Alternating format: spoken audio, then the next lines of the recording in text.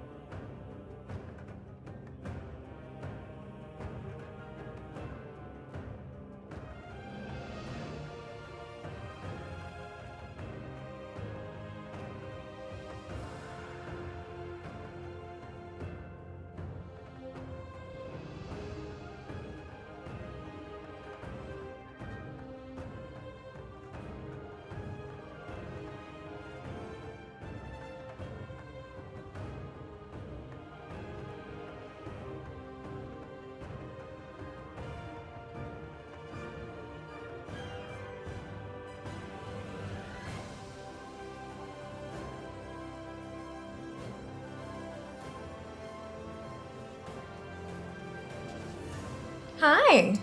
Welcome back. Our rank has been slipping and I'm not okay with it.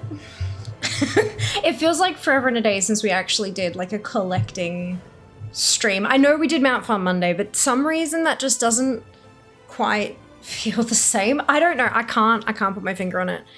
But yeah, no, we are falling behind. World ranking has slipped to 1,239th, which is still within the top 1,300, but we're not as close to 1,200 as I would like. So we're gonna do some collecting today. The vote is live. You've got 10 minutes. Drop a vote. You can spend some embers if you're feeling spicy. I've dropped the cost of extra votes as well. I feel like I've burned through some of your stashes. We're getting there. We're getting there. We're currently sitting on 10 partner plus points, except it's not partner plus anymore. It's plus points. 10 plus points so far for February, because I think we have a bunch of people who, so there was a point many moons ago. Where if you did like a recurring sub, it would charge like at the first of every month rather than on your actual anniversary. And then they changed it, but I have and then now it actually charges your account on your anniversary. And I get the points when you're charged, not when you share your anniversary. Key little point there.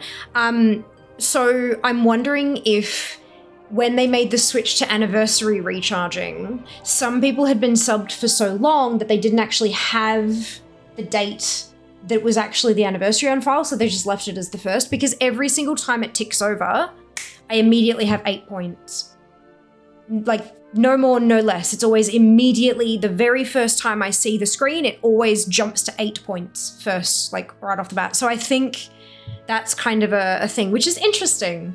I always find that kind of stuff really interesting, like the way that back-end systems and stuff work. Not that many of you care about that, but hey, some of you do, and so there's some info. Interesting, right? So we're sitting on 10, which is only 40 away from our first milestone where chat gets to write a tweet. Plus is, the Plus program is a way for people, not just partners now that we're in February, everyone has the ability to earn their way towards the Plus program. Affiliates and partners. Sorry, I shouldn't have said everybody. There are some folks outside of the affiliate program who can't, but that's fine. You know, it is what it is. But both affiliates and partners can work their way towards Plus now. And not only is it the 350 points has now been reduced to 300 points, there's also an intermediary tier at 100, which is super good. So all of that earning is starting this month. So if we can get 100 points, February, March, and April, as of May onward, Fia will earn a smidge more from subs, which is really lovely. From tier 1 subs. Of course, because I'm partnered, there's a different tier system. It's a whole thing. Anyway. Hi! God, that was a bleh word vomit and a half, wasn't it?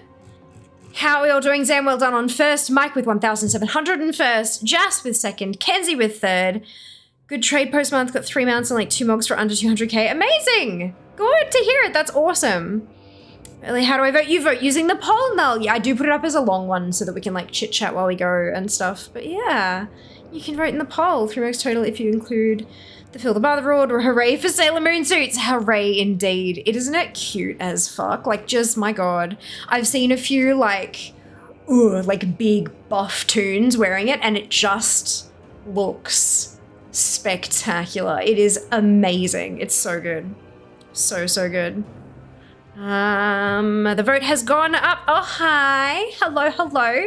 I have dropped a fair bit. It's because we haven't been doing, so we did like D4 on Wednesday, Mount Farm Monday on Monday where we got 0 mounts. We were doing leveling on Sunday. You know, like it all adds up. All of the not collecting streams, they add up. It's one of those, it's like Twitch. If you don't keep at it consistently, everything falls to pieces. Teehee, I'm funny. What did we do last Wednesday? No, last Friday. What was last Friday? Jesus.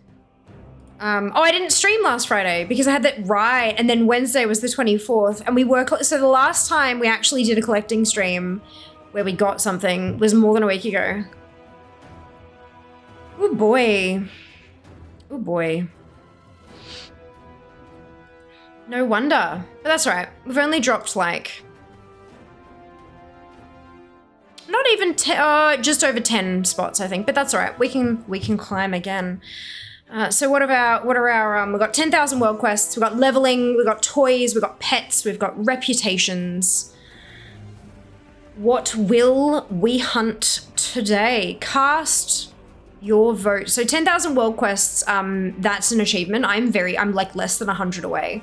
And so doing world quests would mean that I'd chop and change characters, doing world quests that reward me something. So polish pet charms, which I'd then use to bump my pets up to blue quality. There'd be transmogs that are available. There might be recipes that are attached to a couple of them, that kind of thing. So world quests it's like a variety of collecting, but via the mechanism of world quests, plus of course heading for that big achievement. Leveling, of course, gets us more tunes in the army at a higher level so that we can get stuff at a higher level. Toys is pretty simple. We hunt a toy, every toy gives us 100 points. Pets, it could be like I've got some pets that I could probably get some leveling done on, but also getting polished pet charms to upgrade them to blue quality, or hunting pets that I don't yet have, also important. And reputations, bit of a bigger grind, however, 100 points per exalted rep. So there's lots of different things there that can get us up a little bit. How far away am I from ranking up? The person ahead of me has 53 more points than I do. So I need 54 points to grab one, to go up by one rank, and then a couple of hundred to go up another one, and then a couple hundred more to go up another one, and then about 100 more to go up another one. So it's, yeah, we're looking at, like, if I can get a toy or a pet leveled or a reputation, we're ranking up. We're ranking up, but we'll see. We'll see. How are we doing? 30 points has February, March, and May, or something like that. 30 days has September, April, June, and November. Is that where we're going with that? Criterion males are made for that Sailor Moon outfit. They bloody well are, aren't they, back? Spectacular. I mean, because everyone expects it to go on the female Blood Elves. And even the male Blood Elves, right? Their body type is that, like, stretched out, long, super slim kind of... Sure, but, like...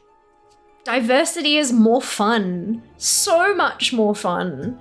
And seeing all of these different body types rocking that look is spectacular. We love that.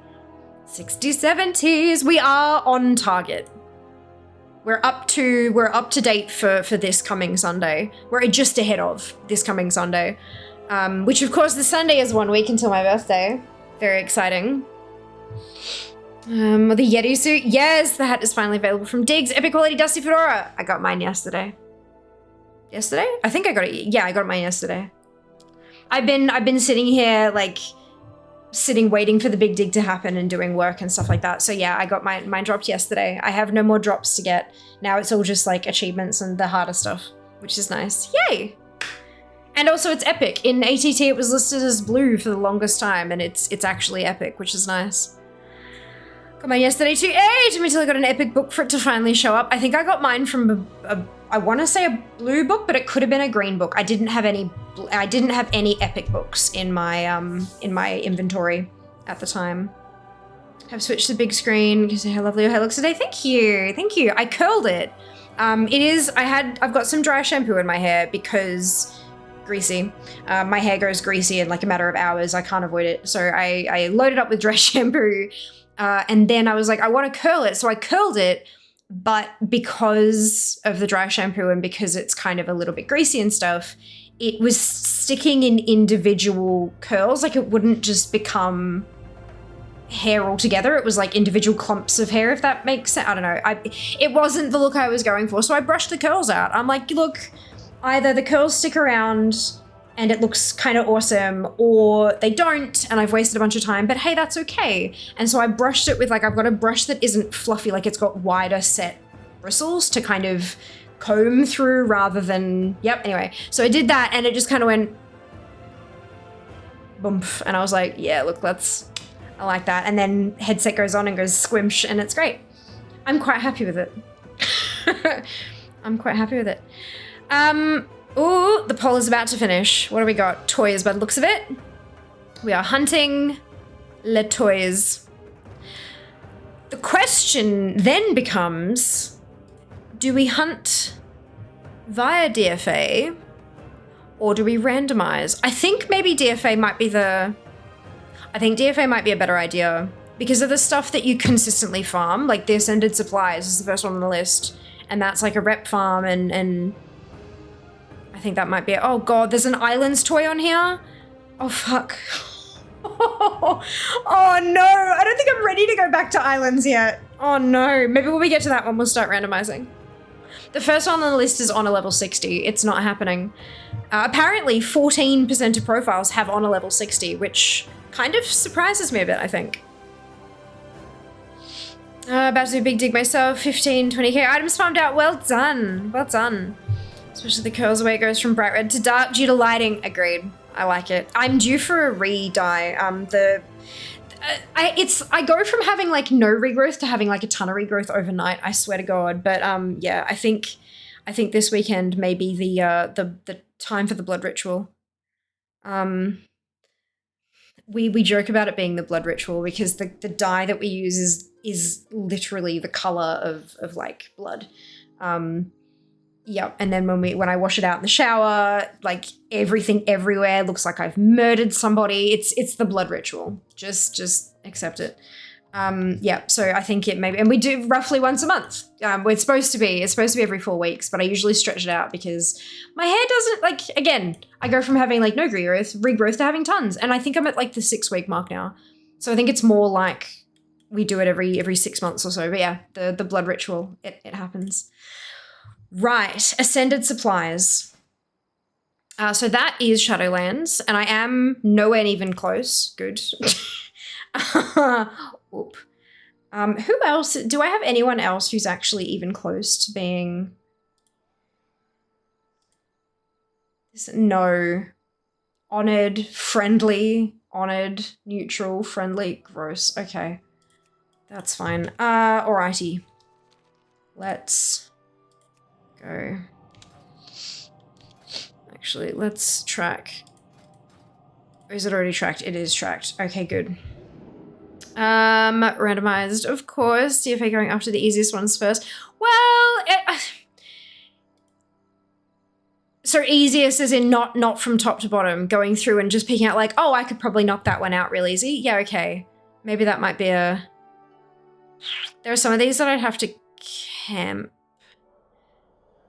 Is that... Oh, is that a quest? How are there toys from quests that I don't have? This will be fine. We'll figure it out. We're gonna figure it out. But first up is Ascended Supplies. So I'm gonna knock out the world quests in Bastion. And yeah, hopefully we'll get a little bit more rep towards a Paragon cache with them. That's something, it's easy to do, but it's gonna take time to get cache after cache. And hopefully it'll just drop this time. What about honor level 311? Nah. Well, so Elite Pennant from honor level 60 is owned by 14% of profiles. Therefore, I can assume that at least 14% of profiles have honor 60, right? The Esteemed Pennant at honor level 90, there are 9% that have that one. If I type in Pennant, then there's the Glorious Pennant at 175 and 4% have that. So, yeah, going above there seems like, you know, 4% of 4%, 4.0660% of accounts have honor level 175 or higher, which is a very small number. Hardcore, thank you so much for the tier 2 sub. That is spectacular. 10 months, my goodness. Thank you. Thank you. Yes, like, yeah, that's it. That's it. Let's go. Yeah, right. Still couldn't be fucked to be Islands again. I've got all the mounts. Can't I just... I know I have to eventually get the rest of everything else, but I don't wanna. DK is 1 of 70 now. Well done. Fantastic. And it get me an achievement since I'll have 1 ally, 1 horde. Brilliant. Double agent, yeah. Well done. I may or may not made sure the toys poll 1. 1 WON. Yes. Brilliant, that's okay. Not a worry at all. That's what the points are there for. Good morning. Hello, Chaos. I'm so glad it worked well. Fantastic. Congratulations again on winning that one. What am I doing? True armor fragment. Okay. You must prevent them from claiming it by any means necessary. Let's do this stuff. Lol, it's a mid-month upgrade. Partner Plus, that's it. Hell yes.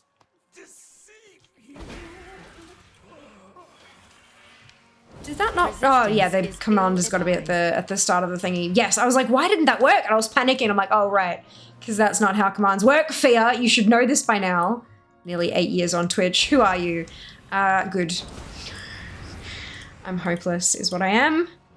Fantastic. But yeah, we are on, well, as of the start of stream, 10 points for the month.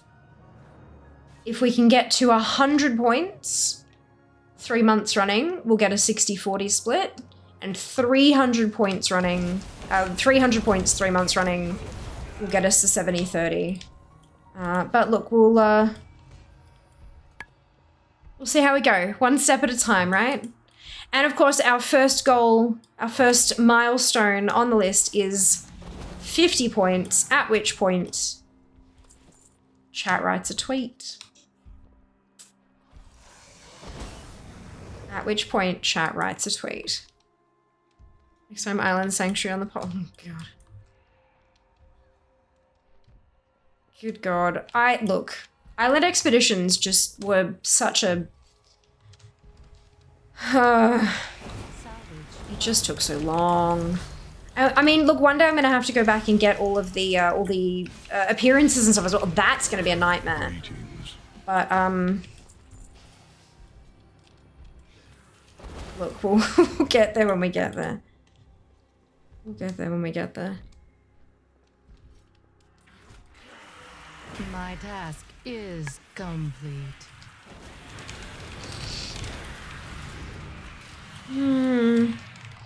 Extreme links make everyone sub to fear. That's it. That's the tweet. Oh, Lord. Yeah, that's, Oof.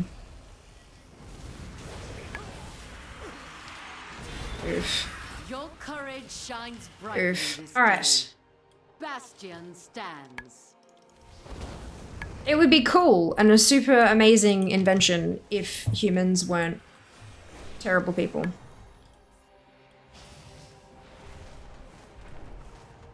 It's the problem. It's the only problem. Community island speedruns. I mean, we can definitely do that. We used to. Back when we were doing them for the mounts, we would definitely do group runs.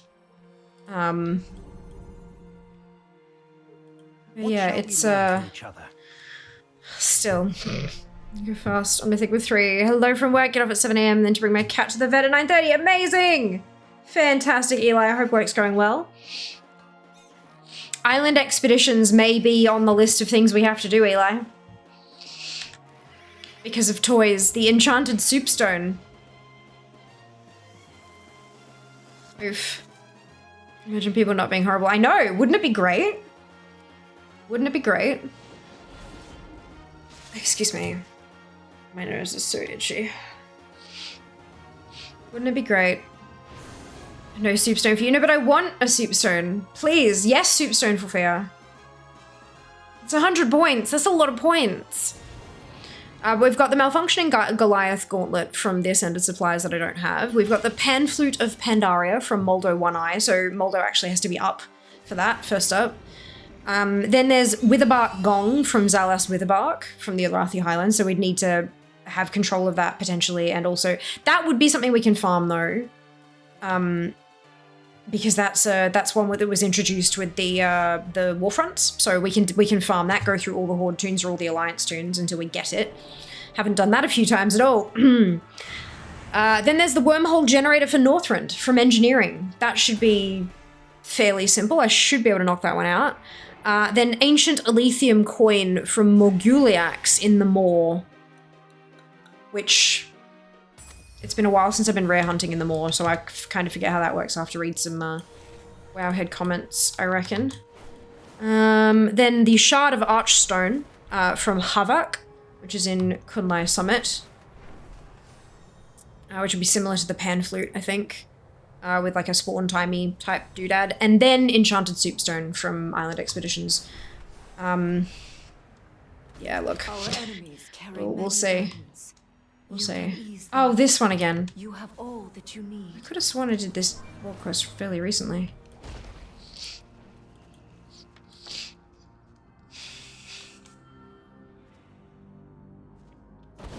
No islands allowed. I'm at work. Uh-huh. Unfortunately, that's not how that works. Just about the island of 3 chunks, kill everything you see, get coins. We'd usually just kind of go off on our own. It's not even like dividing it up. It's just go in 3 different directions and kill stuff. Have fun. You don't even need to be particularly organized about it, thankfully.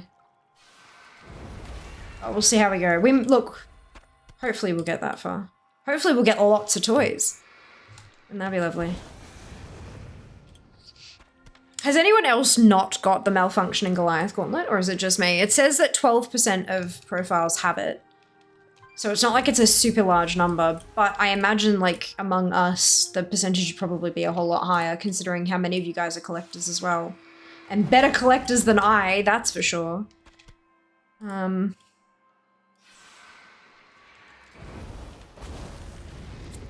Turning coins with bags for bad viewer. Oh, Jesus. ChatGPT versus AUDH2, that'll be a time. Do you have the toy from the rare in Northern Bastion? Which one? That one? Mnemonic Achievement Pain. Doesn't look like I do. Interesting.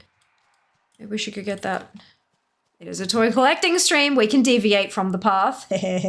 Thank you. What quest hunting today? No, toy hunting. The first one on the list is a drop from the Paragon cache for the Ascended. So, what quests? To get rep, to get a cache, to hopefully get a toy. Stop it. No, you. Oh, I have that gauntlet. Good. Okay, so it exists. This is good. Got the gauntlet as well. Amazing. Step 1, toy exists. No, northeast of that, can't remember the name, but it was white, so you might have it. It's a cooking fire. Well, that one's white as well, and I don't apparently have that. Just, like, I don't have that one either. It's a Hearthstone, and then that one's an appearance, which I can't get anyway, because it's glaives. Wait, that's a wall glaive. Wait, oh, are they the same? They're the same one. So we could probably go try to get those too. Toy exists, it does! Hello, Billy! Thank you for your Prime Gaming sub. Much appreciated. Hope you are doing well. More Shade Hounds still escapes me though. Both crafted and drop. I'm pretty sure both of them do for me as well. A lot of that, like I did a lot of more stuff back when you could only be there for a small amount of the day. But they added so much stuff in the later patches, and y'all know my weakness, guys, is that I'm bad at keeping up to date as new patches get launched. So although I'm pretty happy with this, look at that, 81.06 for the newest like mini patch. Look at me go! I'm doing the thing. Well, I'm attempting. I'm doing my best.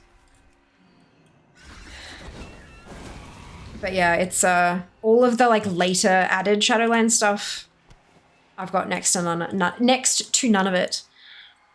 I'm not sure about the pink fox from Trading Post. Well, that's okay. You don't have to buy it. You can spend the tenders on other stuff. Waiting for when the Kirin Tour is up so you can farm this level. It was up for the longest time, and I just didn't. It's not that high on the thingamajig. How many? Hang on. Wisdom Ball. Oh, it's a pet, isn't it? Not a toy, technically. Wait. No.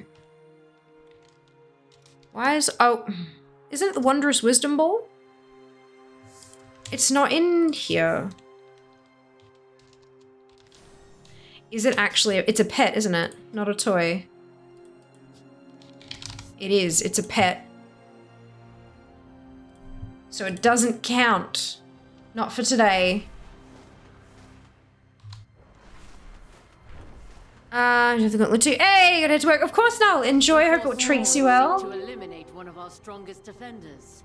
Sinister main Morrowing's reigns also escape me. Known as Heraclore, and defend him at all costs. I have some... I don't remember. Hey, Legend. Welcome back. Hope you're doing well today. Double journey went to sleep that day. It was fantastic. Very much enjoyed myself with my new shiny Necro. Cannot recover. The storyline is very cute and fun too. Must have mounts, yes. That's okay. If you want to collect it for the numbers and not use it, that's your prerogative as well. It's feeling great on Friday. Thanks, you. I'm in front of me. Time for some PvP. Enjoy! Enjoy. It's a pet. Wisdom Ball is a cure into a Paragon reward. I'm aware. I know. I played Necro last season having a blast. Well, it's not technically a Paragon. It's a calling thing. You've got to like do the 3 world quests around the Broken Isles. And then you get a chest from that, which can give you the Strange Shaman Crystal, which starts a quest chain to get the pet. So yeah, it's not actually a Paragon reward. It's an emissary one instead. Where, you know, as opposed to Paragon being earn an extra 10k past Exalted. Unless it can come from both. I don't know if it can come from both. Your efforts mark you, mortal. You are worthy of Bastion's grace. What's that? Malfunctioning Claw Guard. Do I actually know? But the Swelling Tear... Oh, that's Vesper Repair. Never mind. Never mind.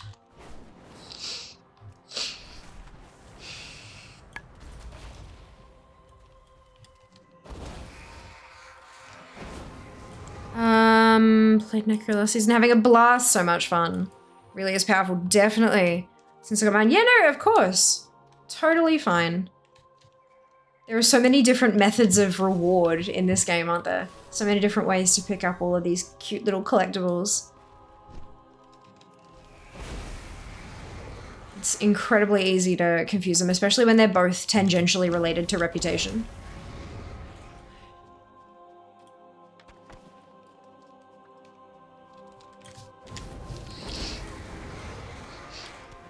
Oh, done.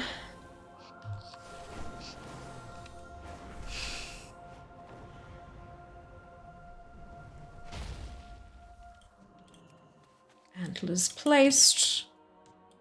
Off we go.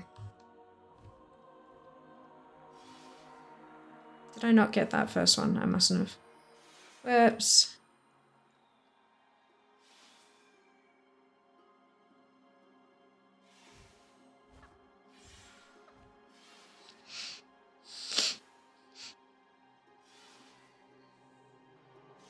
I do not like how long these take The gratitude to pop of up. one is motivation for the other.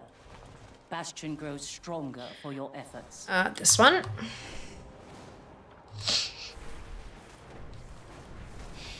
And then there's 2 apparently. Ever-Abundant Hearth and Mnemonic Attunement Pain that I might be able to score if those things are available to be done. They're not on the list on DFA, but if they're here, might as well give it a crack. That's what how pretty Bastion is compared to Maldraxxus, yeah. Although so many people hated how Bastion looked, something about just being too bright.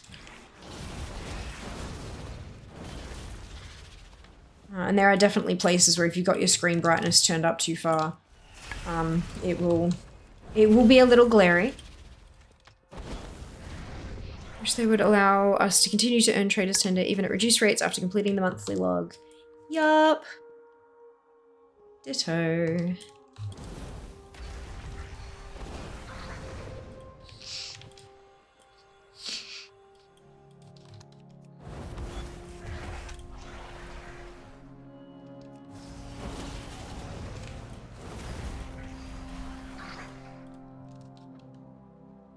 Which would be nice.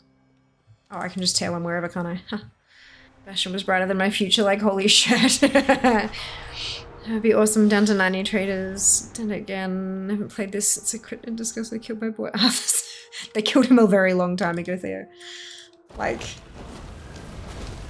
a long time ago. To be honest, I reckon he was probably, you know, like, when you've got somebody who is brain dead, but their body is still technically alive thanks to technology, like they're in hospital hooked up to a bunch of things that it's breathing for them and it's doing this bit for them and da-da-da, but their brain is just not there. What makes them is gone. Yeah. Warcraft 3? You stood firm Yeah. against these beasts from another realm. We He may was yet gone a see very, eternal very long time ago. I'm glad they finally let him rest in Shadowlands. Like, Jesus. It's about bloody time. Hello, Shy, welcome back. Hope you're doing well. I still haven't forgiven them. Personally killed him 1,394 times. I was just holding out for a better redemption arc. You can't redeem that kind of stuff, though. That's the thing. What he did was, like... You can argue that what he did under domination wasn't him, but he chose to pick up the sword. He was warned, he knew what was coming, and he still chose to pick up the sword come what may. That was a personal choice, and you can't really redeem that. Yeah.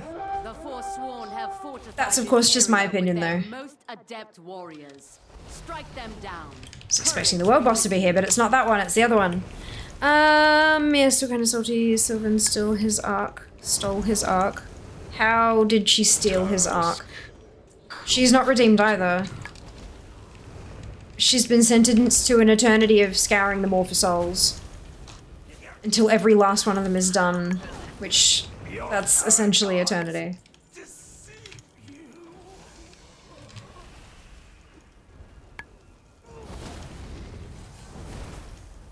The fact that she did it willingly doesn't mean she's been redeemed. It's still a punishment. It's atonement. Doing well, thank you. Because the same. I'm getting there. I guess, but emotionally, Warcraft 3 took me through some really emotional shit. Oh, for sure. Absolutely. So many of us, right? Like, kind of the age for it, eh? Like, when we were all kind of at that point in our lives going through that. Absolutely. Doesn't mean the guy was right, unfortunately. Nor does it mean that he's redeemable. I think sometimes games do need... I mean, you know, games are an escape, sure. But sometimes things need to not be all scrubbed up clean and, well, that was a trip, wasn't it, at the end? Sometimes, you know, we can move on to the next thing. We can find peace in what happened and all that, but, it's good to acknowledge that shit does go wrong and can't always be fixed.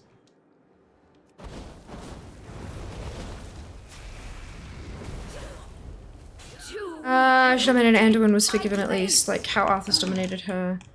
They could have both been given a chance. Arthas didn't dominate Sylvanas. He ripped her soul apart, but that wasn't domination. Oh, wait, hang on, was she, like, are you talking about, like, right after she became a Banshee and she, like, because there was some word about broke free of, wasn't there? But she wasn't the one dominating Anduin either, though. That's the thing. It was the jailer. It was a sword, you know, he took the jailer took Anduin's sword and did the thing, and then, you know, he was forced to take it up, but that was 100% the jailer as well, not Sylvanas's. Which is why Anduin stayed dominated even after Sylvanas came back to our side. If she stopped dominating him, then wouldn't that have broken his domination? But it was still there because he was under the jailer, not under Sylvie. Am I getting that wrong? I feel like that was... Last chance will be... Hey, fantastic, Shy! Congratulations! I missed that Blizzard. Hope they find their way back at least a little now that Kotick is gone.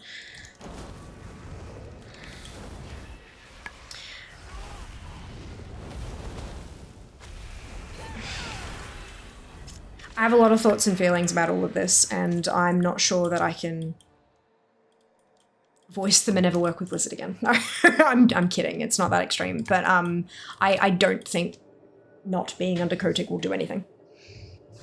Personally.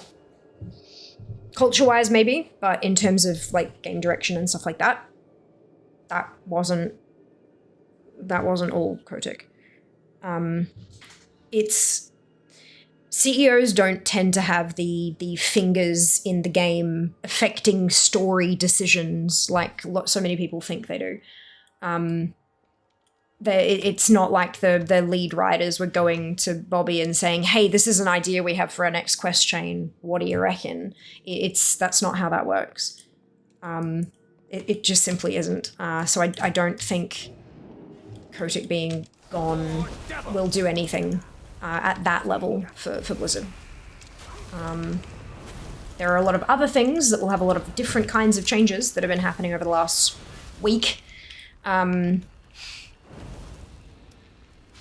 Yeah, but I don't think that particular departure will make a difference. I think a lot of other stuff will, though. Just have to wait and see. She's under his control as a Banshee form. Yeah, and she broke free, right? Yeah, you're right. And that's when she broke free and then, like, founded the Forsaken kind of thing. Yeah, you're right. But yeah, I don't think Sylvanas was the one who dominated Anduin. Yeah, otherwise it would have broken when she left. What we have established is that you've become... Hang on. Is that you have to have a 6-letter name beginning with A to become a dominated bad guy. It's funny. They won't... That ship has moved on. Times changed, company changed, playbase changed. We won't get a game like Warcraft 3 anytime soon, at least not from Blizzard. Yeah. Yeah.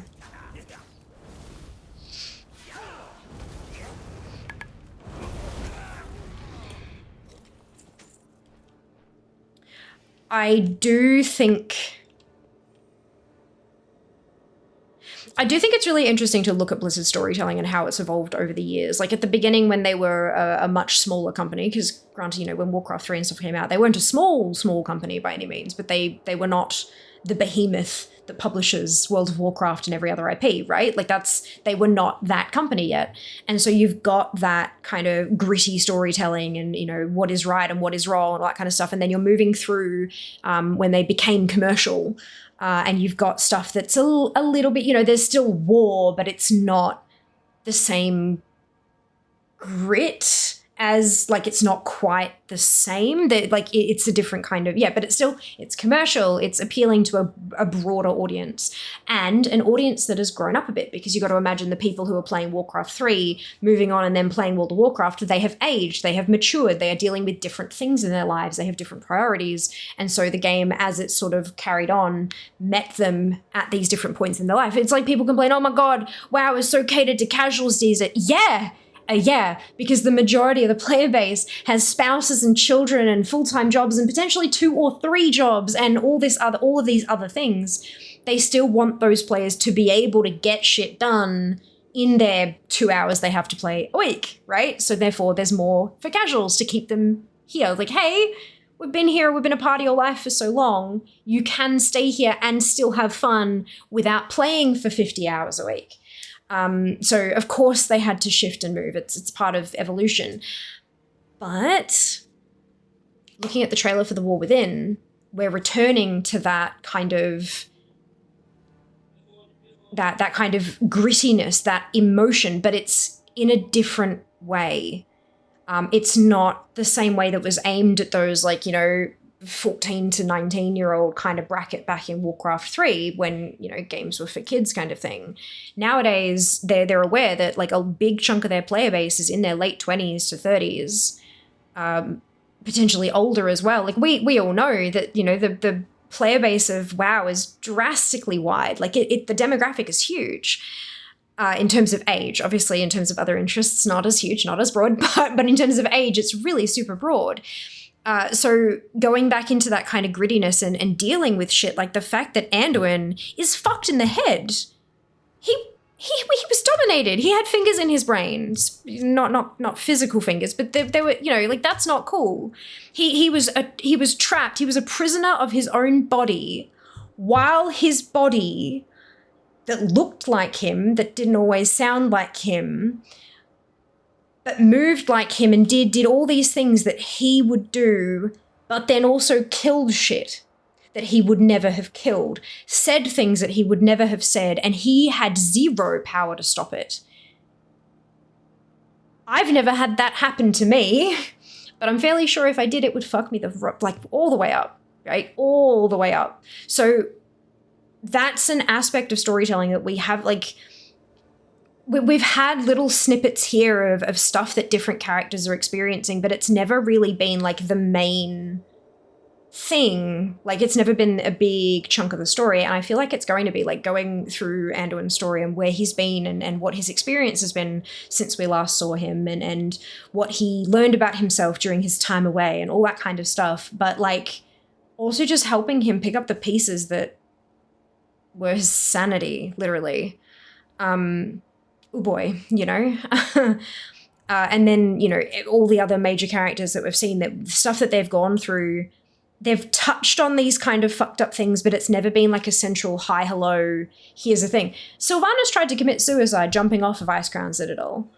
It was in a short story, it happened, it's canon, but it's rarely addressed head-on in-game.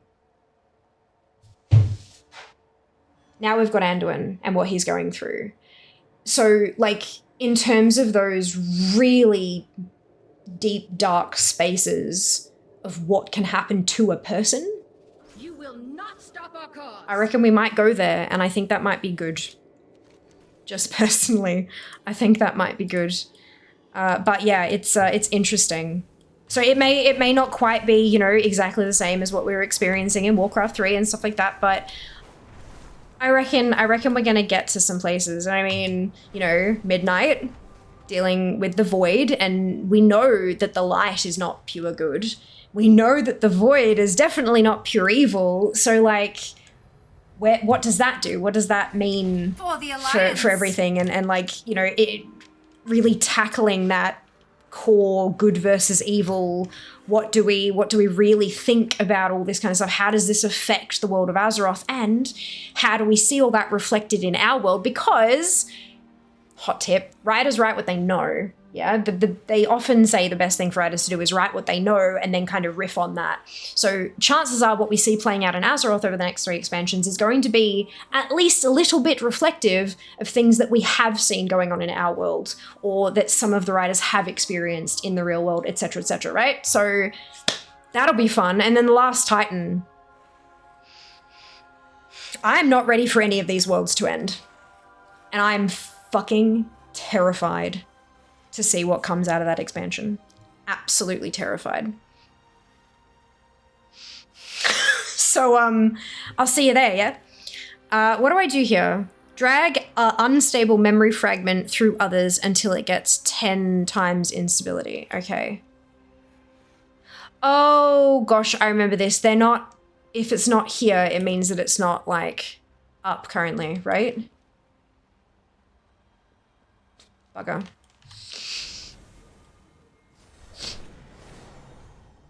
Or do I have to hit something until it produces them?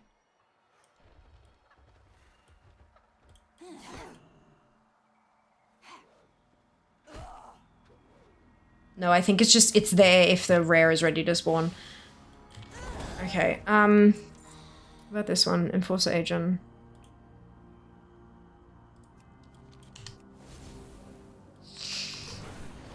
Let's go see if this one's up while we're here, because toys! If that's true, then there's a chance Anduin is going to pull something during Midnight or the Last Titan. Pull something. Pull something what, sorry? I think I missed part of that conversation. Thank you, it was the hat I was missing. Yes! Words are hard. Agreed, Yuri, agreed. Arthur's killed Sylvanas and then raised her as a banshee. Yes. So happy the hat is dropping out. Well, I was missing too. At one point she had to go find her body. Oh, I know, but there's that little bit of me that attended every BlizzCon right up until, don't you guys have phones? I still have all my collector's boxes on the shelf. You know that bit of me that's still the kid? Of course, of course. I mean, I've got all of my... This is... except not the vanilla one, because that's the 15th anniversary one, because I wasn't playing during vanilla, and, you know, those ones are a bitch to get. Yep. Hello, Heavens. Hope you're doing well, thank you. Hope you're doing well. It's an in-game cinematic with Anduin telling Syl she didn't have to do it. I know she probably wasn't in control, but she made a lot of it possible, at least from what I saw. Yeah, because she believed that the jailer was going to help her people. I didn't know it wasn't dropping. Now all that's left is to farm the Red Raft set and all the weps, and I'm free of their This might wrap up to whatever that's supposed to reward. An achievement. It rewards an achievement. Nice, good luck, grinding for the mat. You buy years. Those of us that play Warcraft 3 now have kids, correct? Well, not all of us, but yeah. Could join your server and play with y'all. I mean, I do most of my stuff solo, but you're welcome to, like, anyone's welcome to join any of the servers, Heavens. I feel the story went a little strange when Ian took over as lead designer. He was a brilliant raid designer. Story is still good. It did feel a little, of course. With Metson back, it seems to have returned a more robust adult way. Potentially, yeah. Where I was always catered to casuals, that's what made it this popular in the first place. EEs. It took me about a week to get that one. That and one of the 2 backpacks. Only got the second backpack this research, so we got a long way to go. I don't wipe so many world first mythic raiders. That's why you don't underestimate him. Sylvie went all Shadowlands, Banshee mode Lordaeron, and Andor was like, meh, cast mass res, go again, fleeky lady. She went Banshee after Starfang died too, yeah. And like, she that was kind of our indication that she had this additional power that we didn't know she had, and she was like, where did she get this from? And hey, turns out that's the jailer, yeah. Interesting, you seem so ready for an arc that walks Anduin back. But if I'm reading it, what he went through is no different for Hosmorn's influence. Yeah, but he survived it. And he unwillingly picked up the sword. That's the whole point. He was forced into the domination. Arthas picked up the sword enthusiastically. He knew what was coming. He knew that this extra power would do something, and he went for it anyway. And, you know, killed his best friend, mentor kind of person-y thing in the meantime. In like, you know, as he did it kind of thing. Whereas Anduin was literally forced into it. I'm sure that if we had managed to remove the domination from Arthas's mind, that he would have gone through an extensive, similar version of PTSD, 100%. But he didn't. He fought us till his dying breath, and unfortunately we weren't able to break him free of that. However, we weren't aiming to break him free. We were aiming to rid his influence from Icecrown because, you know, the Scourge. At that point, he had become a bad guy. But again, he did it willingly. That was the difference between Arthas and Anduin, was the willingness to pick up the sword. In my mind, at least. I don't think that Arthas was a bad guy before that point. I think that he was a young, well-meaning prince who desperately wanted something, anything, to save his people.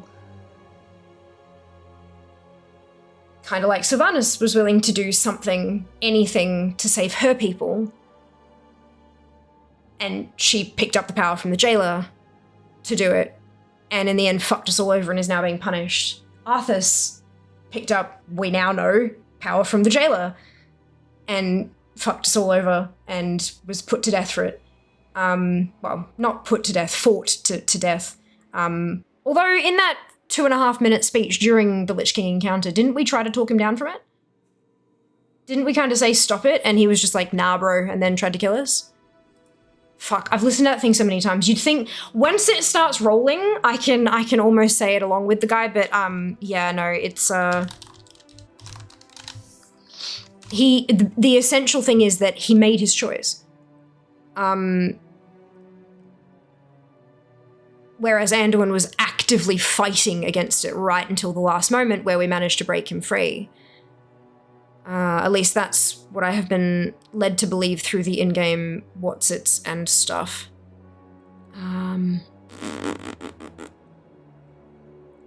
Jesus Christ, there are too many things. Go away. I need screen space to be able to read shit. Jesus Christ.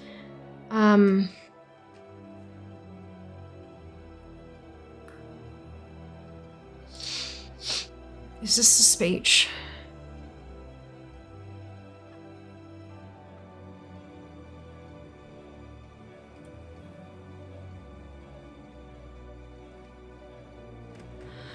Oh, for fuck's sake. So the light's vaunted justice has finally arrived. Shall I lay down Frostmourne and throw myself at your mercy, Fordring? We'll grant you a swift death, Arthas. More than can be said for the thousands you've tortured and slain. So no, we didn't try to talk him into it, but he thought we were going to, and Tyrion was like, yeah, nah, I'm beyond that. My bad. Yeah. And then...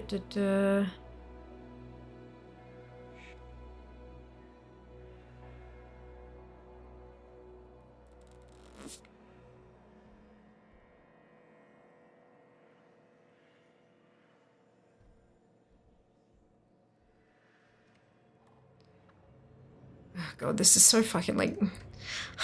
Sorry, I'm trying to find the little bits and pieces, but yeah, he's like... The light grants him strength and bang and all that kind of stuff. But yeah, it's,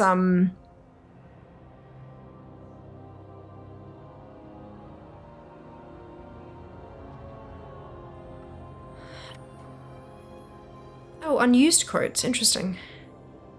There's apparently quotes in the game files that they didn't use for the fight. Interesting. Right, so... Yeah.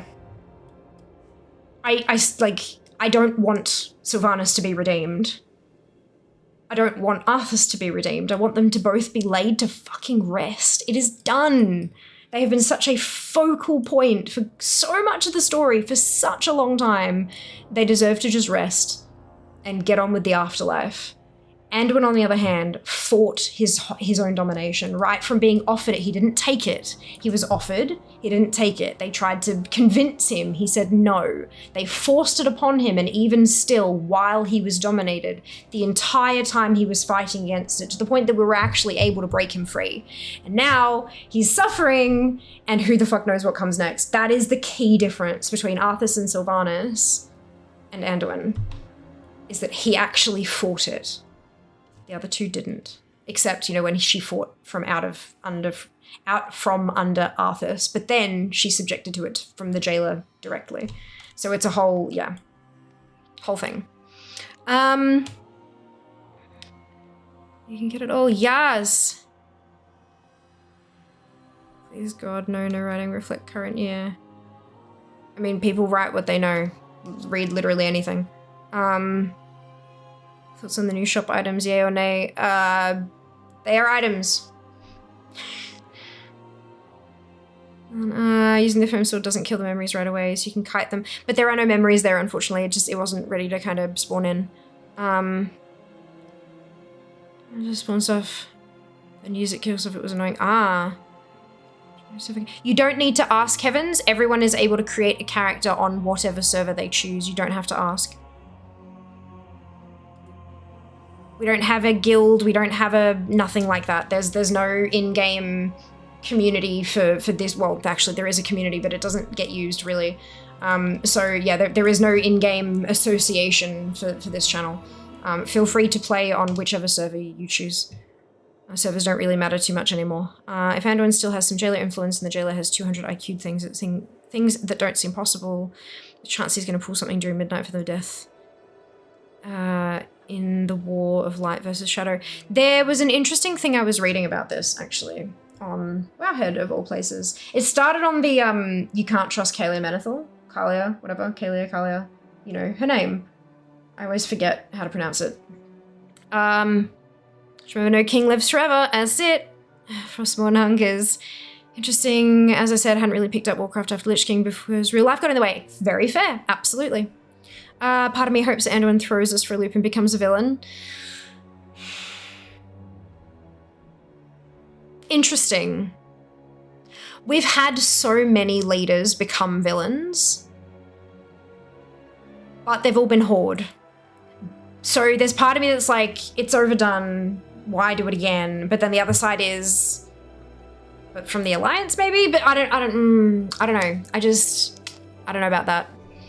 Undecided. I think it'd depend on how they did it. If they just kind of, you know, it is I, the evil one, then no, piss off. But like if they made it plausible and really interesting to kind of follow and watch, yeah, I could go that. Jenna tried to talk him down in Halls of Reflection, didn't go well. Yes. We're not retreating, we're advancing in a different direction. One of the better achieves in WoW. It's because Arthas became a king, Lich without a queen, because we all know Queen wants to break free. I'm guessing you're broken into song lyrics there hard. Serving. Heavens, people have given you the command like twice already. Fuck me. Like, please read. On that note, Arthas and Sylvanas are pretty similar, to be honest. Arthas knowingly took a cursed power to save his people from death, regardless of the price. We can say Sylvanas went through the same process too. Yeah, which is why they both, you know, one ended up dead, one ended up in death. Being punished for the actions that she took. Hello, Ob!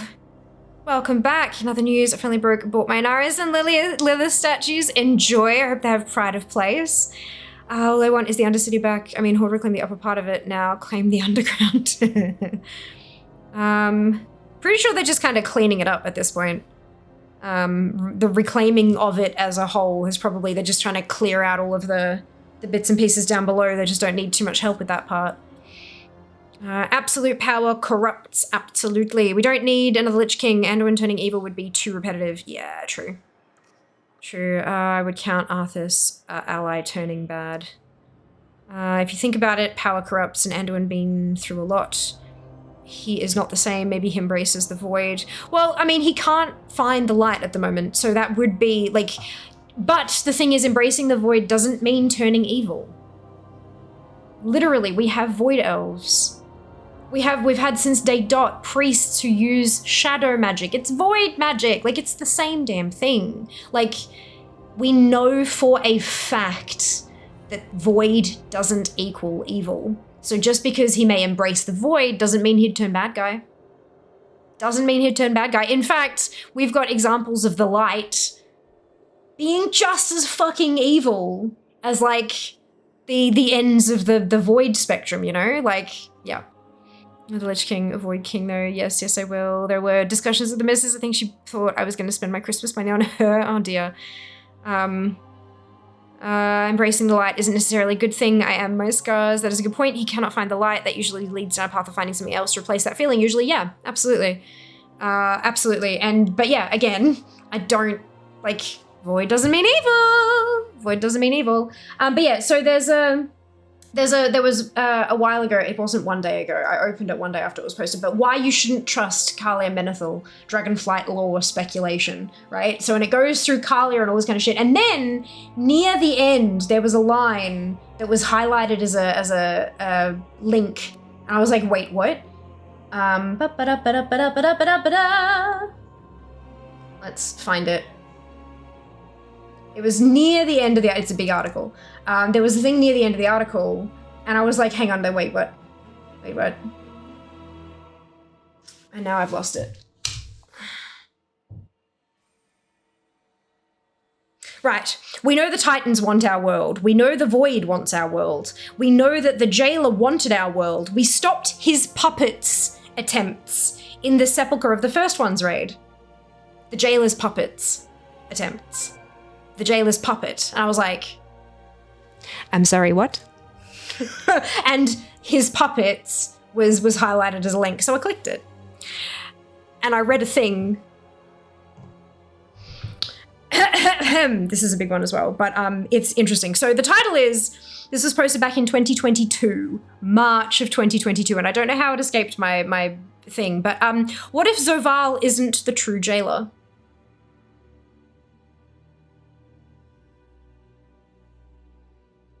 This is why this whole discussion of, you know, domination and all that kind of stuff, I was like, what if Zoval isn't the Jailer, but instead a dominated pawn?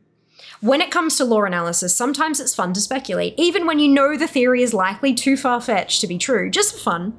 As the story of the Shadowlands winds down, I want to present my own wildest theory, and this is from Discordian Kitty, published on Wowhead, and it's a really, really good read.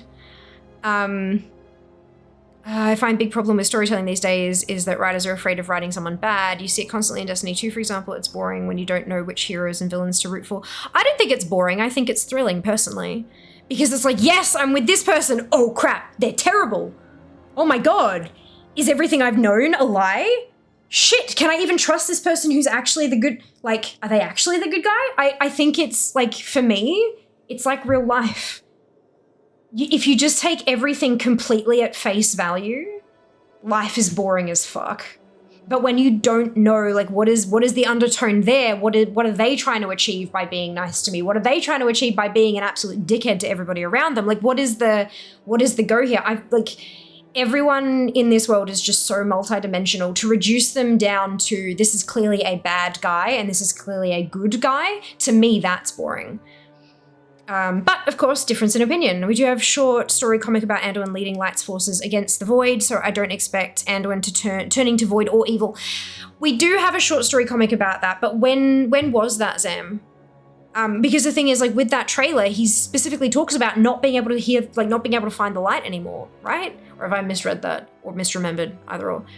Also, I think the Harbinger is just the messenger for something else. We know who the Harbinger is, Alex. I believe Primus has been the jailer since Shadowlands was announced. Yeah, he matched the promotion art. Yep, but there's like a proper, like a whole, not just that though. It's not just, yeah, they look the same, because the thing is, promotional art can be different. Promotional art is in development, it can shift, it can change, they can rewrite the whole storyline later. Just they look the same in silhouette is not enough. Not even close to enough. He wasn't though, didn't he return to an empty vessel at death? He did. The jailer did. Hello Fear, good morning, afternoon, hello Neke, welcome back! Hi, hello Judy! So if the clutches work again, fantastic. Certainly a topic to arrive to, I know. Also, has anyone contemplated why Ridicron has no arms in dragon form, but does in visage form? No. The runes that held the primers matched a lot of the ones the jailer used on Anduin. It does, but like holding the primus and holding Anduin by the same person, like wouldn't that suggest that it's the same person holding both? 7 years ago from Legion. How confident are we about WoW's writers though, as it really depends on them? Can they pull off a twist like that? Yeah, absolutely they can, Alex. 100%. It's just not easy to pull off something like that. Correct. But do you remember what Metzen said on stage at BlizzCon? The last Titan, like through Midnight and the Last Titan, it's going to cause us to question everything we know about Azeroth and about the Titans and about the history of the game. Question everything. Yes, they can fucking do it. Absolutely. If it's a shared mind route, it might connect Anduin to the primers. Yeah, my hustle. Why you apologize? Sure, okay. Right. So this says, I want to present my own wildest theory. The Primus is the jailer, but there's more to it than just they look the same. It's a whole ass article. Zoval is, and has been from nearly the start, his dominated pawn. You know how I am about fucking conspiracy theories. You gotta bloody convince me, and this is good. Zoval is, and has been from nearly the start, his dominated pawn, speaking his words and carrying out his plans. And we've just made a very, very big mistake. Let me explain. Theory begins with the Shadowlands announcement trailer, not the one where we see Sylvanas tear apart the Helm of Domination, the announcement trailer that we saw at BlizzCon 2019 opening ceremony. In case you need a reminder, here it is. There's a video here, but it's been taken down, so it's not there anymore. The trailer begins with a close-up of the Helm of Domination, and Bolvar Fordragon narrates, introducing himself as the Jailer of the Damned, a title he used to refer to himself in the Fall of the Lich King ending. The camera moves out to show the helm lies broken on the floor, as the scene changes to show Icecrown, the torn rift into the Shadowlands overhead.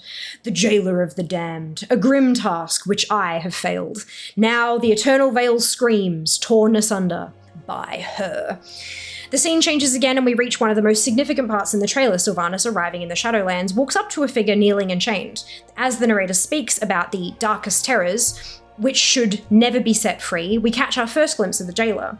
Within the realm of shadow lies the darkest of terrors, which should never be set free. The next few scenes introduce us to the idea of the Shadowlands, showing us images of the realms we'll explore: Bastion, Maldraxxus, Revendreth, Ardenweald. The Shadowlands are infinite, their terrors and beauty were never meant for mortal eyes. I wonder if they could bear to behold all that awaits them. The denizens of this realm are the key to restoring the balance between life and death, if their trust can be earned. Finally, we catch another glimpse of the jailer as Bolvar says the same words we will hear throughout this expansion. Death comes. Death comes, and the end of everything is just the beginning. And here is where it gets interesting. That silhouette of the jailer absolutely does not look anything like the jailer as we know him. Back in 2019, YouTuber Pyromancer leaked an image allegedly of the early concept art for the jailer. This image matches the silhouette that we saw in the trailer. Both images look nothing like Zoval, but they do look a great deal like someone else we know, the Primus. But again, that's not enough. Now, we've been given an official reason for this. Any minor differences we see is what happens when early concept art is released before final creative decisions are made. Ian Hazacostas said as much in an interview. But indulge Discordian Kitty for a moment. What if we let ourselves believe, for the purpose of this article, that the reason why the jailer looks like the Primus in this very first preview of the expansion is because it's a clue to the twist that's been hiding in plain sight all along? So that's the obvious bit. That's the obvious bit, but again, it's literally been addressed in an interview. So from my perspective, discard. That's fine, discard. I've read a few pages theorizing that Warcraft is an endgame reset plan. Yeah. Plot twist to question everything. Every hero NPC is controlled by the Void Gods. Dun dun dun! That's it, Val. You've got it. Done. Tie up pretty little bow. On we go. Jumping in front of Warcraft. Dragonflight now. Wonderful, Joel. Enjoy yourself. That is not how that redeem is used, Joel, but that's fine. I'll give you your points back. I found that trailer. Actually, never mind. Yeah, well, we did kill Nimue, who controls Azeroth streams, so perhaps it's our own fault the nightmares will now begin. Look, I mean, maybe. Maldrax had Legion demons in their short story videos. If the premise is behind it all, fucking, we'll get to that back. Jesus fuck. Like, we'll get to that. Would have already made discoveries about the Legion for insight into any plans. Why did they remove that video? Now I am curious. Yeah, look. Death of Zoval. In the Sepulchre of the First One's raid, after we defeat Zoval, a cinematic plays showing us his death. Discordian Kitty has already written a full analysis of that and the preceding cinematic, but they left out a few observations, largely because they go a bit beyond analysis and delve into sometimes pretty wild speculation. If you'll indulge them, there are things that stood out and made them start to question, well, everything. First, when Zoval is defeated and his armor melts away from him, the visual effect is very similar to the way the domination fell away from Anduin. I wonder if I'm not going to be able to get that. But so basically, when we defeat Anduin as the boss, and he's sitting there, and this like white shimmering glow kind of starts here and sort of down, and the silver, the dark charcoal armor melts away, and he has like the gold and blue Alliance regalia underneath. Same thing happens to Zoval. His big shoulders disintegrate from the top down with that same thing of white. Yes. Second, when we see a flashback of Zoval being judged by his other Eternals, we never see the Primus. Instead, he casts his shadow over Zoval, ominously, and we hear the clinking of Zoval's chains. While this could have simply been done to save on the trouble of having to create a high-res model of the Primus, the effect can't help but be sinister, and it almost seems to highlight the fact that the Primus was the one who imprisoned Zoval and could said to be his jailer. Finally, when the Primus asks Zoval to explain himself, we see a side of Zoval that we just haven't seen before, and his reasoning here is suddenly very different to anything we've heard from him before, disconcertingly so. The jailer: "You preserve that which is doomed. A cosmos divided will not survive what is to come." In fact, the sudden apparent change in messaging has received quite a bit of backlash from players, frustrated that Zoval would wait until he's literally dying before mentioning his whole plan as part of a greater good.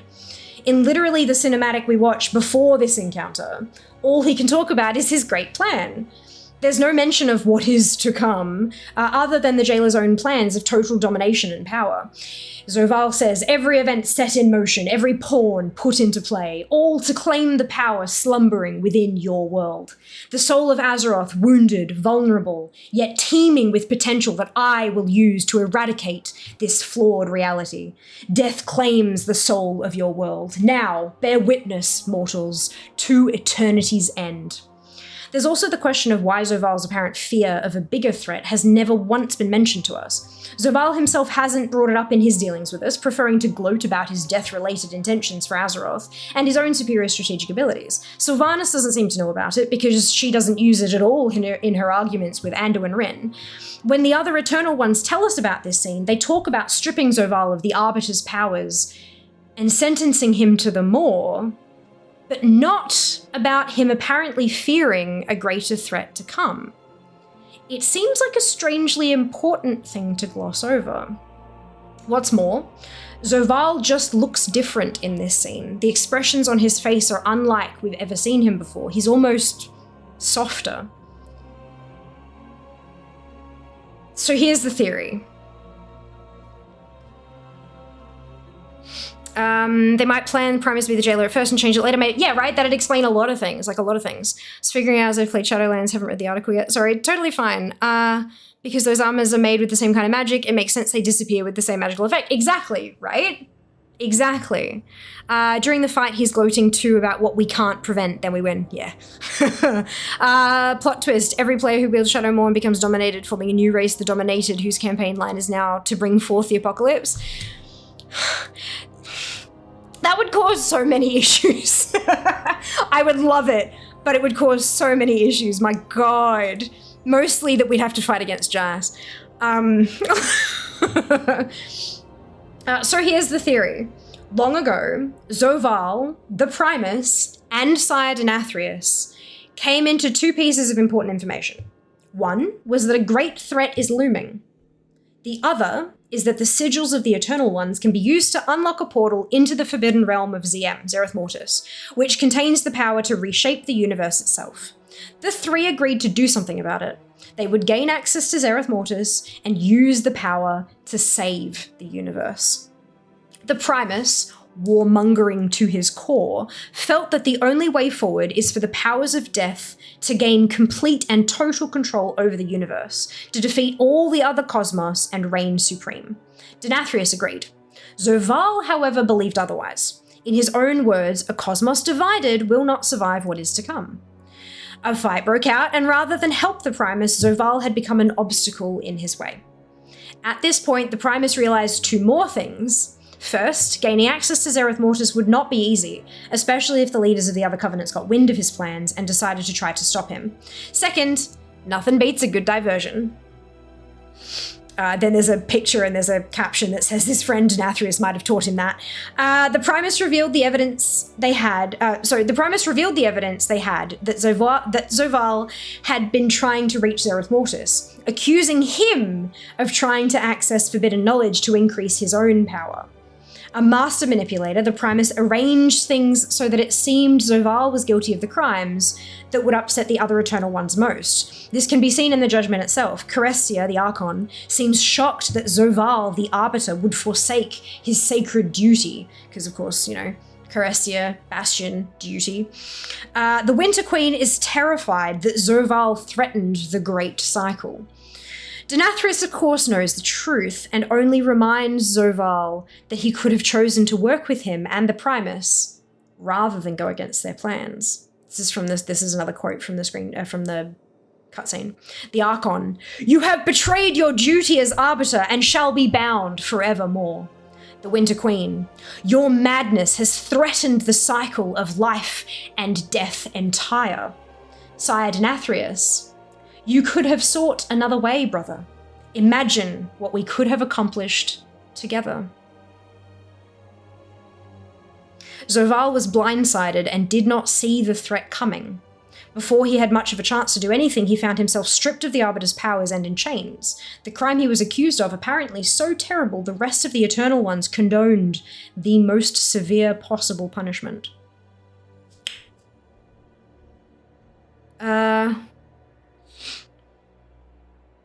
You need to play Death Knight Autohaul campaign almost about— yeah, right back, isn't it amazing?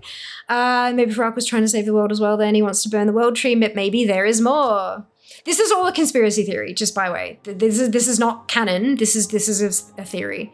And it's written by Discordian Kitty, it is published on Wowhead by a whole post that they wrote themselves, so I'm just reading that. Throw another thought about odd omissions over time. We've heard all about the prophecy of the Child of Light and Shadow, but have you actually ever seen the prophecy itself? Well, sometimes prophecies aren't something that you can see.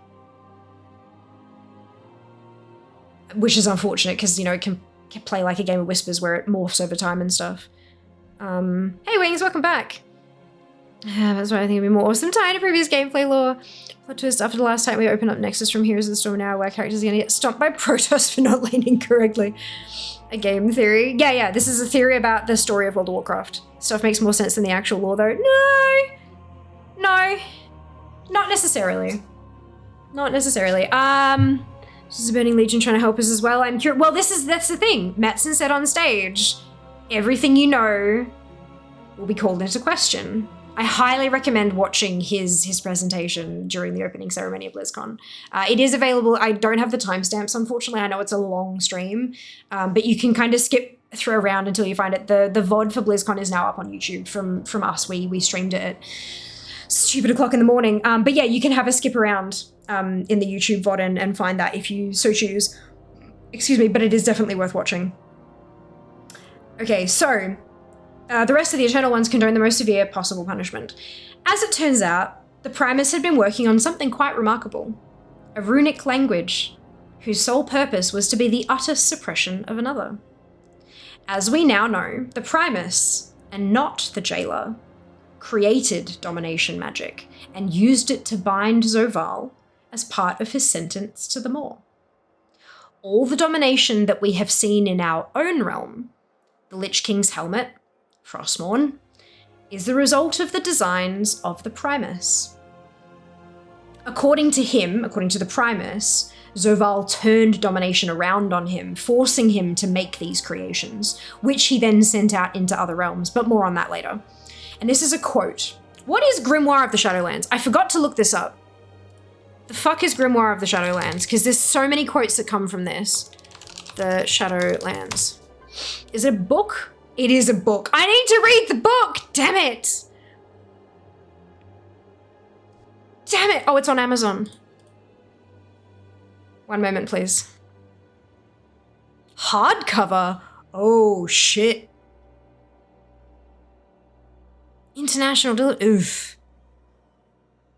Oof. One moment,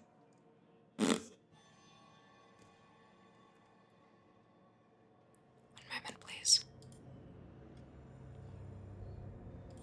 It's making me log in. Nope, good, okay. One moment, please. It's a hardback. Hardbacks are great, but they're not great for portability.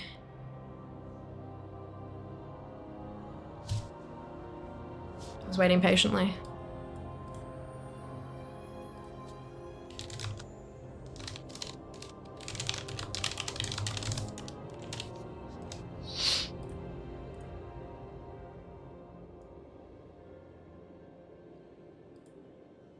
Why can't I?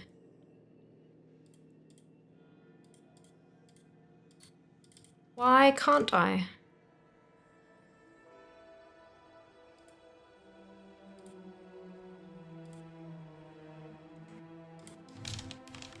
Oh, I see. I see.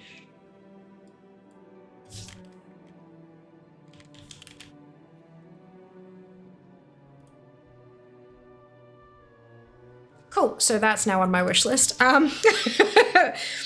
So here's a quote from the book that I just put on my wish list. Yet as potent as the Primus's runic language proved to be, we must speculate that an even greater force was required to bind his errant brother Zoval. Would beings such as the Eternal Ones feel remorse at condemning one of their own for all eternity? What crime could have been committed that would warrant such a sentence? Such answers are unknowable to us, of course. What is clear is that the Primus delivered what was needed. A new runic language, one whose sole purpose was to be the utter suppression of another. The language of dominion. Of course, we've encountered domination magic before with Nozul, Arthas, Death Knights, and other victims in our history, but we also have had a chance to see the effects of this terrible power up close in this expansion, with the domination of Anduin Wrynn. Oh boy, Hitchhiker's Guide to Shadowlands, yes! Yes. I was quoting that's just the theory meme. Oh, okay, gotcha. My bad, I'm not very good at memes. It is a book, it is. Have that book actually, oh, there you go. Well, there you go, that's a quote directly ripped from it. Hello, Dano, thank you so much for clicking through from the launcher. I hope you're having a wonderful evening. It's a book, it's on my bookshelf. Beautiful, Jello, that's awesome. Who's linked to BlizzCon ceremony, started medicine speaking. Discord, thank you, Ob, fucking legend. Thank you. Demix has it. Book reading stream when Lamau. It's not public domain. I can't, not without express permission of the publisher. Yeah, I know. You can do, like, there are certain things you can and can't do, but indeed, for those moments. I have my Kindle Scribe, yes. Friday Night Law with Fair, I would love to, but I don't think we're allowed. Oh no, with this, sure, but not with like published purchasable books. We're looking into Grimoire, yeah, World of Warcraft Grimoire of the Shadowlands. How to dominate friends and influence Blizzard designers. Oh, shit. Always bring a rune, get a rune, lol. Yep. I love think is good. I don't know, you sit there and read. We watch you out. Okay. The first time we see a dominated Anduin, it's in the cinematic Kingsmorn. The jailer, out of patience, finally commands Sylvanas to forcefully dominate Anduin against his will. As she's about to do it, she seems to hesitate, while he challenges her to make a choice. In Taliesin and Evertel's cinematic analysis of Kingsmorn, Taliesin points out the fact that, for a moment, we don't know for sure if Anduin has been corrupted or not. The scene changes and we see Anduin arriving in Elysian Hold. He looks like himself, sounds like himself, and even uses his own voice at first. The only real visual hint that we have that something's amiss is his expression. Anduin, the great lover of peace, doesn't usually look this aggressive. It is only after the Archon realizes it's the jailer that the illusion falls away and we see the visual signs of domination. Too late, as it turns out, to save the Archon from attack or stop the jailer from getting her sigil. This theme that appearances can be misleading is a common one throughout Shadowlands. So there could be, because we have that kind of moment of hesitation and we never see her actually do it, there is every possibility that she did it, firstly, obvious answer, or that the jailer said, fine then, and did it himself, or anything else. Like, because we don't see the moment it happened, we aren't quite sure. And the fact that once Sylvanas kind of switches sides, he remains under domination magic, to me that suggests that it's the jailer who steps in and does it for her personally. But of course, everyone will see what their brains, encourage them to see, not what they want to see, because that's not quite accurate here. But everyone will see something a little bit different there. Are we doing book readings? No, it's a Wowhead thing from 2022. March 2022, very long. Almost 2 years ago. If the walk passed an action, therefore he accepted. It's Friday Night Law, worst to read conspiracy theories about the jailer. I take it Zamnus is not enjoying himself. I'm sorry. This has been in my brain since I read it, and so now I'm inflicting it upon you guys. I should probably move my tune in game, good.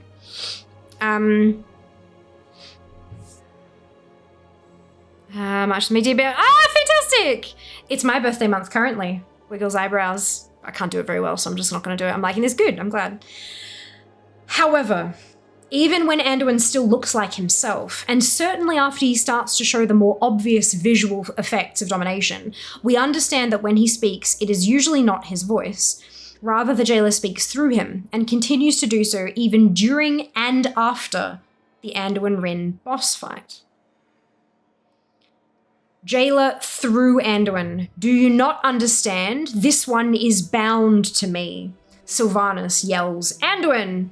Jailer through Anduin. Fulfill your final purpose. Annihilation. The fate of all who carry my blade. So that's after the boss fight, not after we cleanse him. There's a difference there. The cinematic, like when we defeat him and the boss fight is over, there's still a cinematic to get through.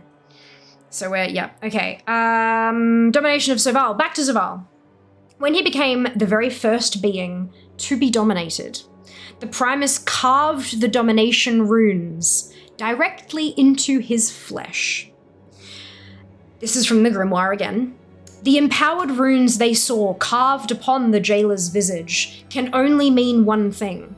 The Primus used the language of domination to brand the sentence of the Eternal Ones onto his brother's flesh, employing this entirely new system of magic to lock the Banished One away within what was intended to be an inescapable prison.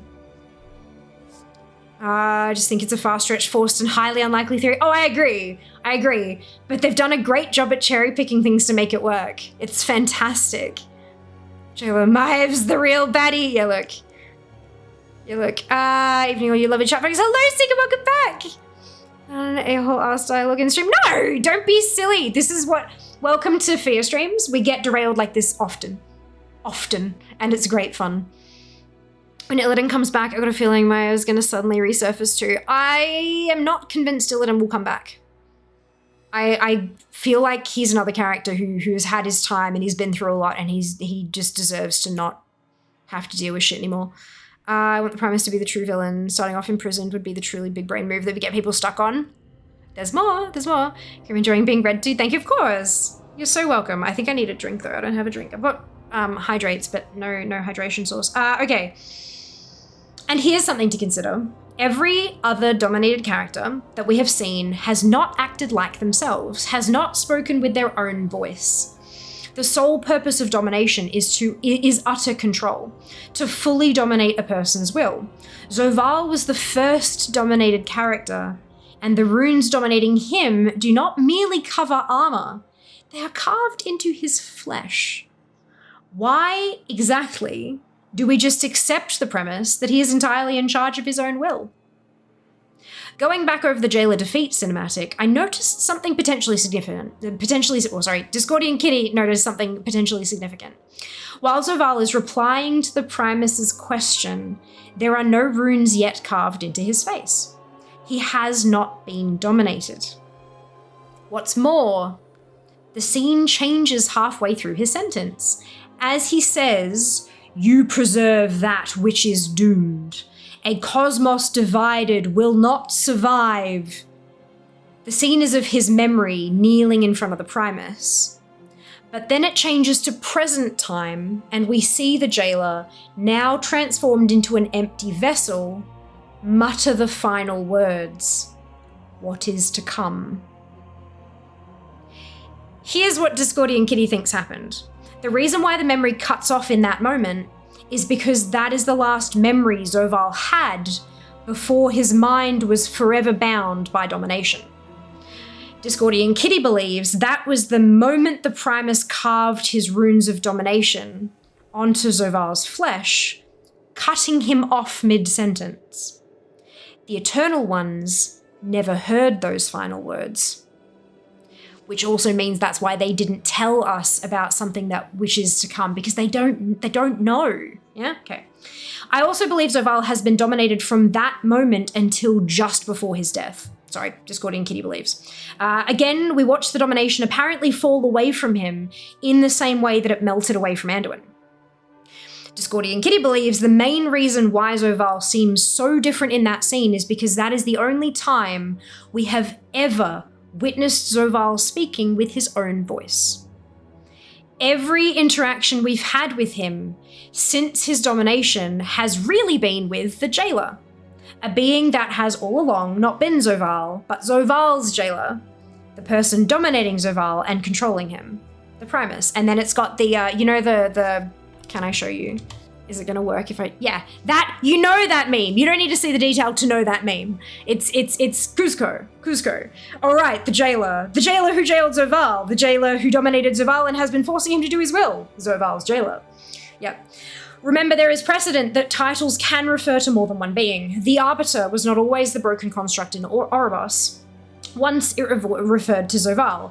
Spoiler alert, 2 years ago, where we already know there will come a time soon when it refers to someone else.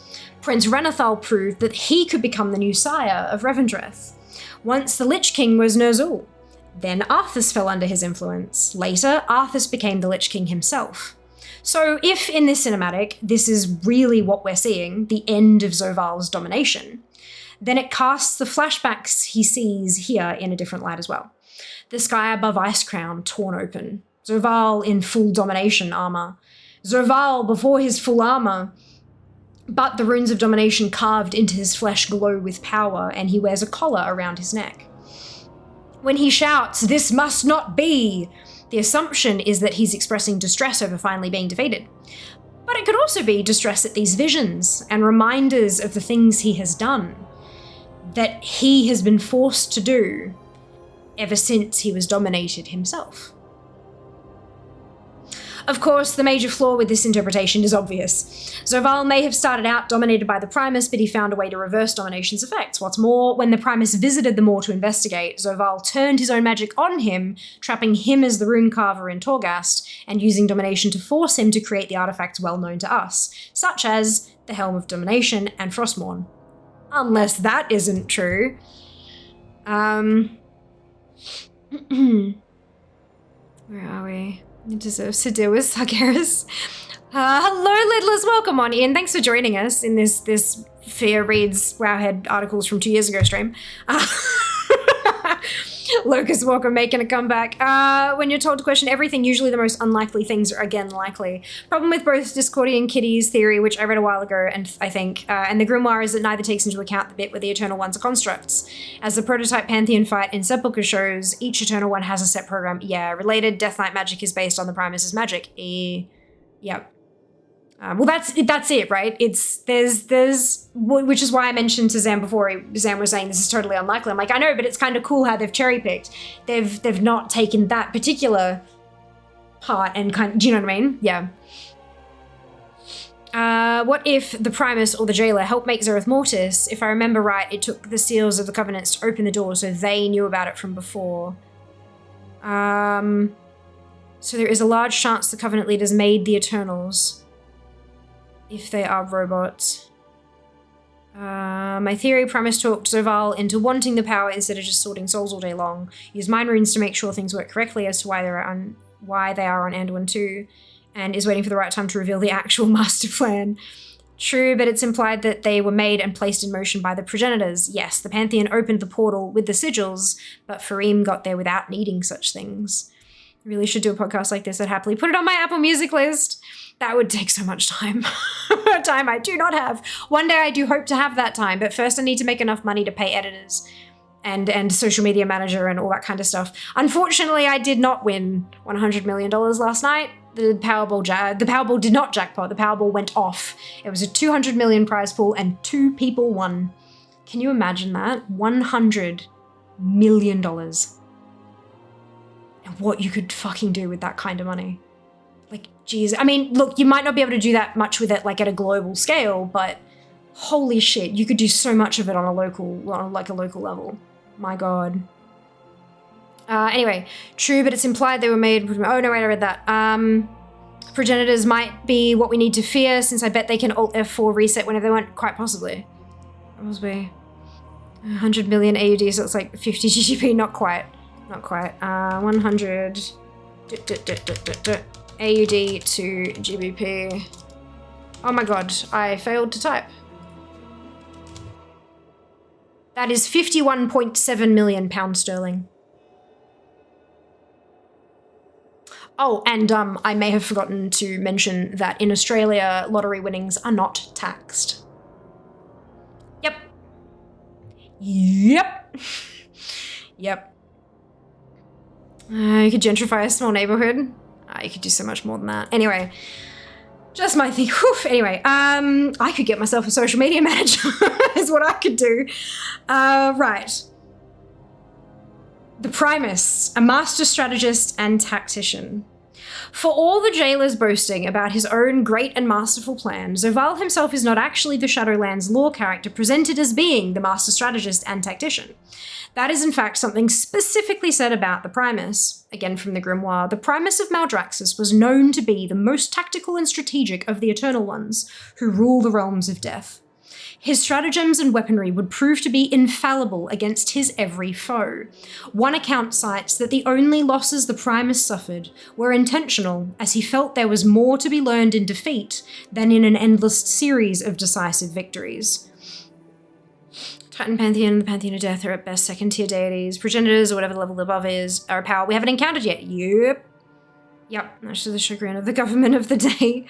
Zoval was the Soul Sorter before getting sent to the Maw. Primus has a backstory of playing the long term. Yes, yep. In an interview with SA Gamer, Steve Danusa, who was one of the authors on the Grimoire, explained just how the Primus became such a master strategist. The Primus has used his time to hone his tactical deduction and strategic thinking beyond mortal constraints, thanks to a little help. Danusa details his arduous training regimen. Quote, "It is said that the Primus sought out an ally who could show him the infinite time ways, which he used to watch the same battle play out over and over again across realities. He noted how the slightest differences in strategy and troop deployment could swing the conflict towards one side or the other. After eons of such meticulous study, the Primus can instantly assess any situation and devise the most likely path to victory." And then there's a picture of an infinite dragon and then a thing under it that says, "It is said that Primus sought out an ally who could show him the infinite time ways." Is one hell of a line to suddenly just come across in a lore interview from over a year ago. At this point, so that's a 3-year-old interview. What with all the talk about dragons in 10.0 and all. Yeah, this is a while ago. Now, if I'm wrong and Zoval is the jailer, Discordian Kitty is wrong, and Zoval is the jailer, then this is weird. Why specifically set up the Primus as a master strategist like this? One of the problems with Zoval's repeated claims of playing 5D chess is people just haven't been buying it. He seems cartoonishly evil, like someone we're meant to mistrust on sight and go out of our way to stop. Nothing like a master strategist at all, which goes into that argument I had about people who are clearly the bad guy. To me, they are boring because, like, where's the intrigue? That's only made worse when a character that is clearly supposed to be a believable strategist is right there. So sort of resident more, promise the backstory playing on to. We have access to infinite time ways now. I want my character to get a title for AFK. Battle that drops a new goal for like a day, Master Tactician title. But if I'm right, the Primus is secretly the jailer. Then suddenly it all makes sense. To pull it all off, he would need to be brilliant. He would need to have the sort of strategic mind one can only get from watching the same battle play out over and over again across realities. And if part of his plan was specifically to make it seem like Zoval was independently responsible for everything, from the plans involving domination armor to the plan to reach Zereth Mortis, then the Primus would want to specifically frame Zoval as the big bad. He would make sure to make Zoval say and do things that makes him really sound like a real threatening enemy, with motivations that are entirely his own. It's the perfect distraction. Then, even if we defeat Zoval, all that happens is we're lulled into a false sense of security, congratulating ourselves for cutting a puppet's strings while the puppet master walks free. The Primus is Doctor Strange, but a Doctor Strange than Doctor Who, at least with Strange we only got to beat him once. But again, how does that fit in with the Primus's own imprisonment in the Maw as the Rune Carver? Discordian Kitty really is getting to that. According to the Primus, he began to notice Zoval's influence seeping outside of the Maw and decided to investigate. He hid his sigil away in Korthia, left a trail of hidden messages detailing his plans and warning against Zoval, and then headed to the Maw, where Zoval defeated him, stripped him of his memories, and imprisoned him as the Rune Carver. It seems strange the master strategist of the Shadowlands said only to suffer losses he intended, being so easily outwitted and defeated by his own dominated pawn. According to the Grimoire of the Shadowlands, domination, the most potent runic language the Primus had ever created, was meant to remain in the Maw, but the best laid plans do often seem to go awry. That is interesting wording. The best laid plans do often seem to go awry. Shortly after we were told that, when the Primus seems to suffer a loss, it's intentional. It seems to me, to Discordian Kitty, that this is a clue.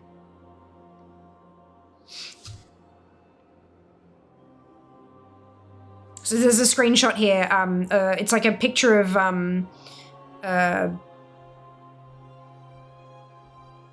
what's the art book? They've got the pre-art before they start making the game. That one. My brain's being a dick. And there's a paragraph here that says, and it's a picture, it's a sketch of the Primus. I am the Primus. Your presence within my sanctum means darkness has fallen upon Maldraxxus and all the realms of death. That's all it says. I was trying to read it, but because it's in like cryptic. It's in script. Cursive, there we go.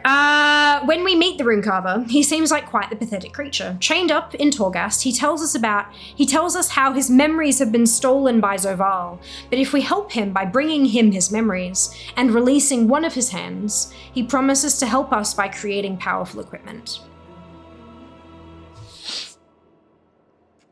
Where's my cursor gone? There it is. Scroll. Laughs from parallel universes. If that was possible, the movie with Scarlet Witch would have been a lot shorter. Entertaining. I'm just starting. We're reading, Joel, about games. It did happen with Zombie Strange. It was badass when it happened, so fair point. Concept art. Thank you, Jello. That's the one I was looking for.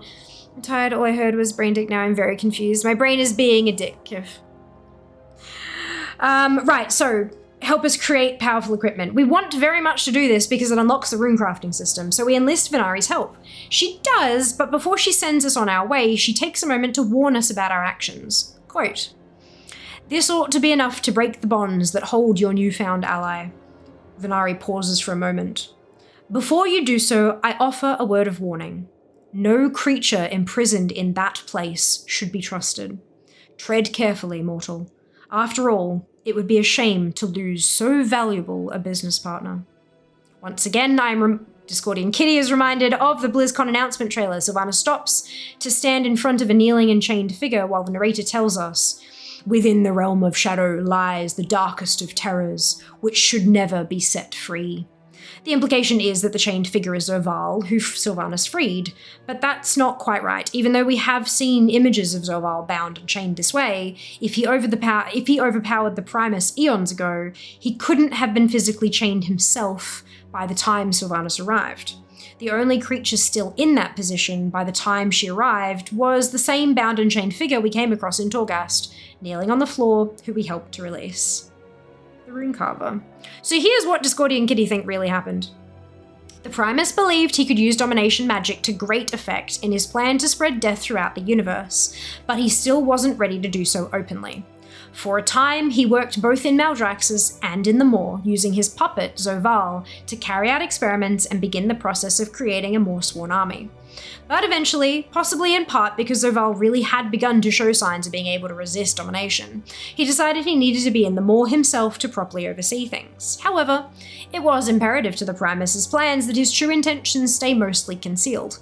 With the exception of Denathrius, the rest of the Eternal Ones, and a great deal of the Shadowlands, would try to stop him if they caught wind of what was going on. So, if the Primus was going to relocate to Torghast, he would have to do so in a way that would never raise suspicion, not even if he was found there, literally creating tools of domination. Therefore, the Primus left behind a series of messages.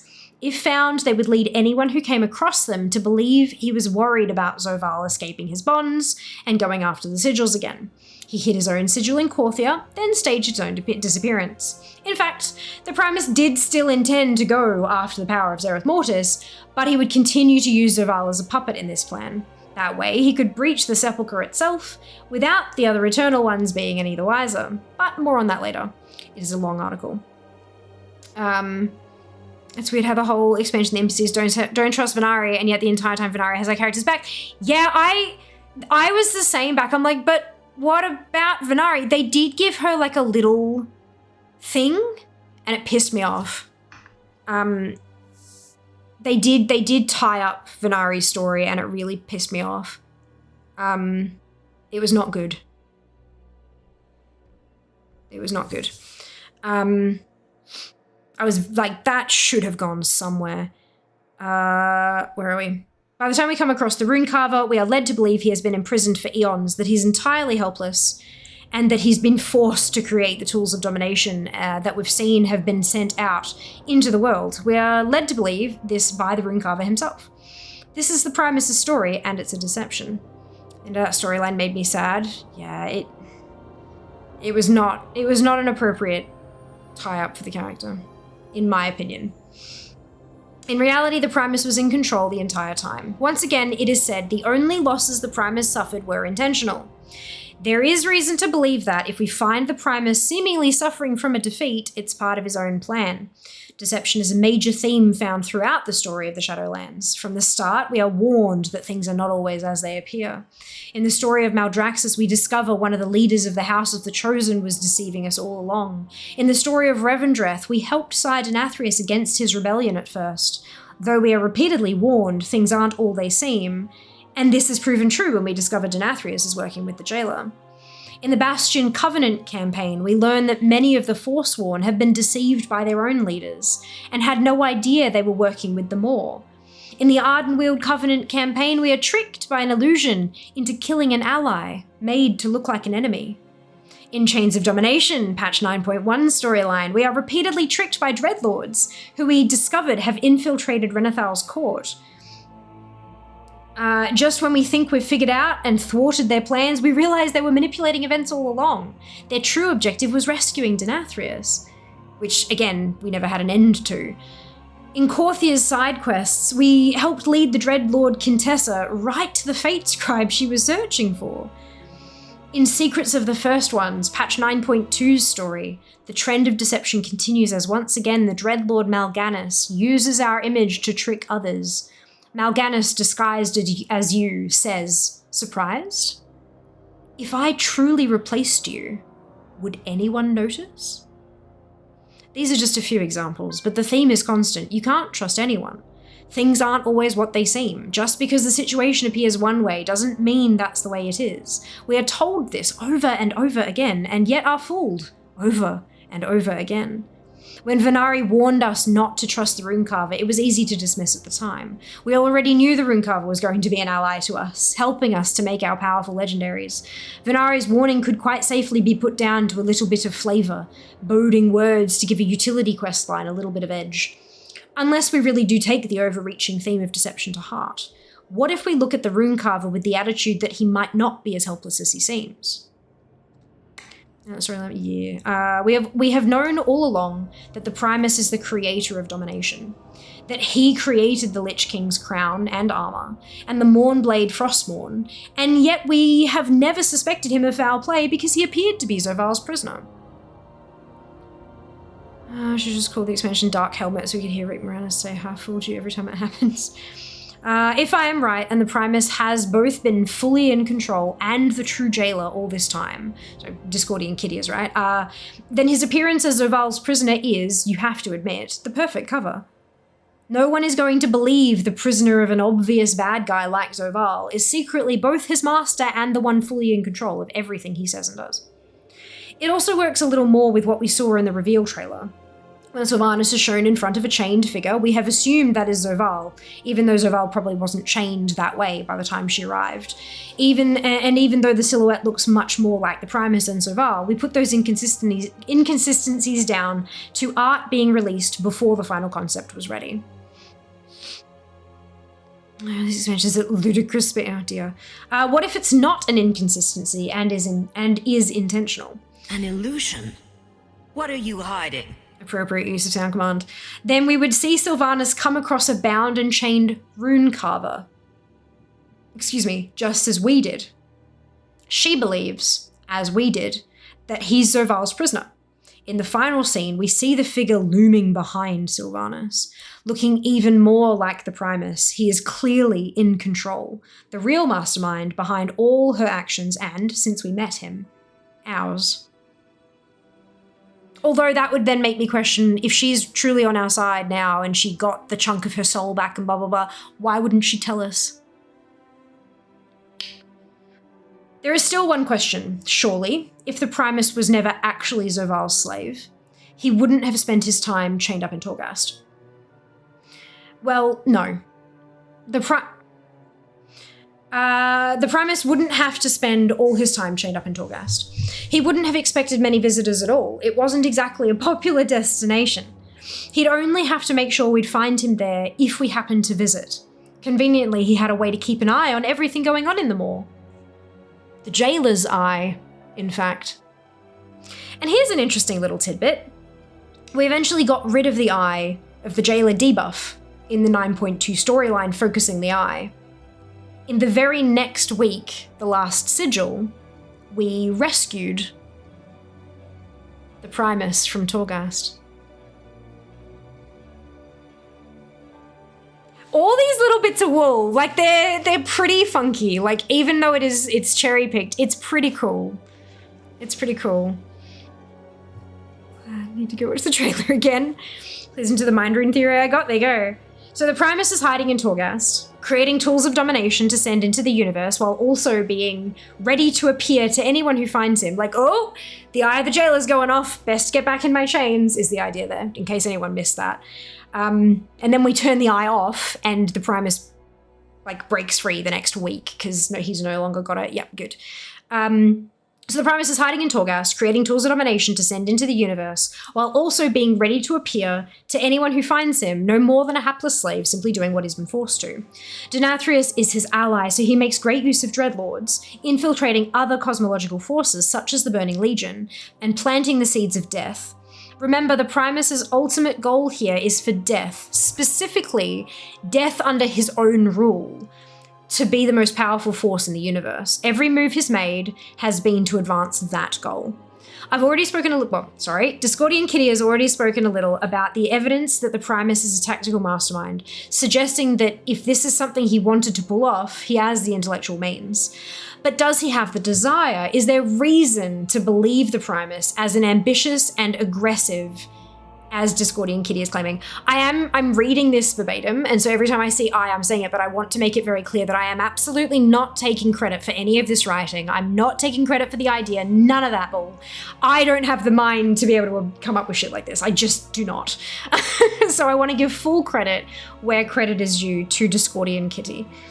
And it's Discordian like accordion, not discordant or discordiant or any of that. It's Discordian Kitty, like a kitty cat. Yeah, okay, cool.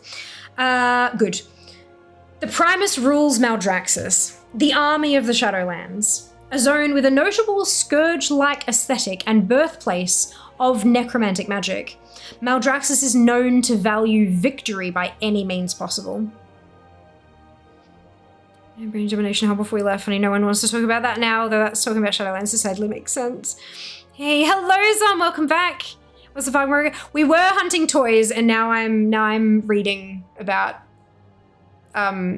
conspiracy theories. For WoW, it's still the game. It's WoW conspiracy theories. Right. Maldraxxus is known to value victory by any means possible. The ultimate qualification for a place among the Maldraxxi is victory, achieved either by honorable or questionable means, whether through might or through guile. I am told that any soul steeled to overcome adversity fulfills the purpose of Maldraxxus, to forge an immortal army of unyielding souls ready to defend death from those forces that threaten its sanctity. Maldraxxus has also been known to go to war with other realms of the cosmos. In the cinematic Afterlives, Maldraxxus, we see Baroness Draka learn how to make use of tactics like stealth and subterfuge while she grows used to her new house. People quickly noticed that one of the scenes in the video was very familiar. It was similar to one involving Felguards from Harbinger's Illidan, leading to speculation that the Necrolords may have fought against the Burning Legion. And then there's a link to a WoW Reddit post from very long ago that has the two screenshots side by side. So yeah, we know more than one conflict between the Shadowlands and the other cosmological forces have since been confirmed. And the Maldraxxus war against the Burning Legion is specifically mentioned in one of the lore books written by our friend Farim that we originally found in Tazavesh. So the item is called Expedition Report A37J Part 3, and it's page 4 of that readable item. Erictu met their end in a terrible war. They claimed their home ravaged by the demons of the Twisting Nether. I nodded in solemn camaraderie, for we all recall the tale of the Burning Legion's assault on Maldraxxus and the terrible cost of the Necrolord's victory. Oh, thank you so much for the resub! I think if they tried real hard and sacrificed some children to dark and malevolent gods at Twitch could make it harder for me to sub. What happened? What's wrong?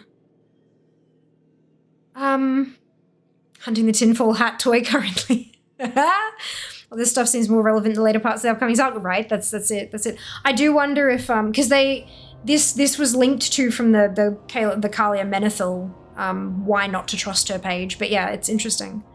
Did we literally play through a war during the Bastion leveling campaign? Yeah. The Necrolords were attacking Bastion. I think? Was it Necrolords attacking or I can't, but there was, yeah, it was Necrolords and Bastion. Yes, so in the same Afterlives video, a shot of the Felguards can clearly show trees in the background. Here's the thing. Maldraxxus does not have any trees. It was even specifically mentioned as something the art team had to design around in a Shadowlands art interview. Quote, for example, in Maldraxxus, one of the big challenges is that there aren't any trees in the zone. We had to find elements that served that same purpose on the screen, vertical forms, to break up the horizontal lines. This was all noticed before and confirmed that Draka left the Shadowlands to visit the Legion's stronghold. In other words, while Maldraxxus is often described as the defender of the Shadowlands, there is already some evidence that, under the Primus' rule, there was already a trend towards the invasion of other cosmological realms. Important to note as well that every Eternal One shapes their realm around their own personality. With that in mind, I once again would like to highlight some of the qualities said to be inherent to Maldraxxus. In the Grimoire of the Shadowlands, we are given a list of each of the Maldraxxian houses, their leader, and their defining qualities. I think it was the House of Plagues, can't remember. Toy farming, interesting. I've done all family familiar. Argus Chief yesterday, well done! So I'm fed up with that for the moment. Definitely. Agreed. Processor refuses to work through the PC client. Android client made me reset my password. I'm going to ask my password to sub it on my Google password, not my Twitch. Despite the box looking like Twitch UI. Jesus. Processor refused to work through the PC client. That's really odd. I wonder what... that's strange. I would ask if anybody else is having troubles making card payments through Twitch on the website. But I don't want people to actually pay for stuff they're not intending to pay for just to test something. You know, that's not okay. Right.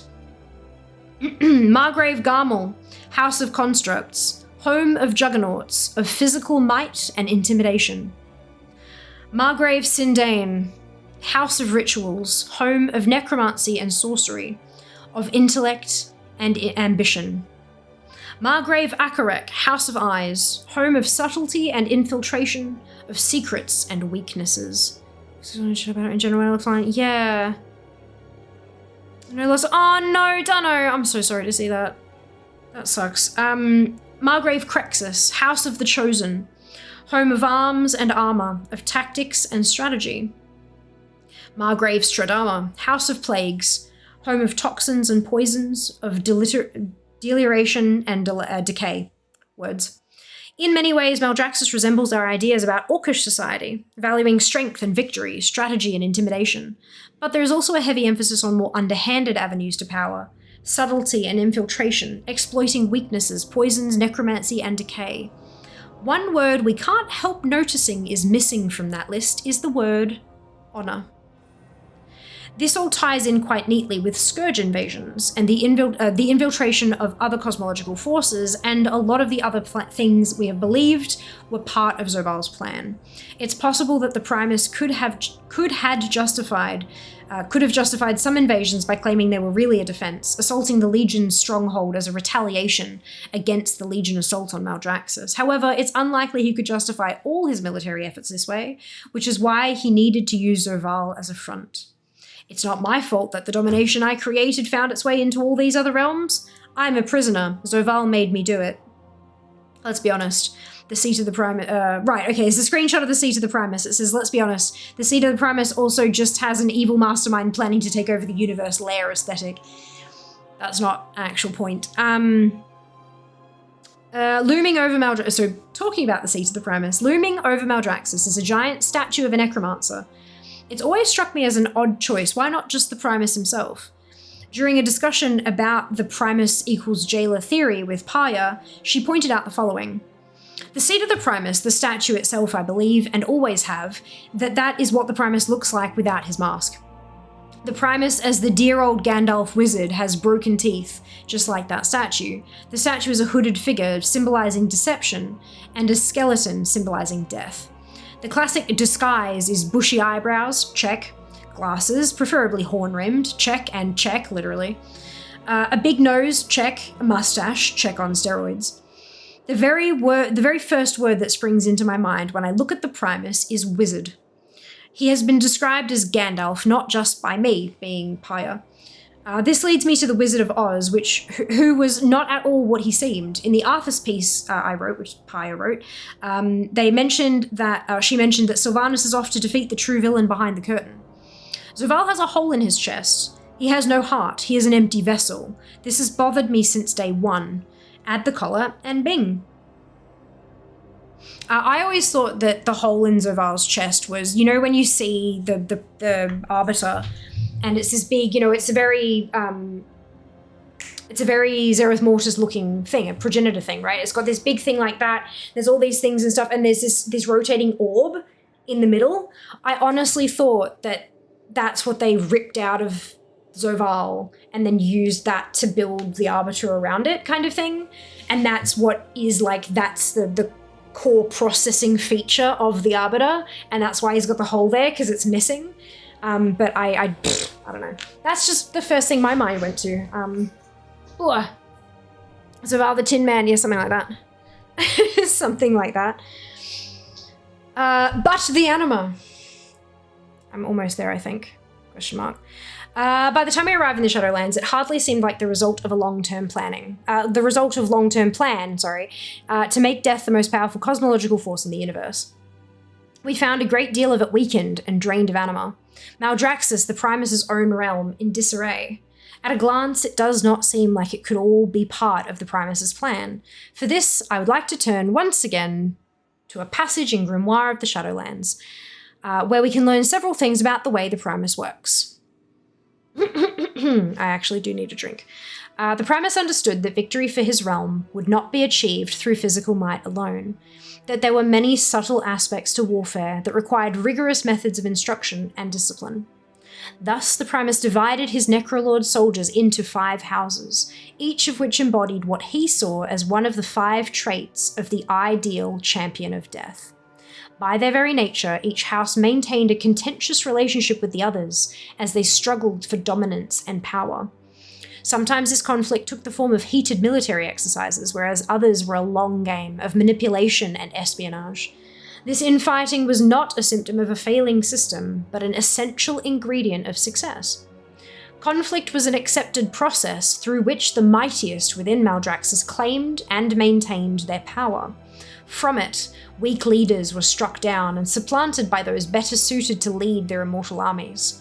While effective at cultivating strength, this process also helps explain the current state of ruination these once mighty houses are found in today. So giggling at Farak memes, brilliant. Maldraxxus is all about power to the strongest house. I'm shocked more hadn't fallen by the time our characters arrived, but yeah, right? The idea is that it's supposed to be balanced, you know, like as one falls and one's in power, another one will grow in power to take them. Like it's constantly shifting and changing hands. You don't want one house to rise up and defeat all the others for good, because then like your armies are only focused on one type of combat and the other 4 types, as the Primus saw it, aren't represented anymore. You want it to like some ebbs and flows to all the different houses, but yeah. Which is why like knocking one of them out is oops. I enjoy Dragonflight characters memes. They always make me smile. Good, I'm glad to hear it. First of all, the conflict that we see in Maldraxxus is when we arrive is by design. The Primus intentionally sets up his zone this way, supposedly because it helped make his army stronger. But there was also a secondary result. It meant that no one could ever fully take the Primus' place. That his own rule and position would never be challenged, because anyone who might be a threat to him would be too busy fighting each other to get around to questioning or overthrowing his rule. Secondly, the use of manipulation and espionage is as key to the Primus' plans and efforts as physical might. Third, conflict is something the Primus uses to sharpen his own forces. If he is planning to eventually launch a full-scale invasion from the realm of death, he wants all those in his army to be as powerful and useful as they can. I need to add, House of Eyes fell before we rescued the Primus. Jailer's eye debuff went away. Coincidence? Possibly. Possibly not. Alright, here's what Discordia and Kitty think happened. The Primus, with Denathrius' help, began to funnel anima directly into the maw, to empower the army he was building. As the anima drained away from the other realms, it had a sharpening effect. The denizens of those realms, facing unprecedented hardship, became tougher, harder. Through Zoval, the Primus began the process of infiltrating other realms, establishing allies and contacts throughout the Shadowlands. The intended endgame? While yes, he wanted the power of Zereth Mortis, no master strategist relies on only one plan. The Primus also wanted to use domination on the rest of the denizens of the Shadowlands. He would not need to ever convince the Arbiter or the Winter Queen to join his cause. He'd just have to strike when they least expected it. There was only one problem. Domination had shown itself to be flawed. The problem with domination. It's a theme that we've seen many times before, but that has been reinforced during the Shadowlands. Domination, though powerful, is not flawless. As Anduin showed us himself, even when fully dominated, it's possible for a victim to gain moments of clarity. Here's what Discordian Kitty thinks. Oh my god. Here's what Discordian Kitty thinks happened. Zovaal did indeed begin to show signs of resistance against domination, and that really is part of the reason why the Primus decided he needed to go to the Maw. Once there, he started sending domination tools out into the universe and observed as they too sometimes failed. This is why the Primus never attempted to dominate the rest of the Eternal Ones. One, he could keep an eye on and prevent him from ever fully escaping, but two others and all the other denizens of the Shadowlands as well, too risky. And so the Primus has been biding his time, playing the long game, planting more and more seeds of death throughout the universe, until he felt he was ready to set the most recent events in motion. Okay, so let's say all of the above is true. The Archon and the Winter Queen trusted the Primus. Why didn't he just take their sigils? Probably because the act itself would have exposed him as a villain. Secrecy is a cornerstone of the Primus's plans, much safer to use Zovaal, who the others already expect to want their sigils, and just have him say something about being banished now and then to make his motivations, and now and then to make his motivation sound believable. My tongue is betraying me. So all right, let's say that when Zovaal collected and used the Covenant sigils to create a portal into Zereth Mortis, he was as much of a dominated pawn as Anduin. Why would the Primus have Zovaal open a portal, leave through it, and not follow himself? First, Zereth Mortis is, canonically, a mysterious realm said to be the workshop of the First Ones. When we knew that's where we were headed, we kind of expected to, at some point, meet First Ones ourselves. The First Ones specifically forbade the Eternal Ones from visiting Zereth Mortis, and, from the sounds of things, likely would be very much against any plans on the Primus's part to expand the Reach of Death. There is also the very real possibility that they are the threat Zovaal warns about at the end of the Sod raid. If the Primus is cautious enough to pretend to be the prisoner of his own pawn, he is probably cautious enough to not head into an area where the First Ones may be waiting. Here's what I think happened. What Discordian Kitty thinks happened. The Primus did organise for the jailer to visit Zereth Mortis first, sending him with a Morsworn army, but also, importantly, under the supervision of Dreadlords. The same Dreadlord, in fact, that he once sent to supervise the Lich King situation, Mal'Ganis. Perhaps Denathrius went to, who knows. The Primus knew he would be able to follow, because he knew how to create more sigils. What's more, he wouldn't have to fight anyone for the power to reach Zereth Mortis this time, or be exposed when he took them. Thanks to his masterful manipulations, we would hand the sigils over to him willingly for safekeeping. Once the Primus had established Zereth Mortis was safe, he revealed the way to make the Arbiter's sigil. As it turns out, it was easy. The attendants of Oribos were able to forge one. The portal opens, and the Primus makes a great show of telling us he would not be going himself. The Eternal Ones are forbidden. As we're about to step through ourselves, Dreadlords attack. Remember, there is a precedent of Dreadlords attacking being a diversion. There is something Discordian Kitty noticed recently when they were last in Korthia. The Primus is no longer there. In fact, he's nowhere to be found. Now, while the last time we saw him ourselves was when that portal was open, we do have Bolvar's confirmation that he was seen after it was closed again. The Primus placed the gateway in Oribos, apparently trusting us to reopen it. High Lord Bolvar Fordragon says, "After your flight from the Arbiter's Chamber, we defeated the Nathrazim, but they had sabotaged the gateway. Once the stain of more magic had been cleansed, the Primus placed the gateway in this chamber. He trusted that you would find an anchor on the other side to reactivate it, giving us a path to Zereth Mortis." Here's what they think happened. The Primus is in ZM.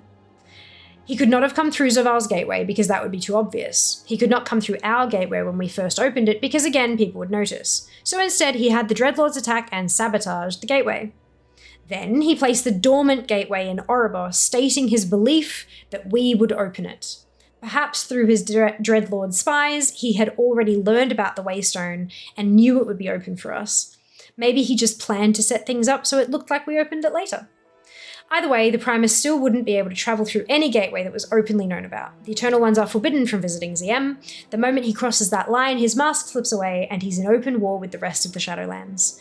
His only chance was to slip through an open portal while everyone else thought it was closed. So, after he placed the gateway in Oribos, while it still appeared inactive, the Primus used it to come through to ZM. Yes, the Dreadlords had sabotaged it, but if they are the Primus's allies, it's entirely possible for them to have placed some sort of backdoor in the now closed gateway, where if you knew exactly what you were doing, you could still use it to slip through. We do actually see the Primus in ZM this week, but it's a projection of him. Official story is that he's still in Oribos, but that he is communicating telepathically to offer us advice. Once again, I can't help but notice a theme, one of the Primus casting a shadow. In the expansion announcement, his shadow behind Sylvanas. As we first enter and explore the Shadowlands, the Primus is nowhere to be found, but we still hear about him, receive a message from him, and deliver that message to others. The Primus may not be present as himself in 9.0, but his presence still casts a shadow. By Chains of Domination, we encounter visions of the Primus in Korthia that lead us to his sigil, as if he left a shadow of himself behind to guide or manipulate us. In Sepulchre of the First Ones, we watched as he cast a shadow over Zoval. Finally, we once again engage not with the Primus himself, but with an image, a shadow. What is the subject that the Primus is advising us on? Domination. Okay, there's still too much here. So I'm gonna grab the... Where's the link? I'm gonna pop this in Discord, because there's still like so much of it to go. But you get what I'm saying, and my throat's starting to give out. It's super duper interesting.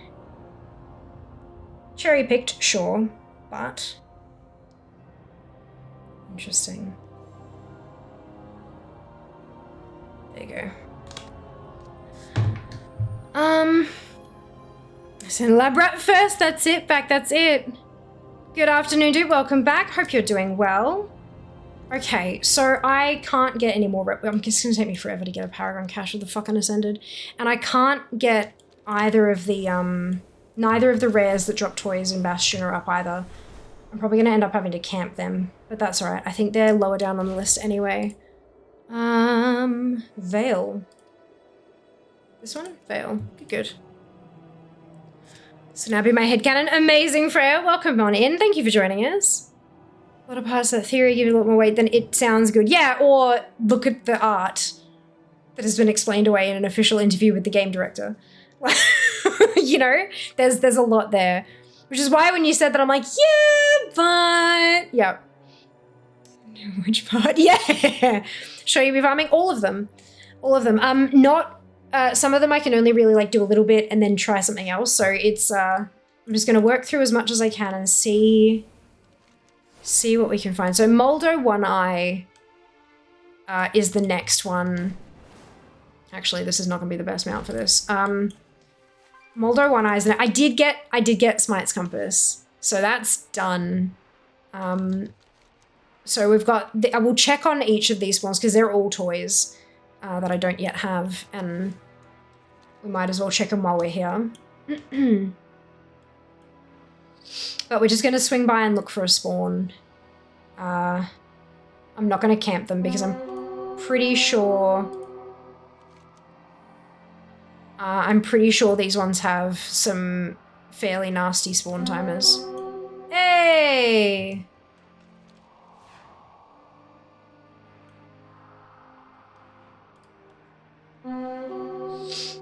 Panflute of Pandaria? No. But that was a shared appearance, but a new appearance regardless. One more point! Woo! Alright. That's nice. And then we'll check and see if Iran is up.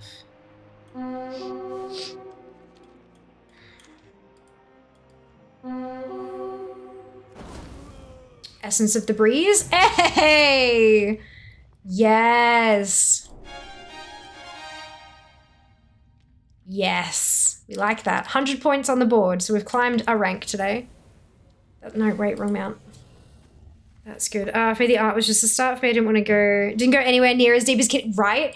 Some of the lore writers, Jesus, right? Like, it's incredible. Absolutely amazing. How they have room, like, for all of that, it's so awesome. There was more text in that really long story read out that time. I erased from my memory. Nate the Snake. What ones you missed? No, everything's on. When I said everything, I meant everything. Like, any toy that I don't have is a potential target for today. Okay. Yeah, I wasn't just trying to, like, fob off the question. It was a genuine answer, I promise you. Okay, so Panfluta Pandaria was next on the list, and we've tried that. It didn't work. We've got Witherbark Gong, which is from Zalath Witherbark in Arathi Highlands. Is this one mean to both? Drop by. Yes. Okay, good. So do we know who's got Arathi at the moment? Can I check that on Wowhead's front page? BFA. Arathi Highlands, Alliance attacking. Does that mean neither are going to have... Oh no, Horde should have the portal then. Horde should have the portal until Alliance attacking is finished, I think. Yay, toy! There was a story there was many moons ago. It was very long. I'm in love with the friendship fox. Yay, Scarlet, I'm so pleased. The 710 toy is not so bad. Not so bad. We're looking to rank up.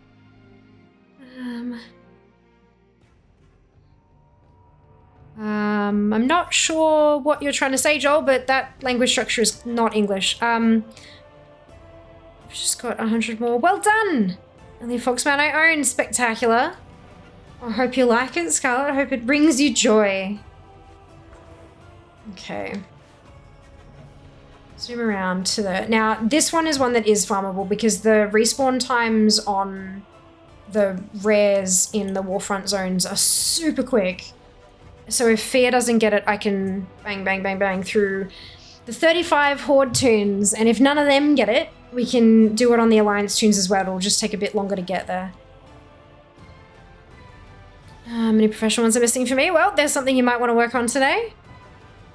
Gotta love a targeted farm, hey. It's got the new in-game shop mount and Mog set. The Twilight Fox, I've seen that around, Shy. Isn't it gorgeous? So beautiful. New mount is that 2-seater. This is not a new mount. This is a very old mount and it only has 1 seat. Oop, this one. Alrighty. Very old mount. Yeah, indeed, indeed.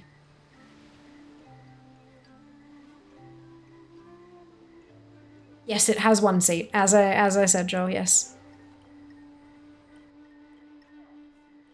These Alright. brutes can't take the hint that they are no longer welcome in Arathi. Actually, I can probably... Sure they get the message. Oh, and for those of you who were having issues like I was with the manuscript of Endless Possibilities, they have, well, at least fixed it for me. I've seen a lot of people commenting on the forums as well. Shut up, Nathanos. If you are someone who's also missing... Like, if you bought the manuscript and it didn't automatically drop into your toy box, check your mail. It got mailed out to a ton of people, myself included. So I've got that now, which is fantastic.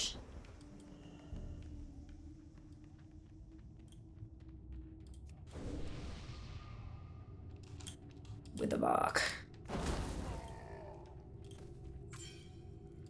9 attempts. What's the drop rate on this, I wonder? It's BFA with the bark gong. 1 in 30. That's not too bad. I've got 30 tunes, right? That's how that works? Surely. Let's pull me out of here and I'll switch tunes. Love purple, so I had to get it. Brilliant. Probably buy it so I could wear it on my Nightborn. Wonderful. It costs 150k gold. This mount cannot be bought, Joel. This mount, the mount that I was on there, the pink rocket, drops during Lovers in the Air. That graphy perfect. I don't know what that means either. Got this. I do got this, Ginny. I do. We will smash it. The thing will drop. The thing will drop. And now that I've logged out of Fear, I can update and check on the new ranking. So we were 1239th. We've dropped a fair bit. But that's okay. Just gotta refresh.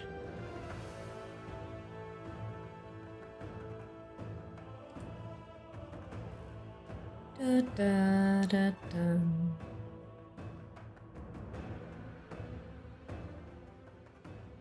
I do need to update like all my tunes, but that'll take a while at this time of day.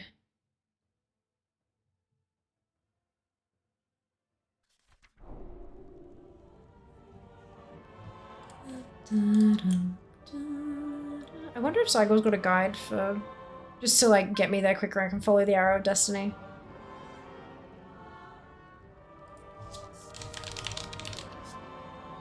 It doesn't. Oh, it has the... Oh, it's a world quest. Right, okay. Oof. Toys, dupe. We voted for toys. Catching my Fantastic Convention in March. TGX, the Games Expo. Ooh, crunch. I'm very much looking forward to it. A chance for content. I've been reading the Buffer, the scheduling program that I use. They've got a phenomenal blog full of a lot of information it's aimed at like social media managers and stuff like that, but I'm technically my own social media manager at the moment, right? So I've been doing some reading and they've gathered all of this data from oh god, just porting back into here. They've been gathering data on, because they have a part in their thingamajig. When you publish something through Buffer, you can also see the analytics for that post, right? And so they've analyzed millions of posts that have been sent through Buffer to see what the engagement rates are on different types of posts, like text only, pictures, videos, etc., etc.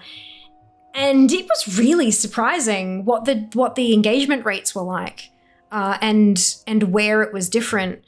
For example, I would have assumed like everyone plugs the whole, Instagram Reels have the highest engagement rate. Reels are where like more Reels equals more engagement. But according to Buffer's data, that's completely wrong. Which, I mean, videos are like the second most engaged, but carousels are actually... Carousels on Instagram are apparently the highest engagement post. I guess swiping to the second photo counts as an engagement, which therefore bumps you up the algorithm and all that kind of, which is really interesting. Really, really interesting. So yeah, be prepared for photo dumps, because those are fairly easy to do. I only have to like curate the first picture to be really nice and fit on the thing, and then everything else can just be like random happy snaps. Friday law, yeah, I did a lot of reading, so my throat is now fucked, but that's fine. Many twins in North Evasion from BFA, meant other one too, of course. Yes, I know, I've got most of them. So the way that we're doing this, it's something I've spoken about quite extensively during other streams, is using DFA, filtering out everything that I have, like get rid of all the collected ones, and then sort by rarity from most common to least common, and then work my way through that list. So I am quite literally farming all of the toys, but targeting them in a specific way. The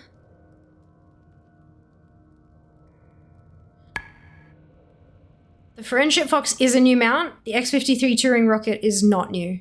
It was from Recruiter Friend many moons ago.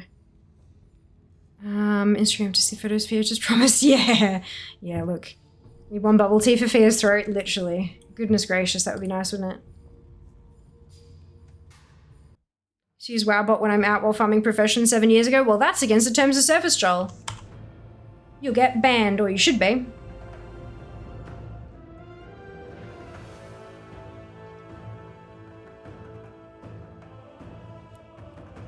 We don't break the terms of service here.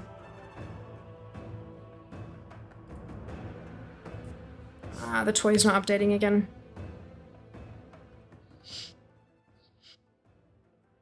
Toys seem to want, like, most things, like mounts and pets and stuff like that, if I log out and back in, it registers, but toys, it seems to want me to exit the game completely, which is weird.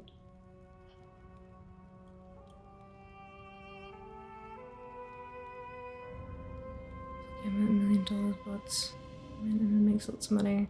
I don't know what Emma is. I'm guessing it's some kind of thing, but yeah, we don't use bots here, mate. Not a thing. What you looking for?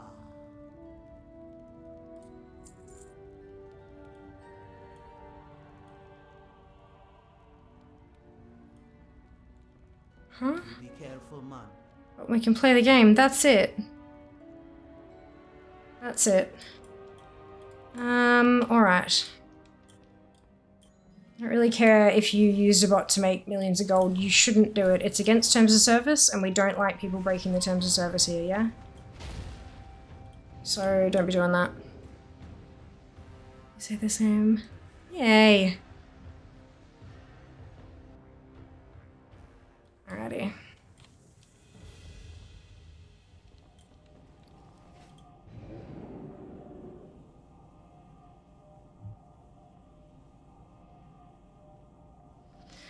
We do indeed follow the rules here.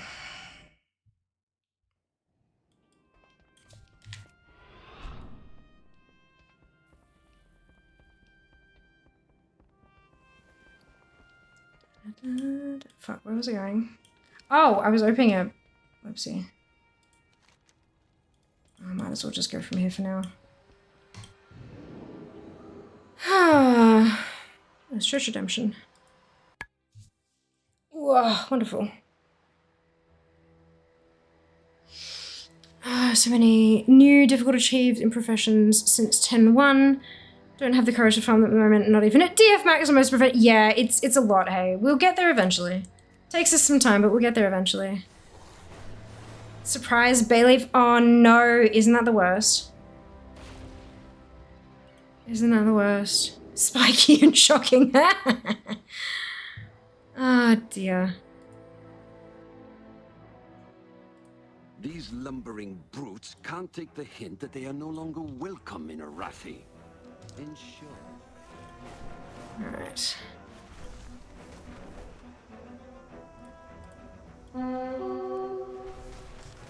The Alliance has cobbled together their own Azerite-powered war machine. If it's even half as potent as ours, it must be destroyed. Now. I'm quite glad I'm nearly done with this stuff. Not quite there, but I've got a lot of it done. That's right. One toy at a time.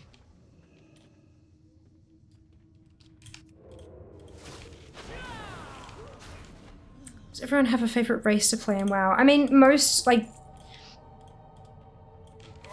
I've got 7 Blood Elves, which is the most number of characters as one particular race, so I'd say probably Blood Elves. But I've tried to spread the rest of the tunes as evenly as I can across everything else.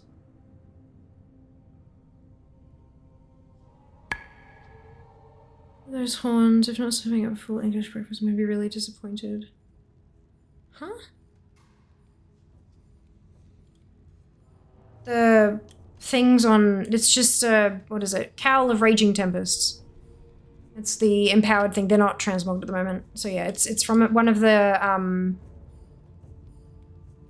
from the, Forbidden Reach, I want to say. The Forbidden Reach tokens? Yeah, Forbidden Reach, there you go. From the Researcher Baneflare, the leather tokens.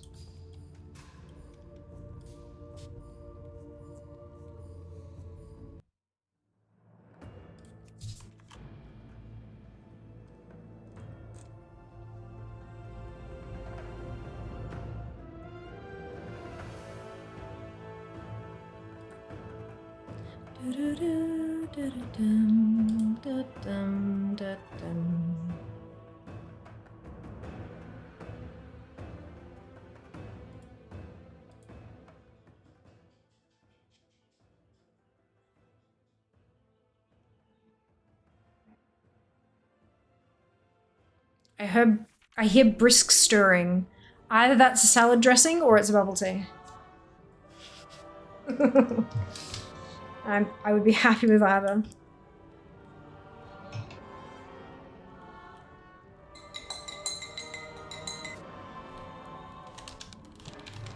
That's it.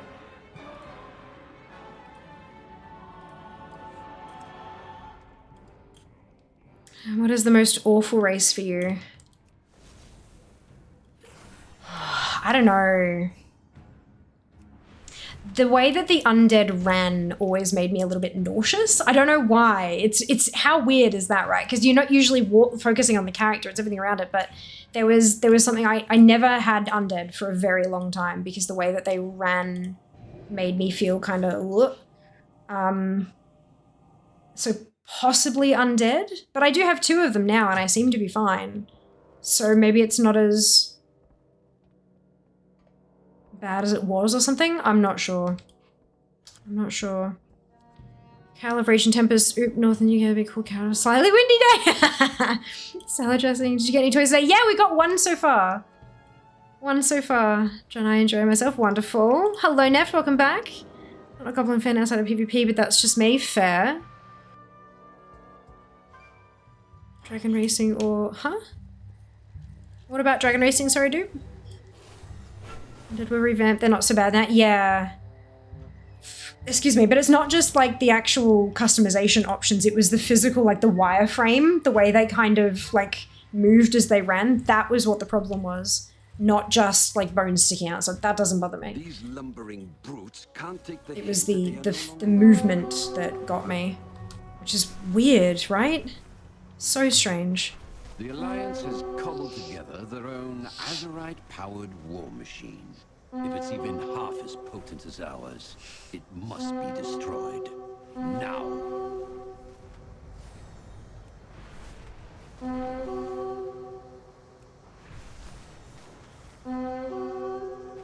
Let's see. Yeah, I quite like the idea of what they did. So they're undead, all the tendons and stuff would rot it away. Just the rest of their body tilting forward. Yeah, oh no, I don't disagree with it at all. It just, for me personally, felt icky. But no, I 100% agree with you. They shouldn't have walked like a human, for example, for sure. Oh, I was joking, most awful dragon race. Oh, got you. Got you.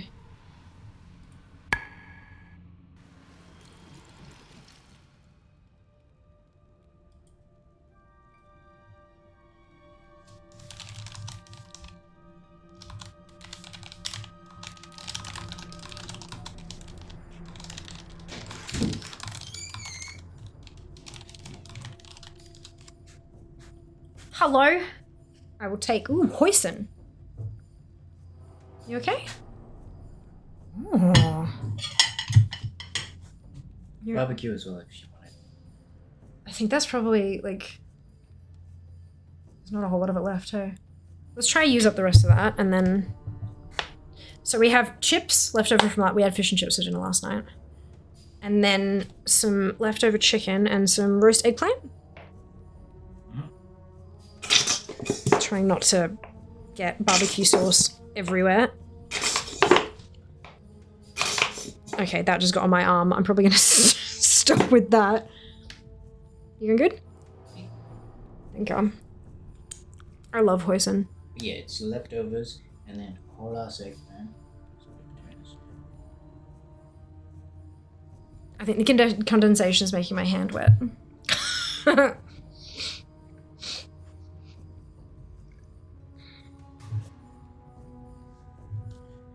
Thank you, Jazz. Go. Whoop. Okay. It's not a squeezy bottle. It's like a big wide mouth kind of. It just. I saw a Reddit post the other day, right? I'm people concerned. who decant their sauces into squeezy bottles. Oh. Like, and olive oil and other liquids. Okay. So that when you only need a little bit of it, you just give it a squeeze rather than pouring it out of the bottle. Yeah, and you could have them like all matching and make that like that Instagram kitchen kind of. Labeled. With all the same labels to have that Instagram kitchen kind of aesthetic. Goodbye. Goodbye. Back in a minute. Okay. Thoughts and thinking.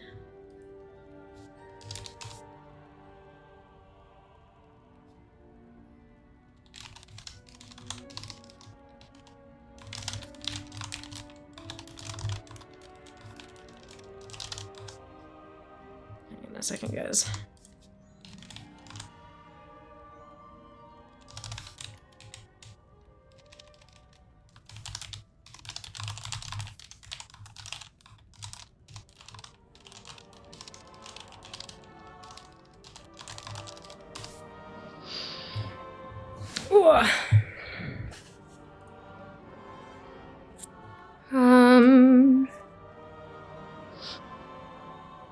Where am I? Checking around the old work great saves so much time. Yeah, but it requires me to pay attention. I use it on stream, but I don't use it like when I'm not on stream. This person I've never met. That's Jazz. Reheated chips? Air fried. Reheated in the air fryer, yeah. They're amazing. Highly recommended if you add a little bit of extra oil, unless they were super stodgy to begin with. But yeah, add a little extra oil and then stick them in the air fryer. Crunchy.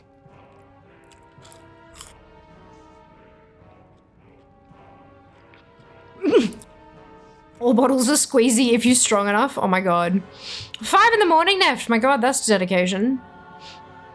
The host say hello, and of course. Very true. Very true. They love trolls, their horns, and speaking. I find goblins awful too. First time I like warguns, but finally hate them because their gesture voices are such a bugger. I guess what I mean, standard. Yeah, look.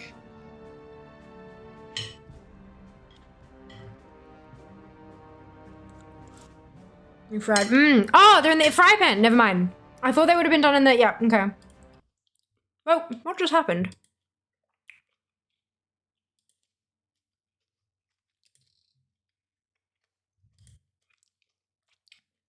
I'm not sure what just happened, but I'm rebooting WoW.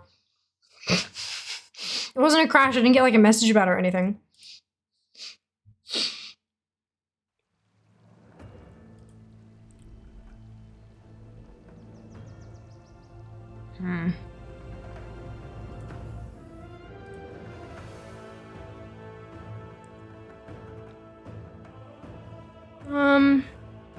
I kind of met her.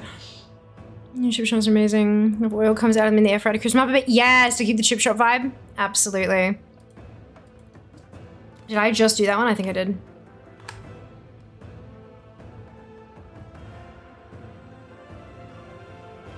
Oh, this game, I forgot about you. I just forgot about the content and it happens.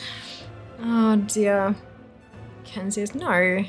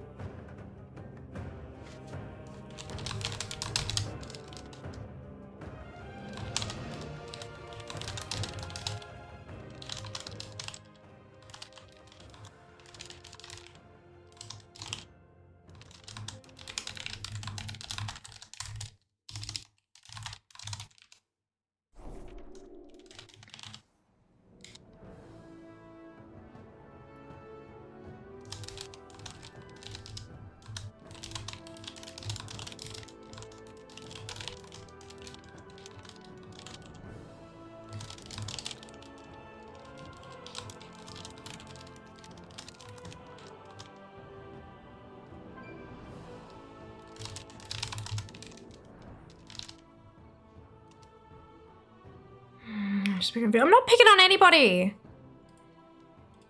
I'm not picking on anybody. Right, where am I going? Back to places. Oh dear. Oh, right. I thought you were like Fia. Now she's picking on viewers. Right, okay. But you know, I mean, Seeker's been picking on viewers for a while.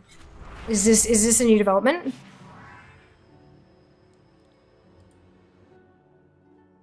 Is this a new development? Not Ouroboros. Stop following the arrow. Go this way.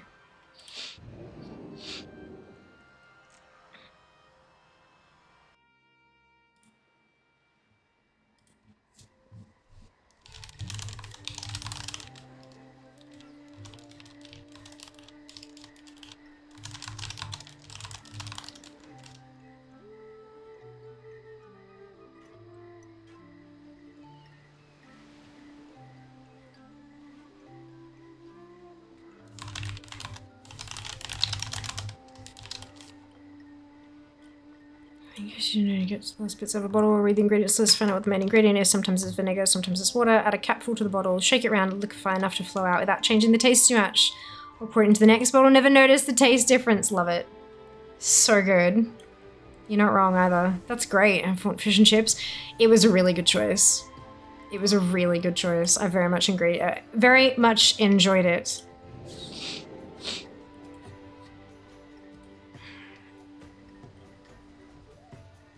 I see.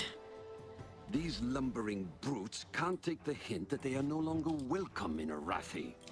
Ensure they get the message.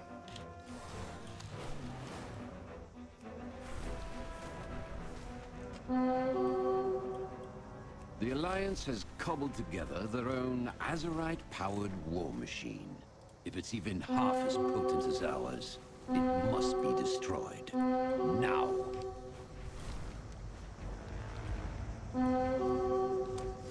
Best thing about fish and chip shops is the liberal amount of chicken salt. Like, who'd have thought chicken salt on fish would work, but I mean, evidence speaks for itself.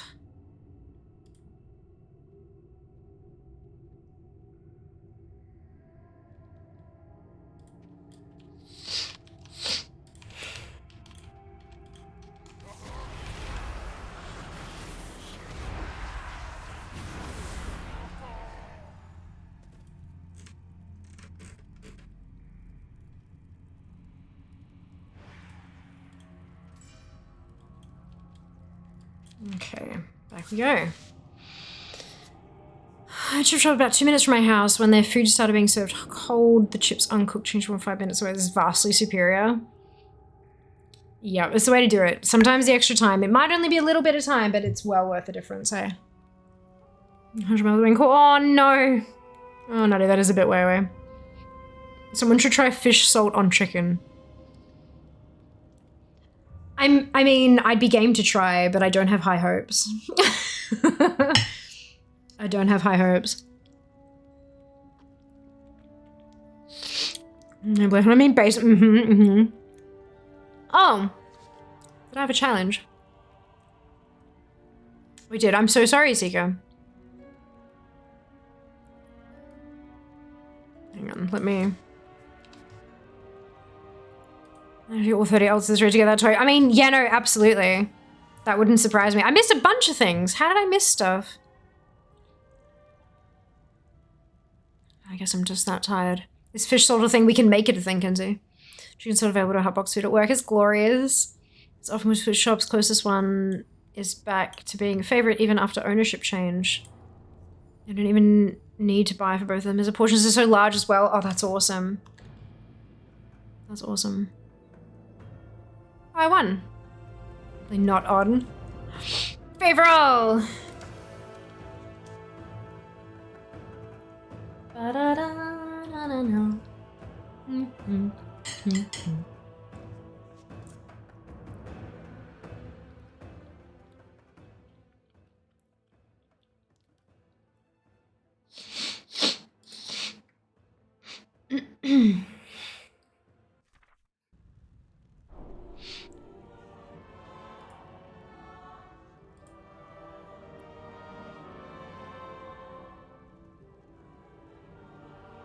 Da-dum, da-dum.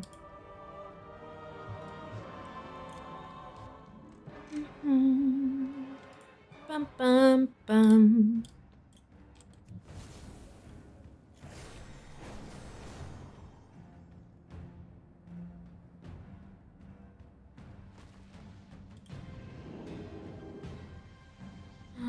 Is 1 million a lot of gold these days, or does that get burned through fast? Well, come on in, EA. I hope you're doing well today. It's neither, really. So 1 million gold with concerted, like if you're just playing, you're probably not gonna hit 1 million. But if you make a concerted effort to try to make some gold, you can hit 1 million fairly relatively easily. But you do have to make a concerted effort about it. But you probably won't burn, like if you go and buy something that's 900k, or you buy, you know, something that's off the auction house for a whole lot, then sure, that'll burn through it pretty quickly. But if you're just doing the standard, like buying your consumables off the auction house, buying gems and enchants, repairing your gear, stuff like that, that's not going to chew up 1 million that quickly. It's just when you get to like the bigger expenses, you know, like gold sinks, for example, mounts that are worth 2 million gold and things like that. That obviously will chew through it fairly quickly, but your everyday kind of expenses won't burn it up that quick. Does that make sense? These lumbering brutes can't take the hint that they are no longer welcome in Arathi. Ensure they get the message. Can't get chicken salt in the UK except through one single seller who imports it from Oz for £50 for 30 grams. Jesus fuck. I know I remember seeing it on Amazon. I just don't remember, like, I know I found it on Amazon, like, US. I don't know about UK though. Cobbled together their own Azerite-powered war machine. If it's even half. How's it going? Yeah, doing well, Apsu. Doing well, thank you. Hope you're going well today. Doing more than I've ever had. Easily spend millions in this game. Oh yeah, you can. You can absolutely easily spend millions. But if you're, it's not like easy to burn through if you're talking about like on the day-to-day kind of stuff. If that, yeah, I hope that makes sense.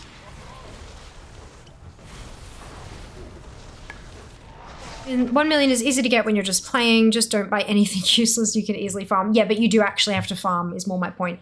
You won't just like naturally accumulate it doing your day-to-day stuff. You've actually got to go, right, I'm going to target the world quests that give gold.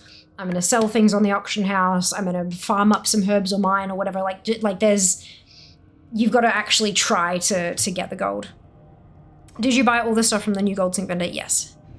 I say thank you. Of course, you're welcome. WoW tokens with the new shop. Yes, also buying WoW tokens will burn up gold pretty quickly. Because they are not exactly the cheapest.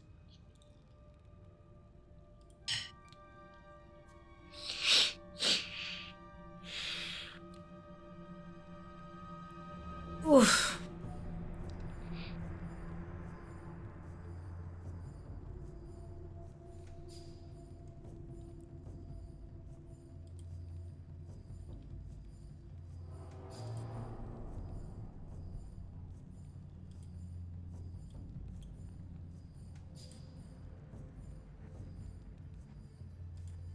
Is that not working? There we go.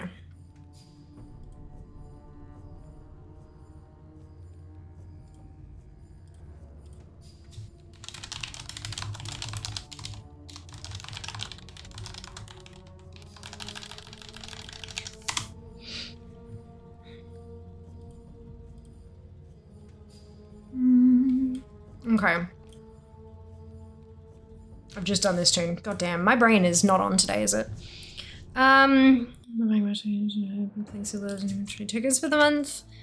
Get 3 million since I bought Bruto and BFA without any gold farming or age, just playing normally. Awesome, son. Well done. Well done.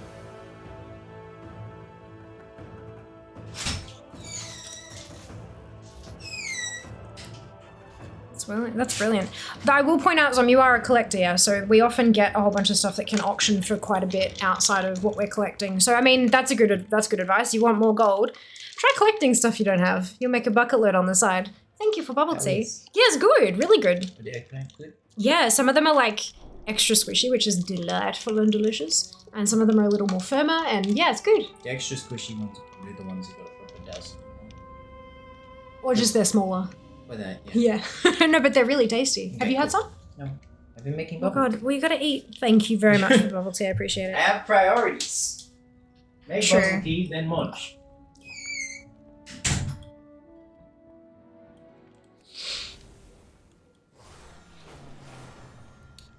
So use about gold farming to buy stuff in Hearthstone or D4 or other store stuff. They do, absolutely.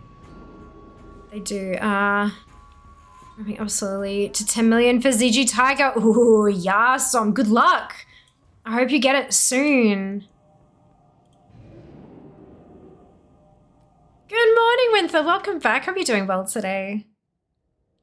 Finally pulled the trigger, made a spreadsheet for 60, 70. It's going to be a time to get them all up to decent level. I believe in you, Ali. You've got this. You've got this. Did you grab mine and put your own character names in it? Or did you make yours from, like, did you make your own? I want to eventually get it to the point where I can actually have like one through to max all in the one spreadsheet, but see, this is what happens when I follow the bloody arrow of destiny. No, wrong one, this one. But that it does involve quite a bit of effort, and unfortunately, effort for something that I personally wouldn't use is not something that's super high on the list at the moment. Because time poor.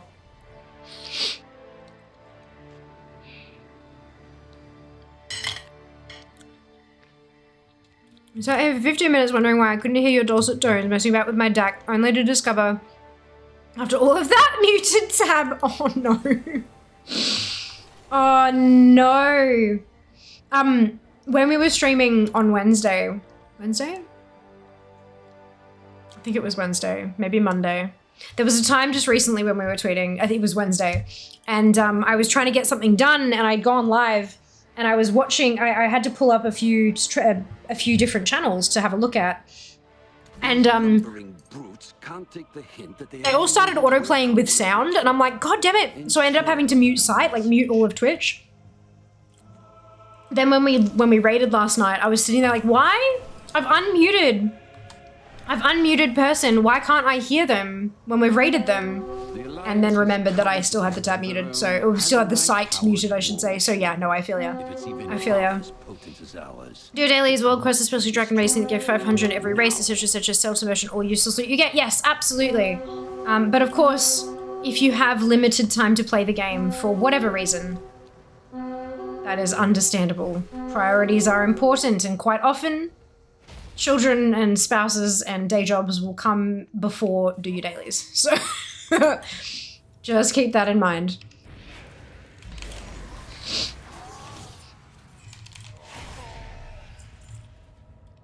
But honestly, I would say going through and doing all the dragon racing world quests and stuff like that, that is still a concerted effort to make gold in my books. As opposed to just logging in and doing whatever pops up, logging in and targeting world quests that are going to give you gold, that is a concerted effort to make gold. Which is what I was saying. 1 million is easy to hit if you make a concerted effort, but you do need to make an effort. Just because that's how you generally play doesn't mean that's how everyone generally plays.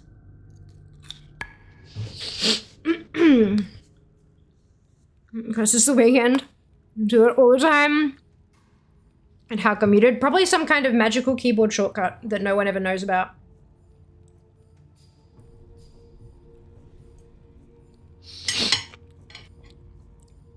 Just moving isn't hard on my list of doing things. How hot it's been here the last couple of days. Ooh, next. I hope it cools off soon. I play at night, only sleep 5 hours. If I only slept 5 hours, I'd be in hospital or dead. I'm glad that works for you. Doesn't work for everyone. It's good to be able to see other people's perspectives and give tips that are useful to a larger proportion of the player base sometimes.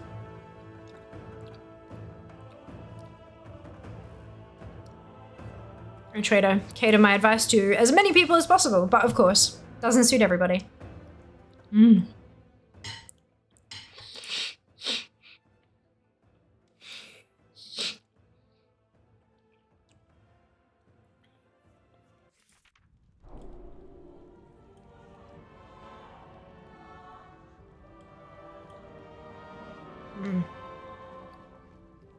Okay. Bodies need usually at least 8 hours, I know. No, it's not that. It's that I have a chronic illness. And that, like, if I don't give my body the time it needs to even just lie down, even if I'm not actually sleeping, which I often don't because I'm, you know, insomnia. But if I don't take that time to rest, it gets me in a lot of trouble health-wise. Like, a lot of trouble.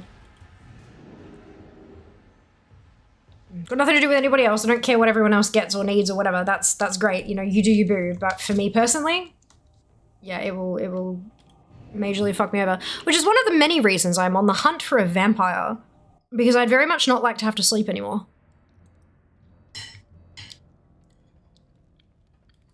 So if anyone knows one, let us know.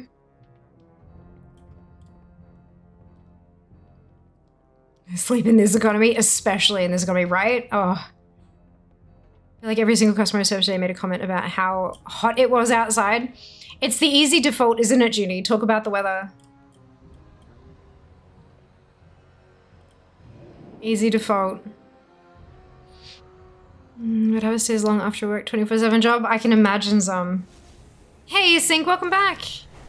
If I meet you when I'm watching you live at weekends after I've typed into chat and not click back to WoW, try to open the map and mutes you instead of opening map, yes. I too am familiar with this hotkey. Definitely not for the same reasons, Mike. No, never.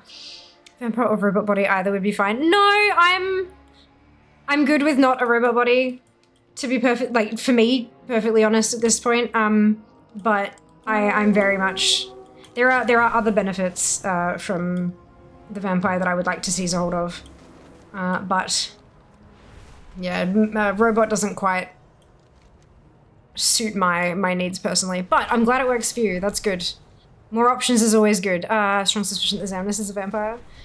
I used to be not able to sleep for days when I was 20, therefore immortal. Now I'm 48. The highlight of my day is fur-lined slippers, dressing gown, comfy chair to snooze in. Beautiful. Amazing. I have been an insomniac since I was 9. And I'm about to turn, in just over a week, 34.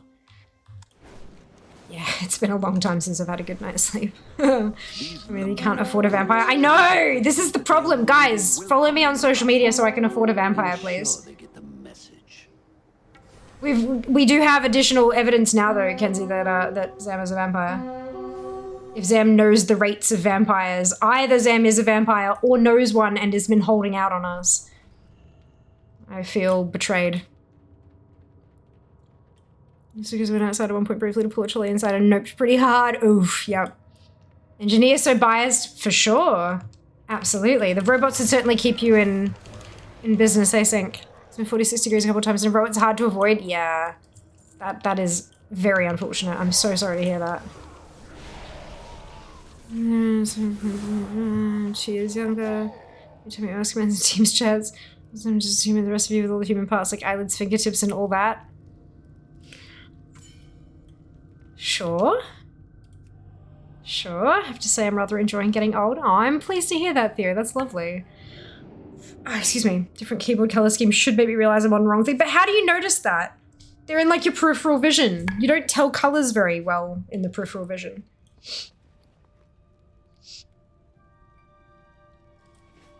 Or something. I can't remember. Doesn't count if you keep them in jars. Nutty! Oh my god! Yes. Exactly what Nutty said. Yes. Oh dear. I hate getting older. It's just the alternative is much, much worse. Agreed. Nix. Agreed. Would work for me. A touch type sounds like something a robot would say. No, no, no. We want Zem to be a vampire seeker, not a robot.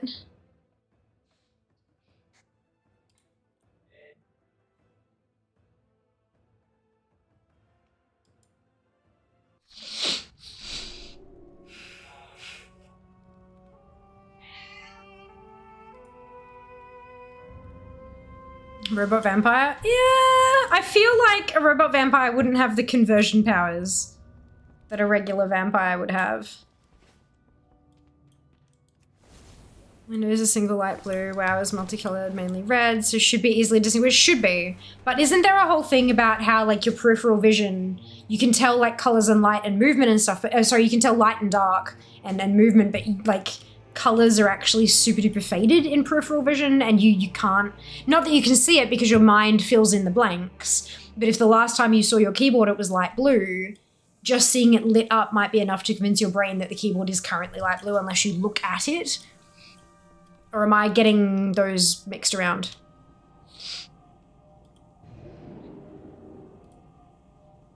Zam is sucking our blood to survive. Not ours. Zam can't, like, Zam is a very long way away from me. I'm aware, just saying, when you ask AI what it's made up of, when pretending to be human, lists parts. Pretty sure you can't have more than one supernatural template per body. I was obnoxious 20 years ago, respected women far less. Okay with progress on some levels? Hell yes. Oh god, I was not exactly a... None of us, I don't think, were intelligent humans at that age. We thought we were. We thought we were fucking God's gift, right? But, nah. Maturation, I'm good with. Aging, not so much.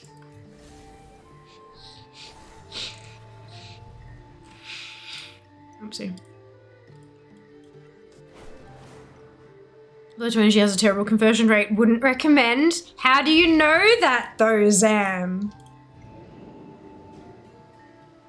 Assuming Zem has a body. Like to see the paper on that. Zem is from Eastern Europe, same area as Dracula is from. Romania? Not sure. Zem has been rather quiet on where we know we've confirmed that pronouns are he, him.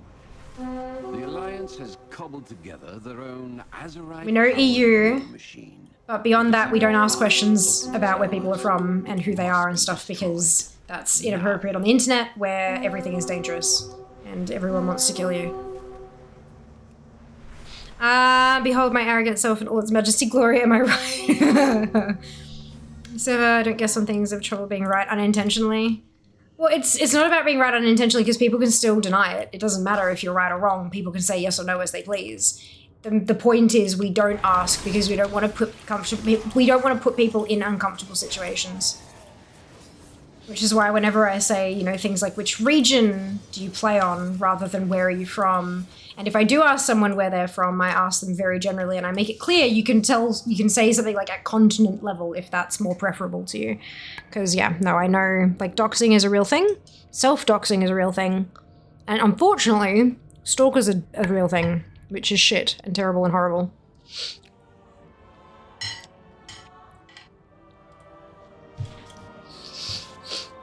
Just ultra careful about stuff.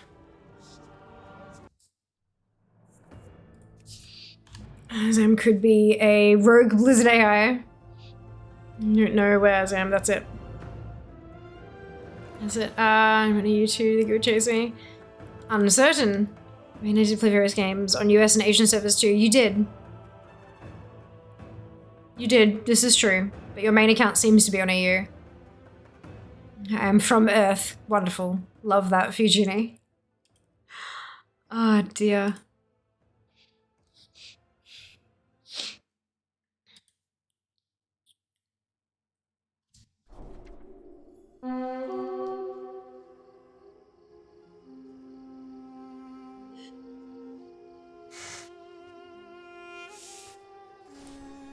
Okay. Where? Oh, Jesus, I'm still here? Far out. Okay. This is fine. Let's Delhearth. No, so monkey is a real thing. How easily you can geolocate people is wild. Yeah, that's terrifying. I didn't actually travel the hut. Their story ended. Live on an island. Anyone can be easily tracked if you have the inclination and time. I suggest we change the topic. Agreed. Nice planet. It's a shame it's infected with humans though. Yeah, true. True. And I say that as a human. That's fine. That's fine.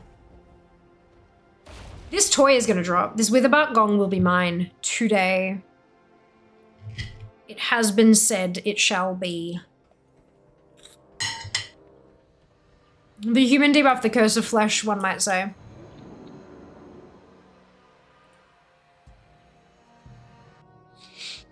Nice, non-mustard humans. Yeah, look, I don't think there are too many of those. Like, even non-mustard humans can be mustardy at times. Right? No doubt. As lovely as all of you are, I have no doubt that at some point in time, you've been a dick to somebody. It happens. These lumbering brutes can't take the hint. What matters is that we try to learn from that and be less mustardy as time goes on, right? The Alliance has cobbled together their own Azerite-powered war machine. If it's even half as potent The fruit gains can be cleared quickly. must be destroyed. Question is, do you happen to have a towel ready at all times? I also don't understand that reference. That's okay. I don't understand a lot of references. I am bad at pop culture.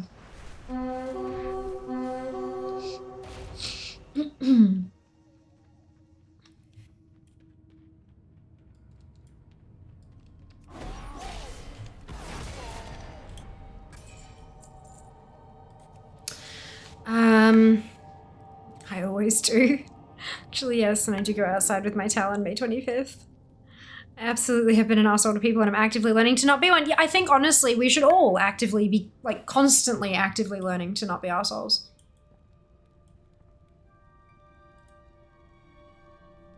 For sure. Should guys go to Galaxy? Gotcha.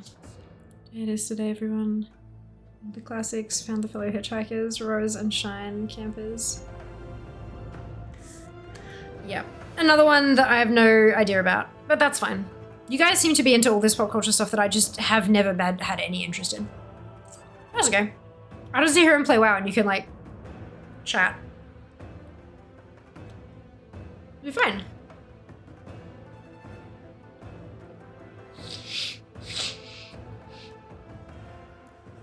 Groundhog Day? I certainly hope not.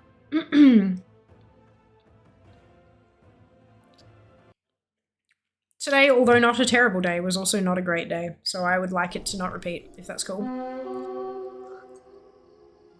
We tell it if we want to be an asshole to people amount. Fair.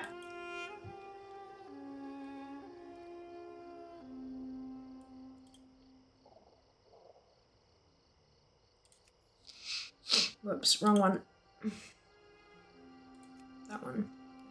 By the Sunwell. Ark! Thank you so much for the Prime Gaming sub. Much appreciated. Hope you're doing well. All of this happened before and it will happen again. I just hope that it happened on a path to greater success in all of our hopes and dreams. And that this wasn't like the peak, you know? Which we told a long time ago, as did I. As did I. Helped me learn not to want to or be any kind of unkind of a... Yeah. Yeah. I do think a lot of folks forget that bit though. Like they learn it and then it kind of escapes because I'm pretty sure most people worked some variation of customer service as a youth. I think maybe the problem is that a lot of folks worked that customer service role before they were able to make those kind of memories and impressions on their character, if that makes sense. So like working in customer service when you're 14 and 9 months kind of thing. And, you know, a customer walks out and they're a dick and then you kind of turn around and go to your friends kind of thing. That's going to have less of an impact on you going forward than working at it, say, 18, 19. Or potentially older for some people. You know? By the Sunwell. Tony, thank you for the Prime Gaming sub. Much appreciated. Very generous. And then, of course, there's the people who say, well, I had to go through it, therefore it's my job to make sure they have to go through it. And that's just completely wrong. But, yeah. The Alliance has cobbled together their own Azerite-powered war machine. If it's even half as potent as ours, it must be destroyed. So cereal. I'm always nice despite how rude they can be. So cereal, that's it. What are you all doing? No, it's Groundhog Day, is in the day they'll pull the groundhog. Oops, I missed that now. The Vesbro to predict how much longer winter will last. Yeah, but that Trisk, that came off the back of people talking about Hitchhiker's Guide to the Galaxy, and then Dupe kind of went, oh, you know what today is? So I figured that Dupe was making a reference to the Groundhog Day movie, which is what led to my comment about not wanting to live through the day again and again and again. No loot. Oh, this tune must not have a neck piece. Well, that's unfortunate. Welcome back, Tris. Hope you're doing well today. Mike, thank you for the biddies. We have a hype train. Oh my goodness. Battlestar Galactica, amazing series. Cult Initiation, you should join us. One of those shows I love to watch for the first time again. Chugga chugga chugga chugga choo choo. Seen it. Amazing. Loved BSG. Also like, but never finished it. There you go. Nom.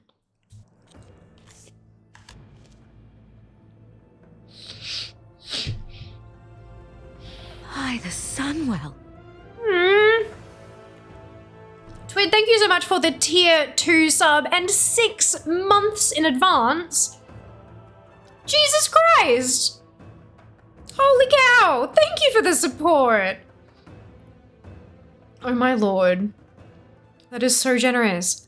Was it the best soundtrack of any TV show I've watched? I'm glad you enjoyed it, Junie. That's awesome. Oh my god, Twid. Thank you. Thank you.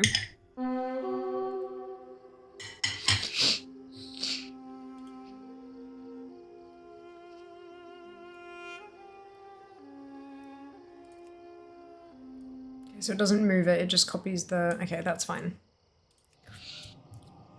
If you're a hype train to change it. That's so sweet. Get those emotes. Get those. If you are interested in collecting the Hype Train emotes, it takes a tier 1 sub or 100 biddies as the minimum contribution to unlock the emotes. There is it. While I have the desire to be kind as much as possible, I'm not fantastic at reading people or considering feelings, and so eventually I end up at odds. It can be, for sure. I would argue though, Theo, that just because you may end up not saying quite the right thing because you're not great at reading people or considering feelings, you can always try. And when you do bugger up, you can always learn from that buggering up as well. So, having the desire and sometimes screwing it up, that's something that anyone can relate to regardless of how they go at reading people or situations or whatever. Everyone can keep trying, and everyone, every time they make a mistake, can add that as a new data point to their references. 100%. These lumbering brutes can't take the hint that they are no longer welcome in Arathi. And I think that, look, we've all upset people before, and I think that for most people, once we realize that we've said something or done something that has upset them, a heartfelt apology and talking it through with the person will often result in maybe not complete forgiveness, but at least an understanding of, right, okay, you didn't mean it. Understood, let's move on. And there are few people in this world who will hold that kind of a grudge against you if you are genuinely apologetic.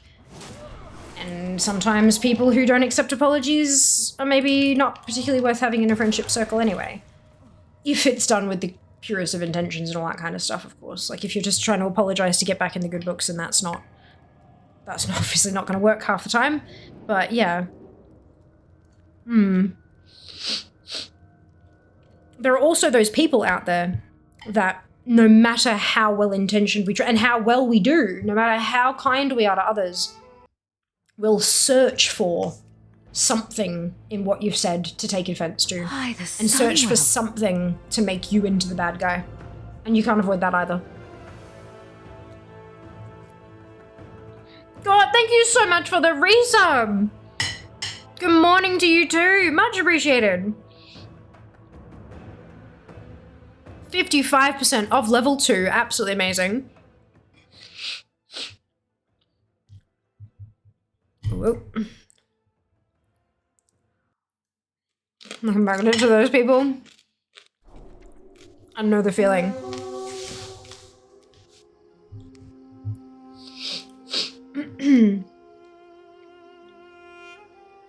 And eventually after like the third or fourth time that you've tried to apologize and they're just, there's this and there's this, and they instead of accepting an apology, if they can't twist your apology, they start dredging up things that you said in the past that they were totally okay with at the time.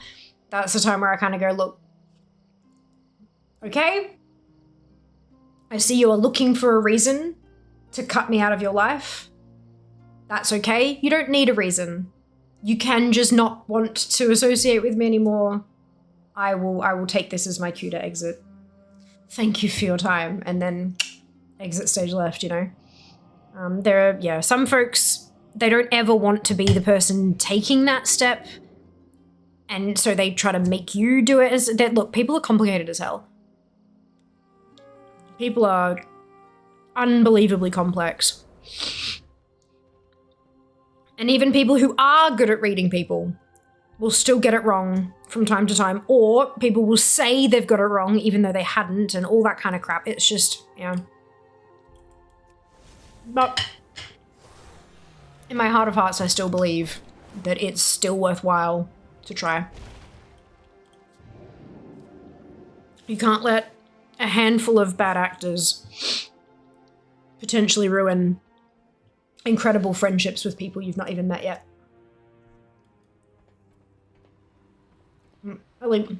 I feel that way, at least. Not everyone does, and that's okay too. Level 2, 56%. Absolutely amazing. Thank you very much for the 4 subs and 100 biddies. Spectacular. Via, did you ever end up getting one of those lights that are portable and change color? This one?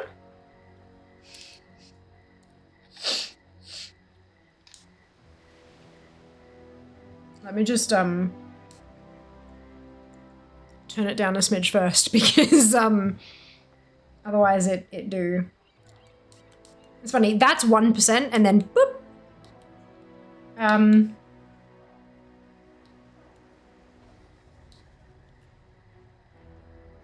So you can see what color that is, right? Just. And goes through purple.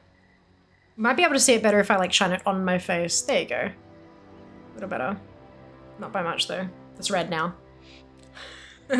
Yeah, and it also, I just want to be careful because there's some in here that do like flashing lights and stuff, which I don't want to prompt any medical conditions. But that cycling through different colors, you can kind of. This is a white fan. Is that going to work? Yeah, sort of. You can kind of see, or at least the reflection on my neck. Okay, there you go. That's better. So yeah, it does fun stuff. And it's got a screw thingy on it, but it's also magnetic. So I can like, yeah, it's cool. So yes, it does do other colors.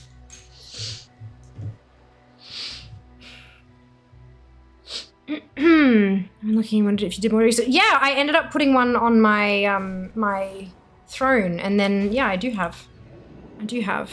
Haven't had a chance to do much like photography with it and stuff yet, but I'm getting there. Too lazy to do all the research myself. It's listed as a gift on the on throne. Ensure they get the message. Like as a past gift on throne.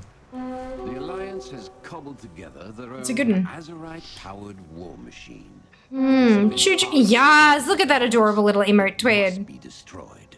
Yes, vote. Hey, Marf, welcome on in. Hope you're doing well today. Where am I going? It's that one, yeah, further. Is it coming green? Not the casing for it, no, but it can shine a light that is green, yes. Of all the hues, only when it's angry.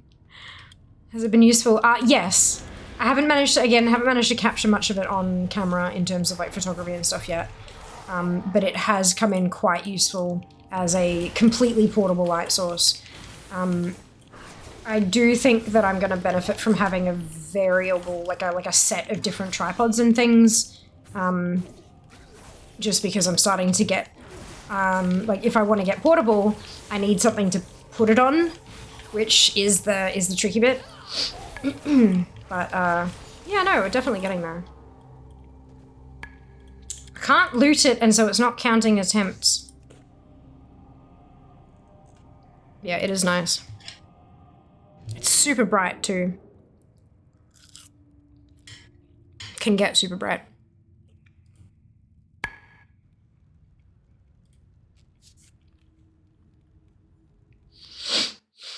So in 3 weeks, house has been oh no. Oh no, Seiko. Some of the sets together.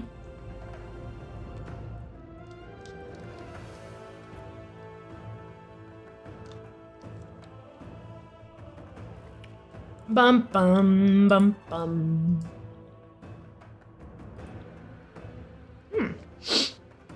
It's like, what is this notepad file that I have? It was keys from.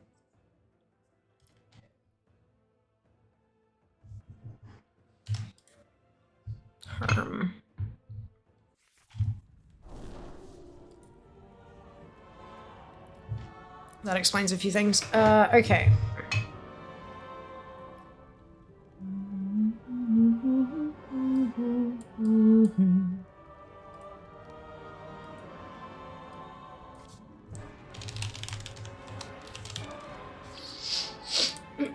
Okay. Onwards. Also 6 of them double level sorting trays have been color coordinated. Oh, I also love Lego. Okay, sustenance. Wonder what's for dinner. Delicious food. Why you stop?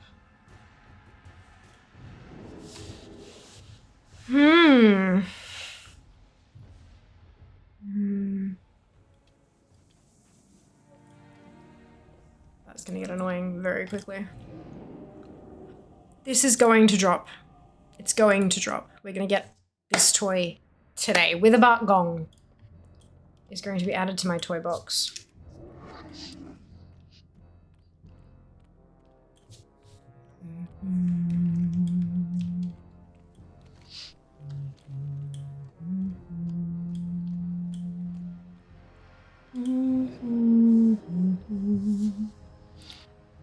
I love that, Grogu. You have, what other sets do you have? I have a bonsai tree that can be either green leaves or pink, like cherry blossoms. And I have had plenty throughout the years, but nothing recently because Lego is so expensive nowadays. I would love more of their botanical set. I would love more of the botanical set. I think some of their architecture sets would be amazing too. The frog one, yeah. The ones where they used the pink frogs as the cherry blossoms, yeah. Yeah, the succulents and flowers are absolutely gorgeous. Azerite-powered war machine. If it's even half as potent as ours, it must be destroyed. Now.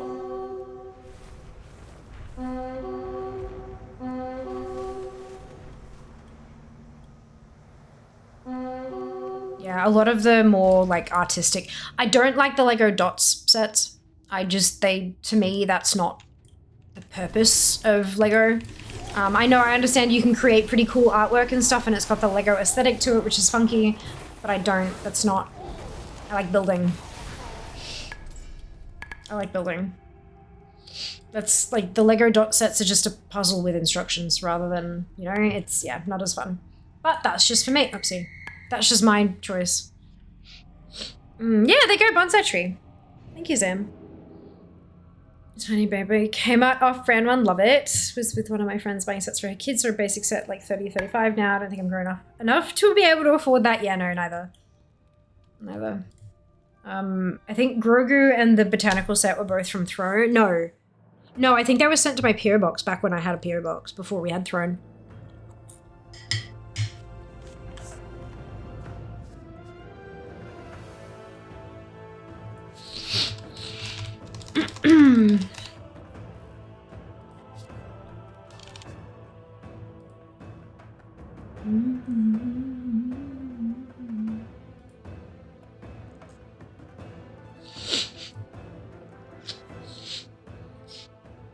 There's a tiny plants building set, which is $75, which makes you a set of little plants that you can put all around the place. But yeah, I love the botanical stuff. I love the like nature ones. Like there's a bird one here, and I really like the architecture ones. But yeah, they're the expensive ones. Like most of them run you close to or just over $100 a set. And yeah, no, I'm yeah. It'd be great for content, but I don't think it would be content that I could do on Twitch anymore. Numbers and all that jazz. But I could probably do a TikTok live and build it on TikTok. I think that'd be fan-fucking-tastic. I think that'd pop the fuck off. Thanksgiving centerpiece one? Yeah, right? They're insanity, aren't they, Talon? They're beautiful. TikTok or IG Live, I think. One or the other. I think would work quite well. Maybe experiment with both, but I'd have to have more sets for that. Yeah, I'm always willing to put together a piece of Lego thing, but yeah, here, like, I don't have Grogu or the bonsai on display because I don't have anywhere to put them. They're both still in boxes. Built, but in boxes. Unfortunately. Gotta find a place first.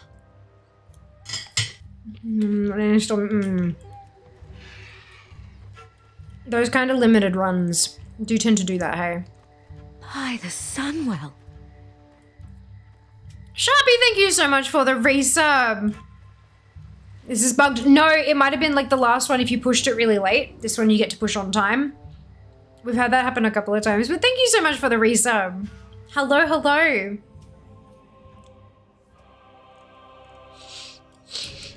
We're talking about Lego.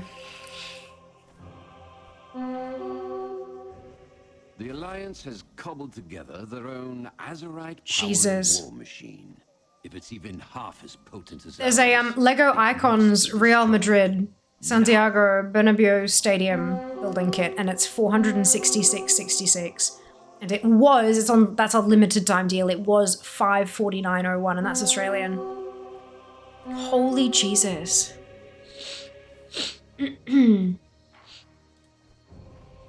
That kind of like, that would just be so much fun to build though. So much fun to build.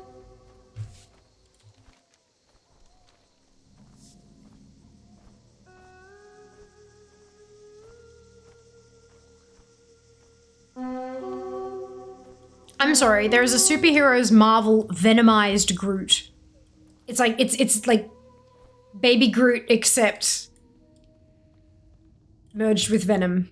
Like, as in like Spider-Man Venom, yep. Hi, the Dude. Sunwell.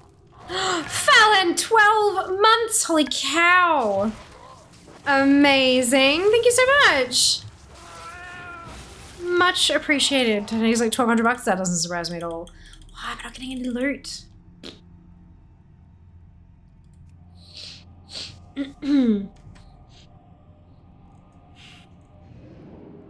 There are 400 pages that are from the brand Lego. So this will be fun to scroll through real quick. While I change tunes constantly. I'm gonna pick up his $2. Discord IRL.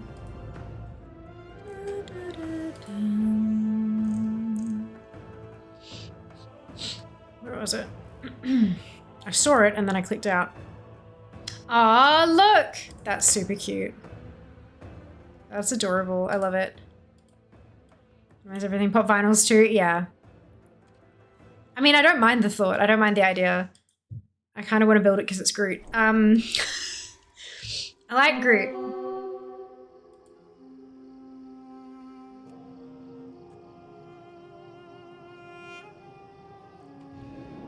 I like Groot.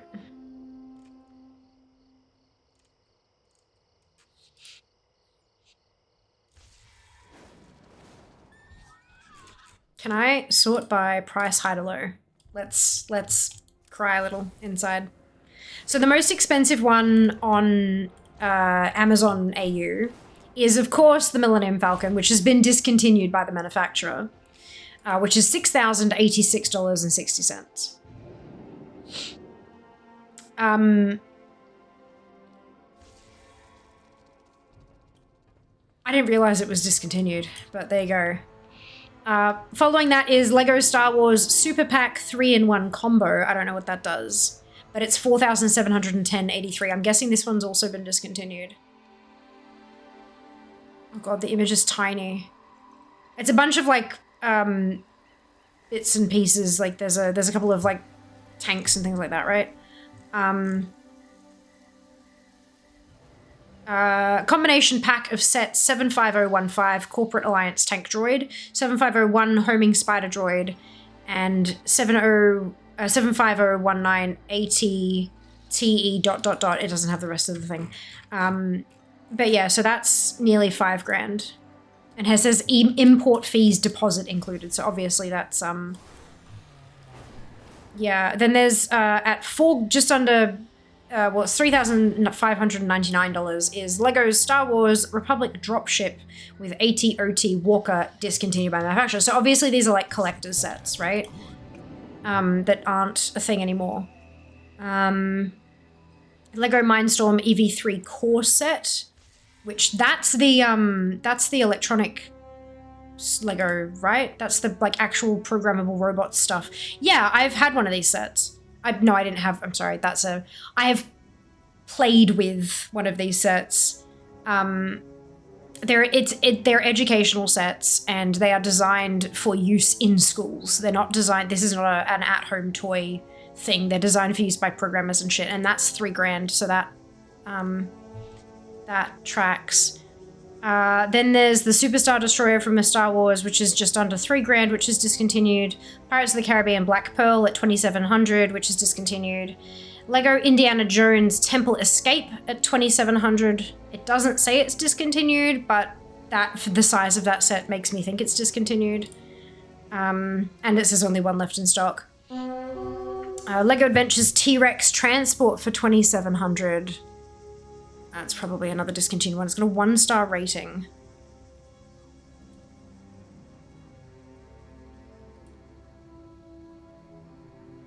Okay. Yeah, I don't know. That might also be shipping and stuff. That it's just being, thingamajigged. Star Wars Assault on Hoth, $2,600. Another Mindstorm for $2,600. Betrayal at Cloud City with 2,812 pieces, $2,500. These are all, like, so many of these are discontinued ones.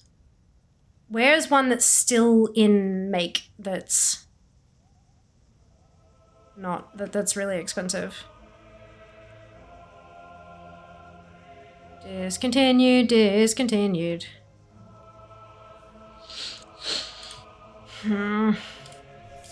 I'm trying to find out, like, what some of the most, like, expensive current ones are. So, Lego Corset. No, you didn't. I'm not sure what I said, but it wasn't Corset. Cobbled together their own Azerite-powered war machine. Buying big sets could be rough and tell. Friend means it's not as pretty, but it's still cute. A quick 3 days later, I know. I have all the Mega Blocks. Wow, stuff. Amazing. Man who lives across the road made his own Millennium Falcon out of Lego pieces. No set. That's awesome. It's mounted in display case, backlit in his garage. Very cool. Yeah, that is very cool. I mean, all you technically need is, like, a thing telling you which pieces and then a way to buy all those individual pieces, right? Or, you know, make it work.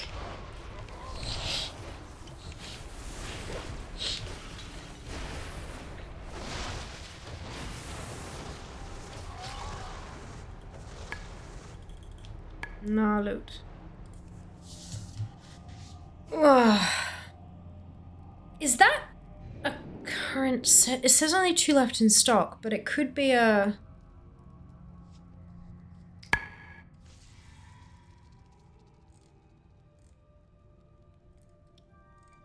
Pieces, special features, condition. I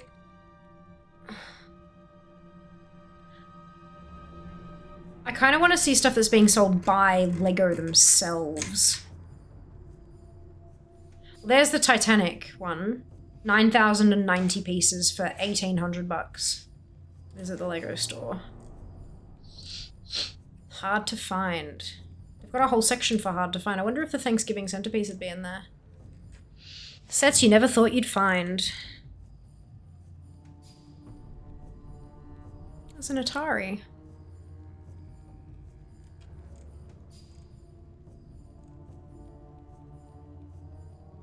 I do really like their ideas thing, where you can, like, propose a set, and if it gets enough votes, they'll, like, make it. I really do like that system. They had a I saw a Valentine's Day set that they had, and I was like, I want that. That looks like a centerpiece. Is that the... No, it doesn't look like a Thanksgiving centerpiece in particular, but it is a centerpiece. Dried flower centerpiece. Autumn colors. It looks gorgeous, but it's not, I don't know. Maybe people labeled it as Thanksgiving because they thought it looked like the right colors or something. There was a set that I saw, I think it was on Instagram, where it had, like, there was a Lego set and there was chocolates and there was all this kind of stuff. It was all Lego themed and it was a kit designed for 2 people for Valentine's Day. Valentine's Day. And I was like, I want that.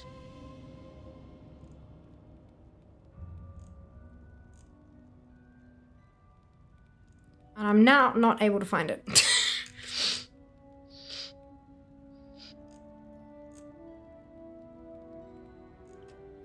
It was super duper cute. I'm like, fuck it, I'll buy it for myself. Good. And then I saw, because it was Lego, of course, the price tag. There's all the spare parts and orders from resellers frequently. Yeah, that makes sense. Remember finding a site where you could plug in the set numbers you have, it would give you a list of other things you could make. Oh, that's cool. I love that. 80, 734, 99 pounds. Millennium Falcon at the same price? Yep. Doesn't surprise me. Hey, look, Lego is amazing. It's just so unbelievably expensive. I've been rewatching Community because I wanted to. And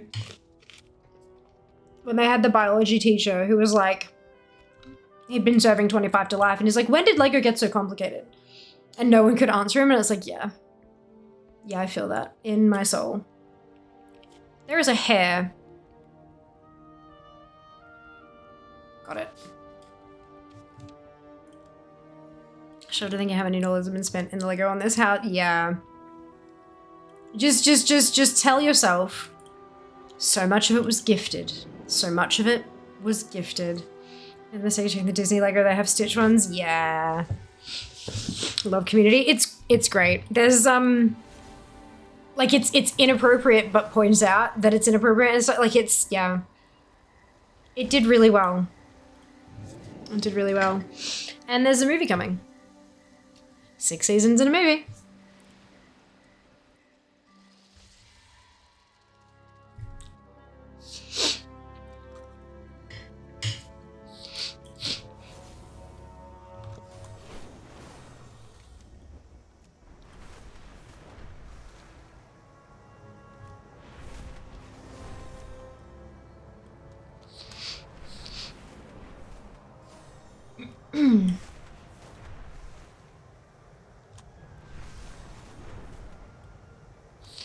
Some great rewatchable episodes. Oh, so much of it is rewatchable.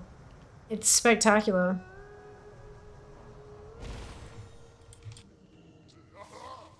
It's good fun. Is it coming there? Is it really? Yeah, there's a script. Like there's actually legitimately a script. Multiple cast members have spoken in multiple separate interviews separately and said, yes, the script is done.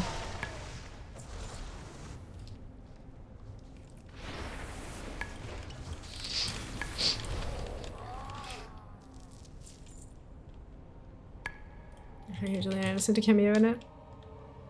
Where are we going? Oh no!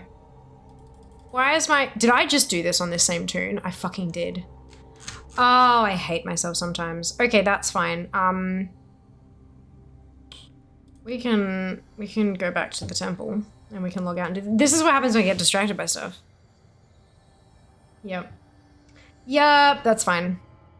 That's fine.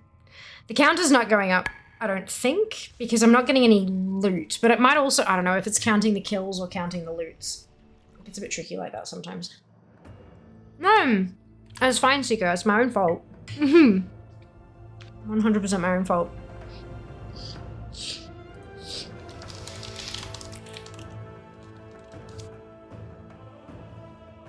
Peacock is funding it, Zam.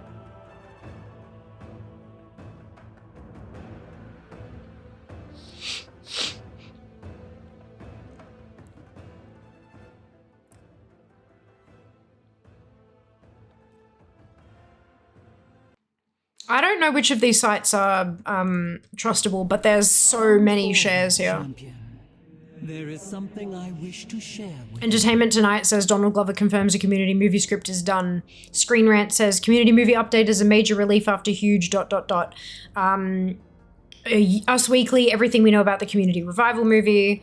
Looper.com, community movie cast and more details. CBR.com, Joel McHale shares positive update on long gestating ...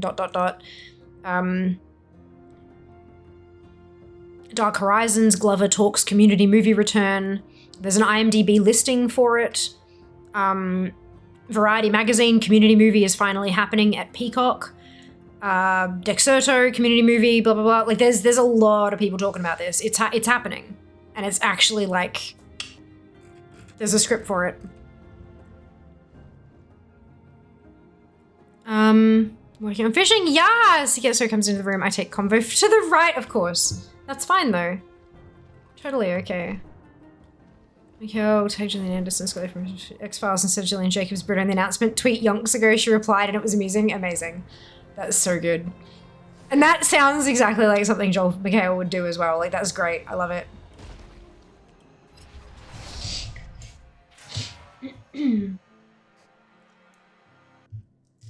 But no, the big tricky one is getting Donald Glover. Like, everyone else, it's like, it's just another show kind of thing, but Glover is now at the point where he's probably going to be the most expensive cast member, and his whole schedule is a major kerfuffle, so that's like, they're going to have to plan around him, basically. But the fact that he's the one saying, oh yeah, it's happening and I am all the way in, tells me that they're going to make it work, you know?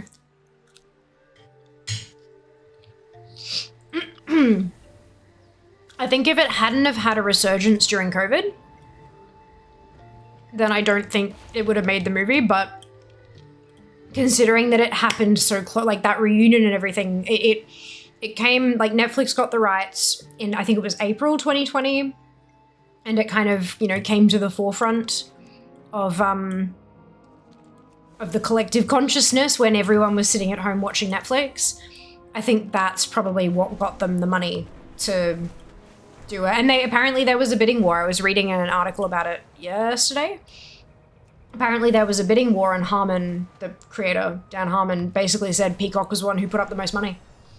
They won the bid, and that's literally it. So yeah, interesting, right?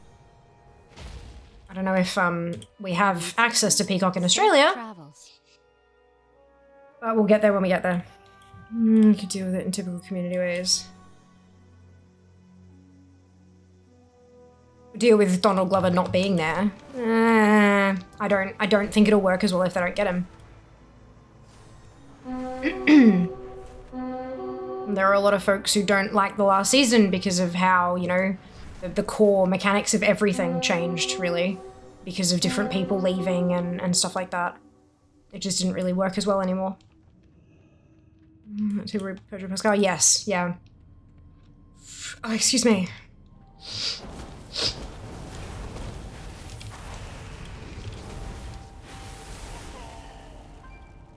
Yeah, it still says 18, so that didn't count an attempt. I'm guessing it's just because these guys don't have Azurite necks, because I leveled them in Shadowlands rather than in BFA. Maybe? No, because I had... I don't know. I don't know. I'm nervous. I don't know why these aren't counting.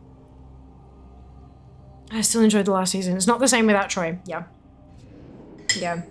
So did I, but I agree. It's, if you're gonna try to capitalize on a movie, probably a good idea to, you know, capitalize on a summary of all 6 seasons rather than...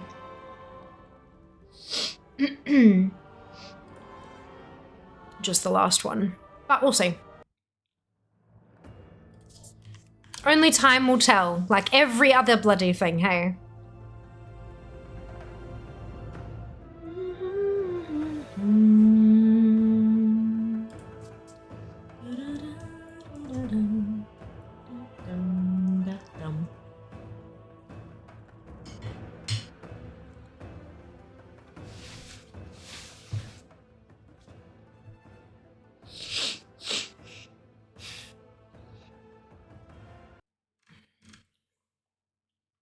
Oh, I think they'll get him, they'll find a way to make it weird and wonderful, like him only turning up in the Imaginarium or something.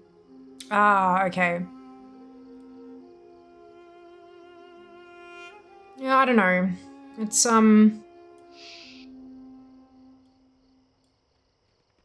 see, I think it's kind of difficult, speaking from like a compensation view, right? So, like what I was saying would be he'd be the most expensive cast member because of where he's at is in his career compared to all of the other cast members, right? It's a point of fact that your time becomes more expensive when there are more people fighting over that time. So if you only have a week to work and there are a bunch of people offering you $100 a day, but then someone offers you $300 a day, you go with the 300 and now your time is worth $300 a day kind of thing. And as more people and more people and more people want you, it's, you know, the whole joke about how much you'll get out of bed for kind of thing. That's how your time is worth, like how your time is valued, right? So considering everything that he's done since Community and his position in the world at the moment, he would be the most expensive cast member. Yes, you could make it that he, you know, only have him on set for a shorter amount of time so that he gets the same amount as everyone else does for doing the whole lot sort of thing, if that's your budget. But the other side of it is if you're comfortable enough with stuff, do you have the ability to say, actually, I will do this job at a significant pay cut because it's a passion project? The artists themselves is often not in charge of that decision because their agents and stuff have to take a cut. If you can negotiate that actually, you know, I will give you your regular cut, but take it from my other earnings kind of stuff and all that. Like, if you can do that sort of negotiation, then maybe you could get that happening, but it's, and then, you know, if you've done that job at such a low rate, does that then devalue you for, and then other opportunities won't pay you as much because you did that for that low? Like, it's a whole schmozzle of crap. All that stuff. So it'll be interesting to see how it plays out. I hope that he has a bigger role in it than just like, you know, one little scene kind of deal. But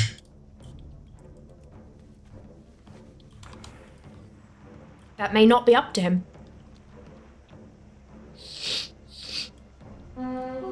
May not be up to any of the actual creatives. It might be up to the bloody financiers. The Alliance has cobbled together their own. You just the remake of Mr. and Mrs. Smith and tours as Childish Gambino. That's it, right? As you've said, Fear, busy, right? Yeah, very busy. Must be destroyed. Busy. Schmuzzle, isn't it a great word, Mark? I love that word. So nice.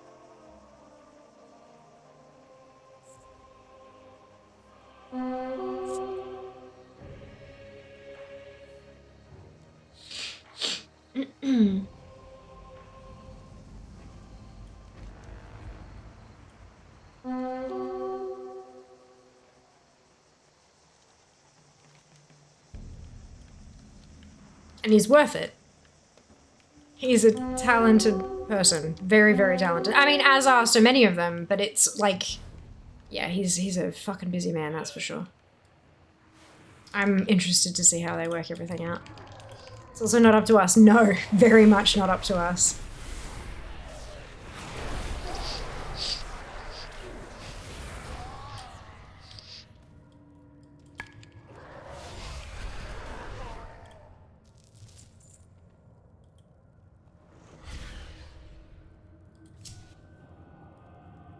It's not counting up my attempts and it's making me very angry. Which sucks. Yeah. I'd rather fewer things be up to me though, honestly. I'm okay not having creative control over this decision. I have too many other decisions to have creative control over. Which sucks. Oh dear. It requires world quest to be active to get the loot? No. Mm-mm.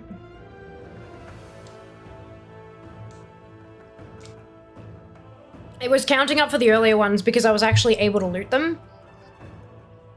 And it gave me Azurite, which dropped off the body. Like, the body sparkled and it gave me Azurite. These toons don't have their necks. With a buck. So I'm the one I've been killing for the last hour or so.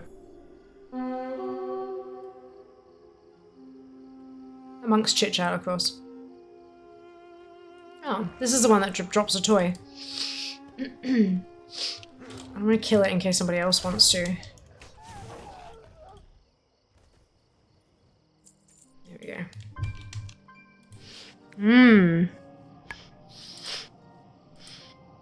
Is it ready to check it, I think? You can, yes. Rarity is checking it.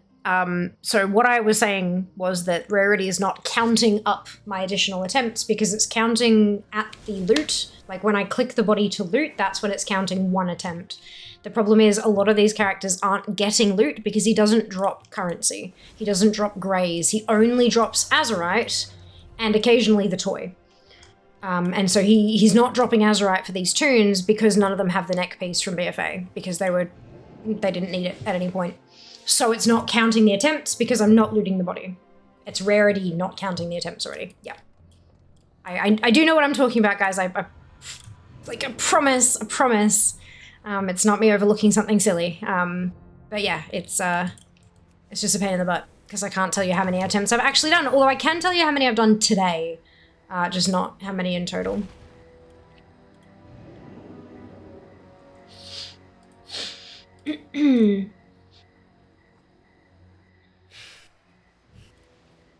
Oh, okay, I need to change the whatsy dover. Change settings the item based on mob kill or make a personalized entry for it. Yeah, I don't really want to do that. I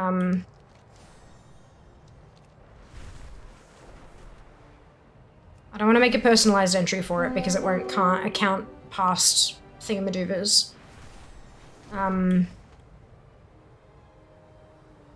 I didn't... Need help? Farewell. Can you change the ones that are... I know you can't change the ones that count based on the statistics. You have to make a separate entry for those ones, which is a pain in the fucking ass.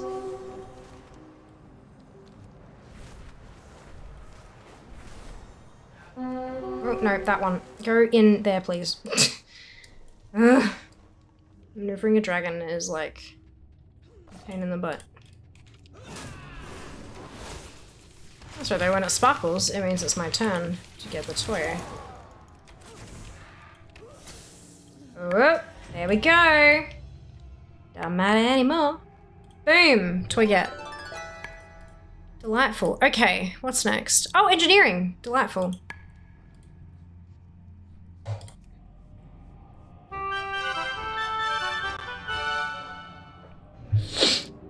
So you can full name of the toy in chat. Nah, I'm good.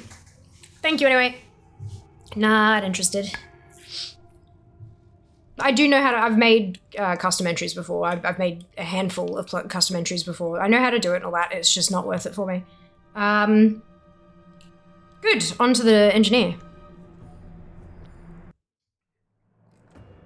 This one.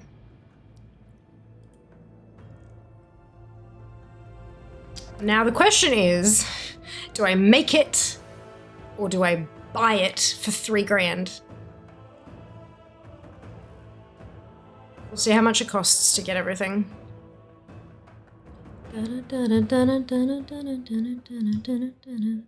I ate a whole pack of Pringles earlier today, and now the roof of my mouth is like salted off. You know the feeling?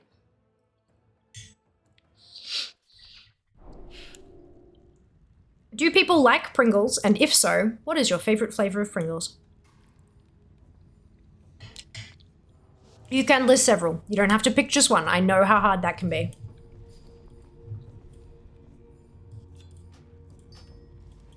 All right, firstly, can I make this?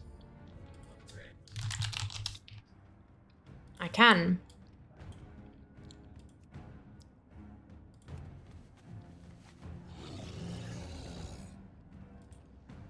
Have anything ancient to trade? Oh. Used to be at least 2 centuries old. Oh my god. Can I type? No. Generator North Rend. Okay, so it's 4550 4550.51.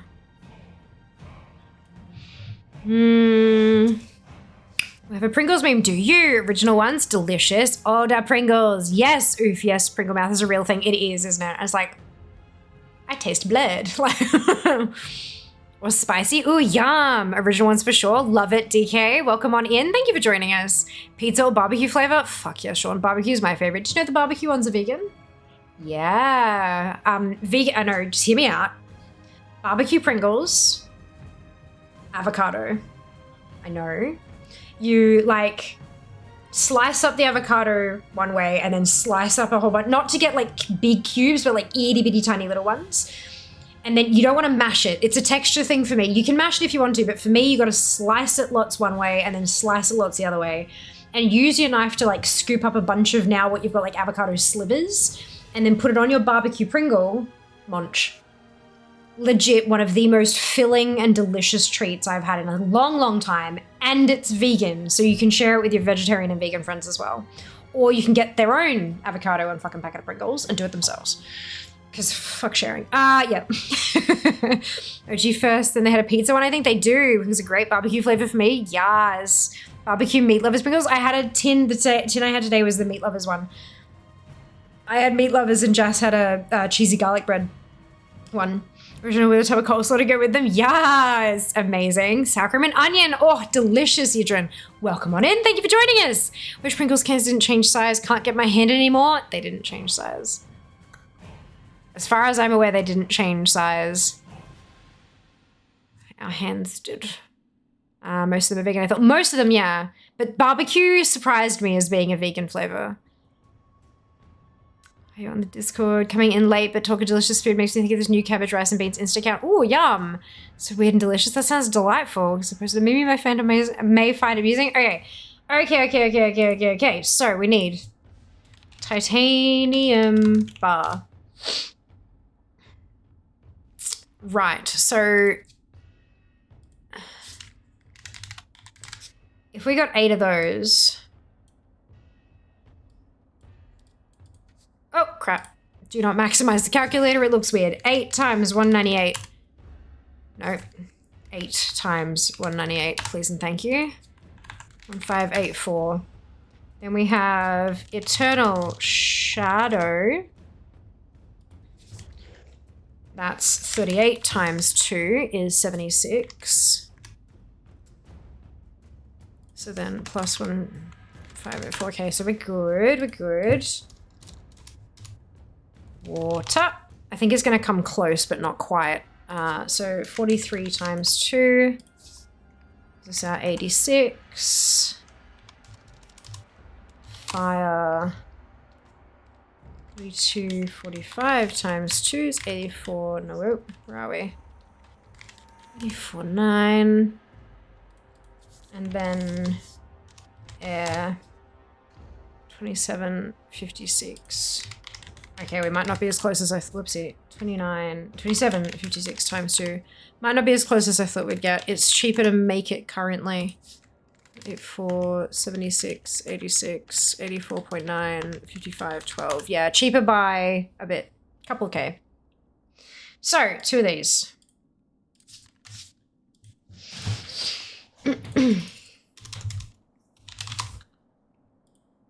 Eternal Fire. We're not going to have enough money for this. We're going to have to go to the guild bank.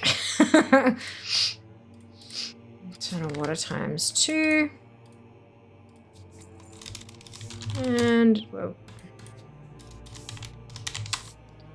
Eternal Shadow times 2. If you find anything exotic, bring it to me.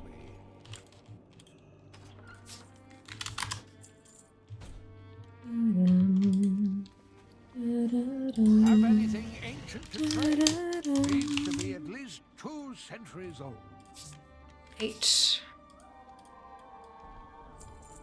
If you find anything exotic, Beautiful. bring it to me.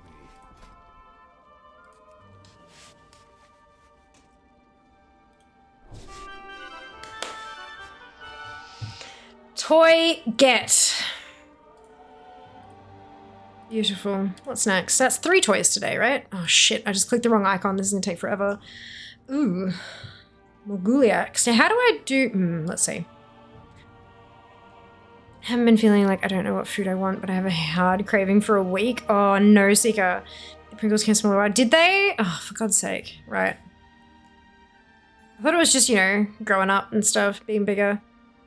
There's a garlic flavor one. I don't know if that's true. Someone ate them all. They're very tasty. They are. Jats or Savoy Jats. Yep. Jats. Just add some sliced tomato, shallots to avocado, spicy sauce. Perfect dip Pringles. Delicious. That sounds amazing.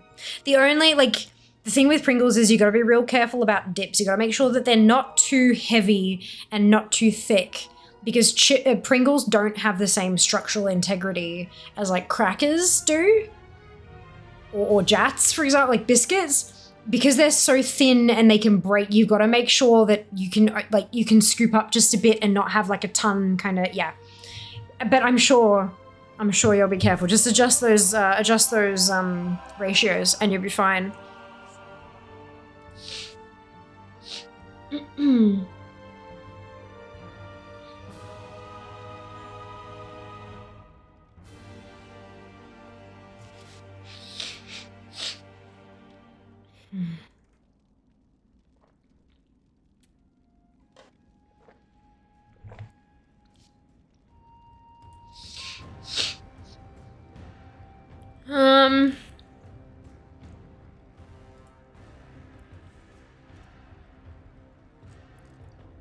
Okay, so it was dropped by Morguliax, Lord of Decapitation, with a 12% drop chance. So let's...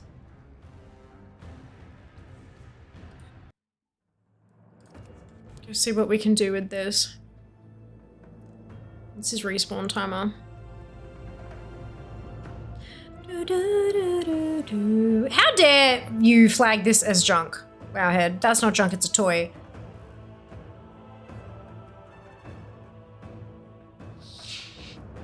He spawned after 49 minutes, so this respawn was likely just shy of an hour.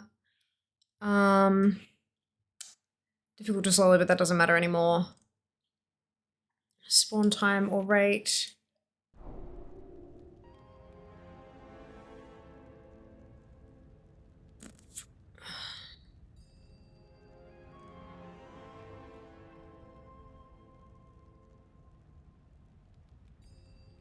There's only that comment about 49 minutes as being an hour respawn, so I'm not gonna wait that long.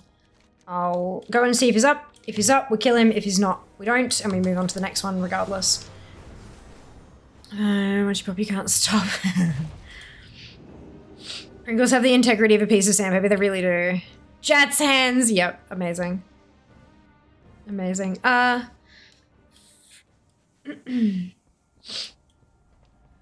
Not just me then. Prefer Doritos to dip their thicker. Yeah, agreed. Wholeheartedly agree. Doritos! What's your favorite flavor of Doritos, folks?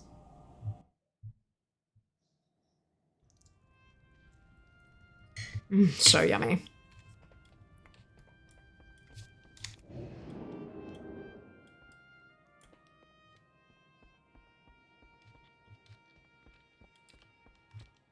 Cheese Supreme dipped in Avo dip.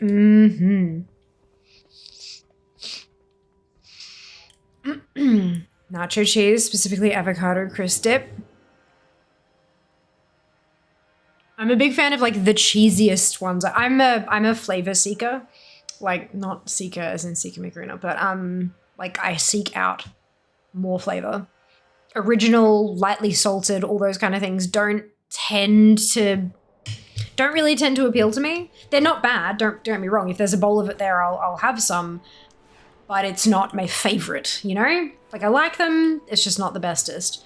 So I tend to go like, you know, like fucking triple butter explosion popcorn and stuff like that. Yeah, I'm very much more flavor good thing.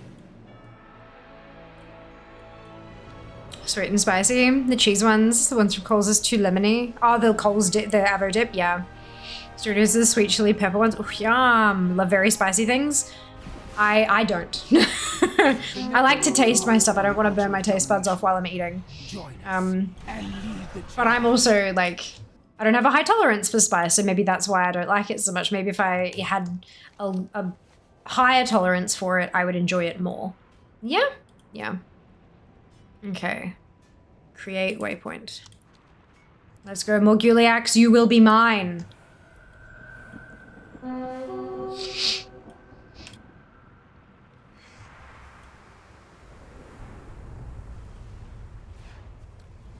There are so many drops here I just do not have yet.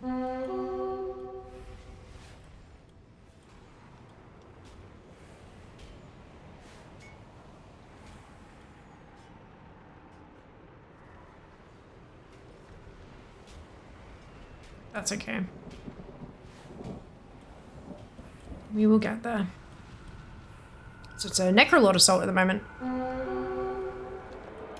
Good. A lot of the drops from like nearby around here, I've got that stuff. But not so much the later, like the stuff that was added later on. So many fucking rares.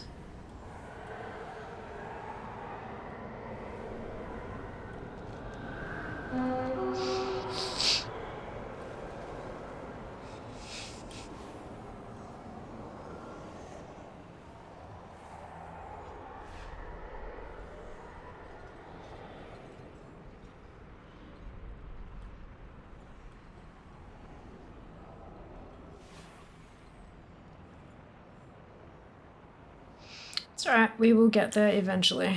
Oh, Oh, my Gulax is up.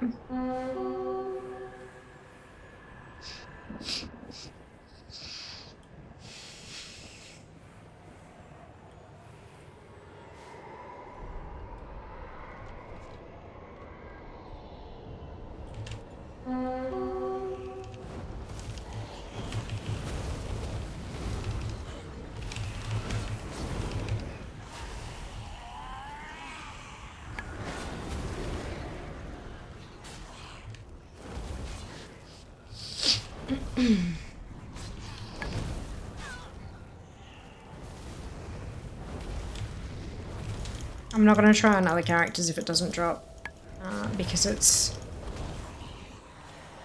Don't need to. Mostly because I don't need to. Is that 4 toys today? 4 toys today. We're not doing terribly.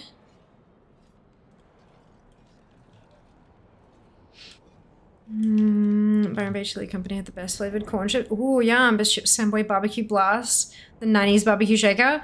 I like Atomic Tomato. Personally. Atomic Tomato is my jam. Light and tasty, like, sorry, light and tangy we'll get, yeah. But Atomic Tomato is where it's at. The vinegar just cannot be beat. Alright, Kunlai. Snuggie is KFC popcorn chicken with the 90s salt and vinegar shaker. Oh my god. Those, like, the bags that they give you with the little sachets of flavor. Holy cow. I will never forget McDonald's salt and vinegar fries. Like, they were just so good.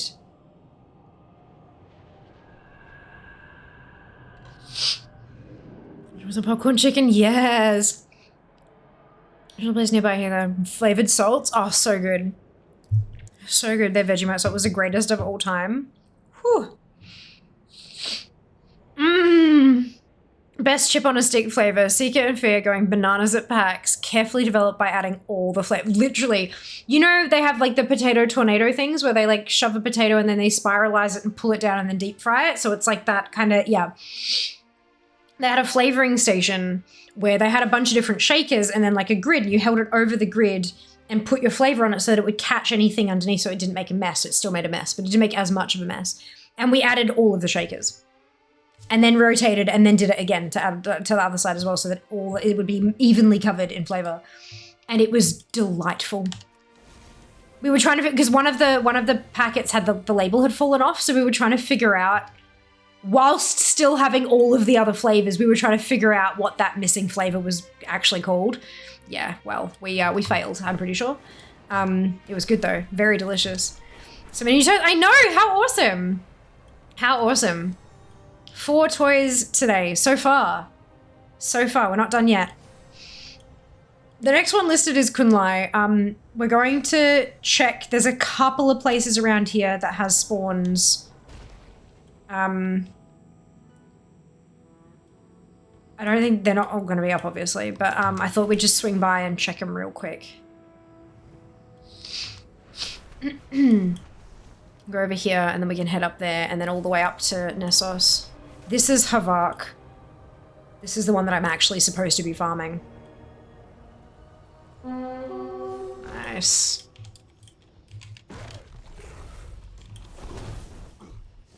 No. It's fine.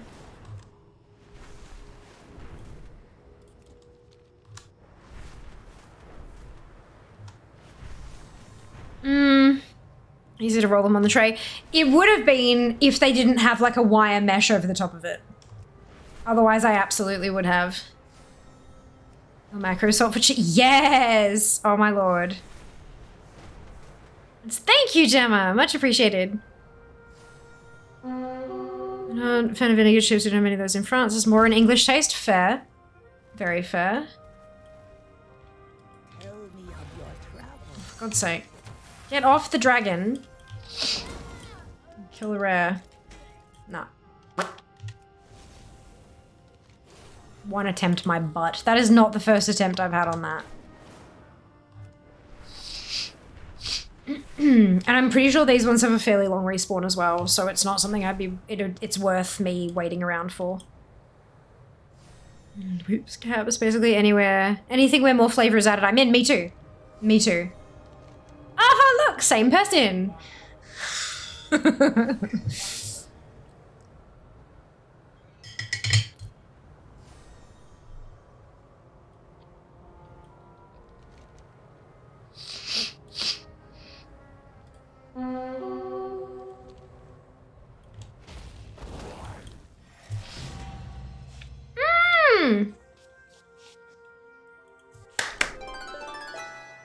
5 toys. Amazing. Okay. I don't want to do islands. My wrath flows freely.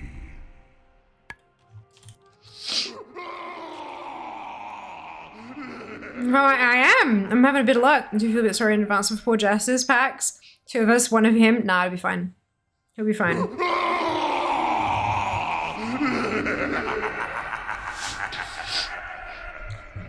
I kind of assume that you guys are probably going to spend most of your time at a D&D table anyway.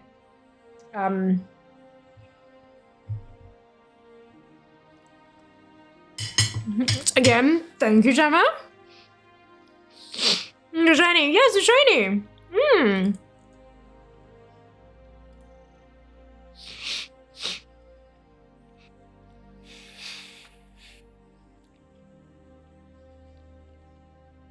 Where's my nature combat? Mission table reward from the weekly island treasure map. Didn't even know that was possible.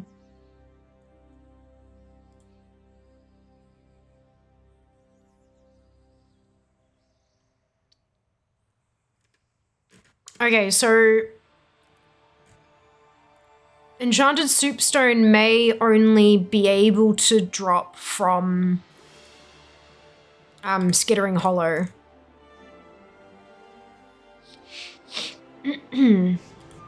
So I might not even be able to get this week.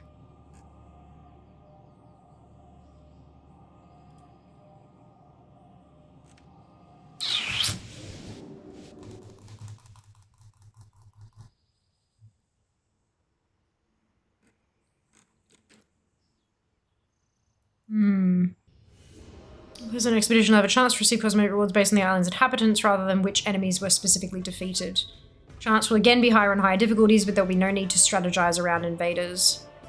The most efficient way to receive cosmetic rewards will be whatever tactics cause you to complete the island quickly on the highest difficulty that you're comfortable.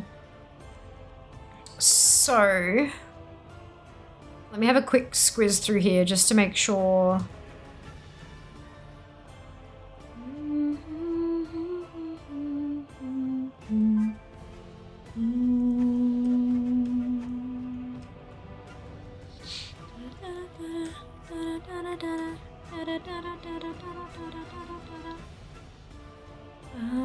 So Trogs.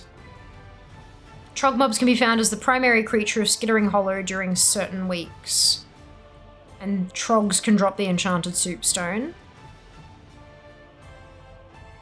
And that looks like it might be it.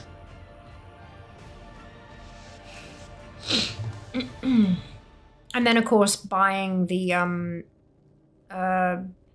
Skittering Hollow salvage.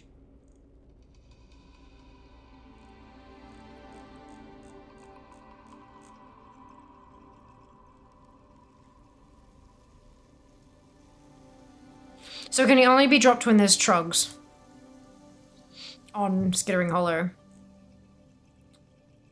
And we don't have Skittering Hollow and there's no Trogs. Let's see if we can get the bag. If we can't get the bag, I'm not gonna do it. Main hotel booking, book now, pay later. Yes, I actually paid up front because it got me nearly $100 off. Yeah. How much time at D&D tables? We do this so regularly. We want to do it someone else's way. Well, that's what I thought, like, now that you guys are actually doing something semi-regularly, maybe there won't be as much of a need to do it at PAX. But then my other thought was, yeah, no, probably not at somebody else's table, But I bet y'all are gonna find a fucking picnic table and do it yourselves in person or something, no doubt. Can't fudge the dice rolls that way, you know? I don't know. That's okay. Let's do and get something booked. Can I find something cheaper? Yeah, for sure. I was just listening at the place I went without docs. The place in stream, of course. Whether or not suddenly come face to face with people, I don't know. Very true.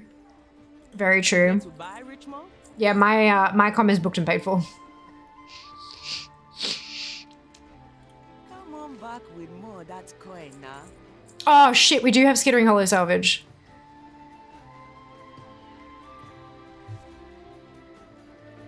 This is Ungol Ruins, Skittering Hollow, the Rotting Mire.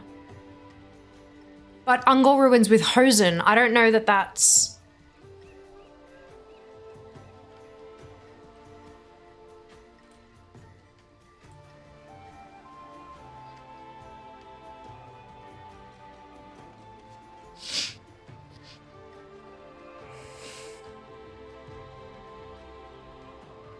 I don't think Rarity can track that properly because all it knows is Island Expedition, not particular islands and stuff like that.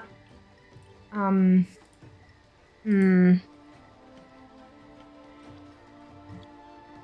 know, Pax to Seek a Fear, romantic date, all the panels, all the pictures. Fucking oath. What, like, goddamn, we're gonna get... Holy Jesus. I noticed something. I've noticed something. I've been so, like... You know, with what I'm posting, it needs to be, like, recent, it needs to be, like, up to date and stuff. People don't want to see shit from, like, months ago and stuff. Every time I open my app, I'm getting particular creators. There's a couple of creators that are usually near the top of my feed when I open Instagram. And they've been posting stuff from, like, 3 or 4 months ago. Just, it's one post every single day, and it's just, like, a single photo, but it's a photo that may have been taken not recently. Like from a big event that they've been to in the last 3 or 4 months kind of thing. And I'm like, maybe this is what I need to do. Maybe I just need to post throwbacks always. Like if I don't have something to share a throwback. Like always. But that means I need to actually capture throwbacks as well.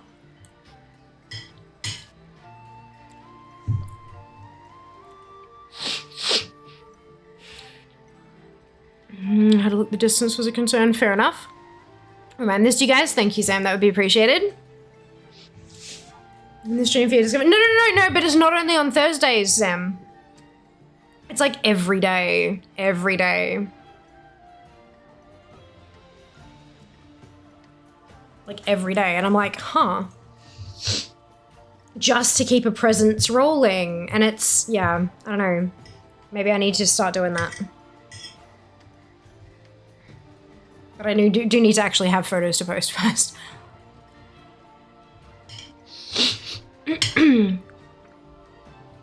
On the weekend, I just need to go through my camera feed and group things up and just schedule a bunch of carousels. Like I'm not doing islands. I don't want to do islands today.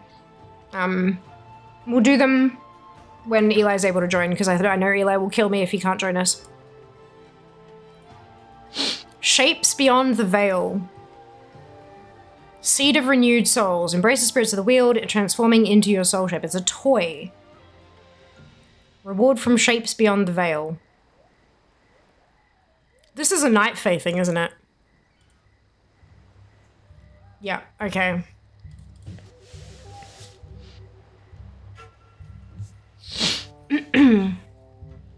What chat decide for today? Toys, cat. Toys. So I got my 4 island boxes, got 2 of the toys I needed, so it seems like they have a high drop from the chest. Oh, that's awesome, Jam. Congratulations. Really not a big fan of old content that isn't clearly labeled as such. Too often it's not obvious, then you feel tricked halfway through. Tricked? Why would you feel tricked by someone having a selfie on Instagram?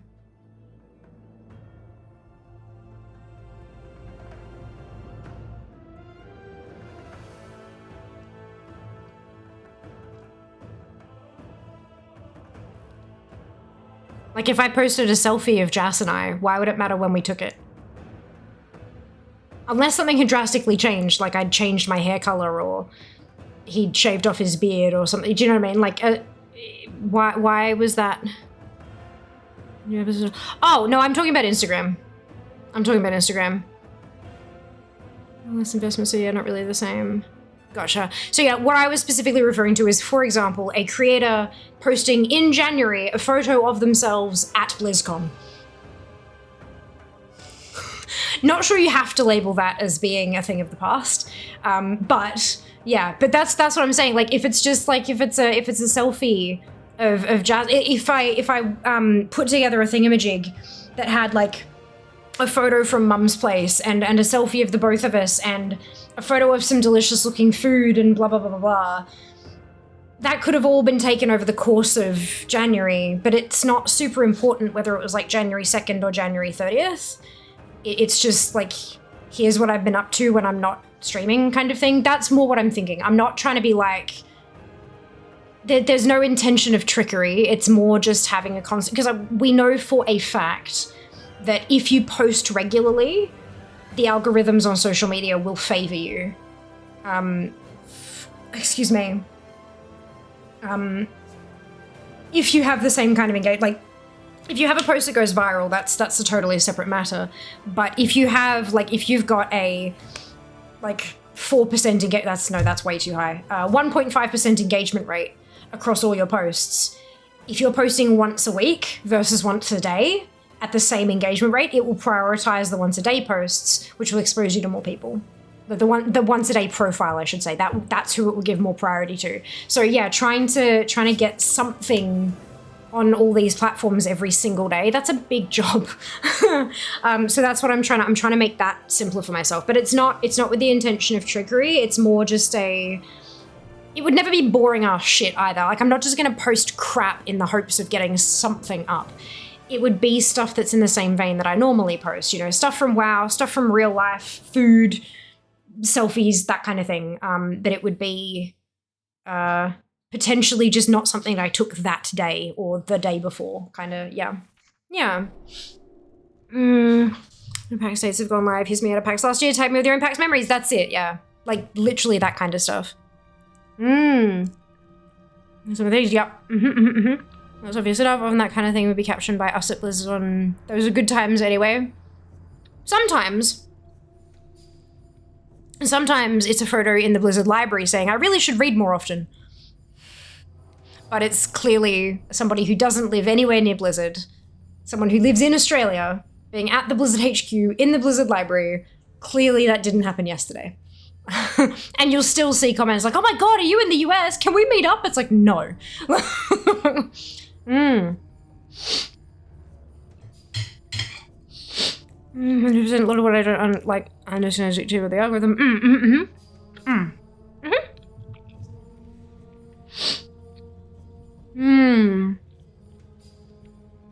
That's it. Don't think it's necessarily safe or appropriate to post stuff at the exact time, personal location. Anyways, that's it. Yeah. Yeah, it can be a little bit... Look, not everyone has their head on straight.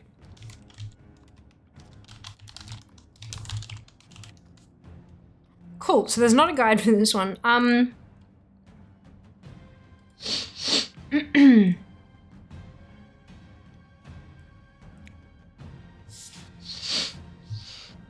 Exalted with a faction, have 80 renown, have completed the campaign. Maybe this has to do with how many shapes you've unlocked. I cannot see the quest.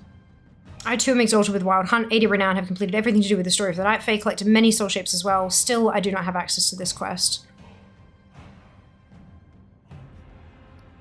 Need to gather 10 soul shapes to unlock the quest. And 6 of them, gathered all the anima I could from alts, managed to buy 4 soul shapes from the Quartermaster of the Shroom Ring and 1 from the Night Court. At long last, the 4th one was the one to go. It does not matter how you get them, you need to unlock 10 soul shapes and Lady Moon will give you the toy straight away. Cool, so we're getting some shapes. Do I have any of these silly questy doodads in my bank currently? No, they call them souls, don't they? Oh, for God's sake, they've all got soul in the word! Because they're soul bound. My lord. Okay.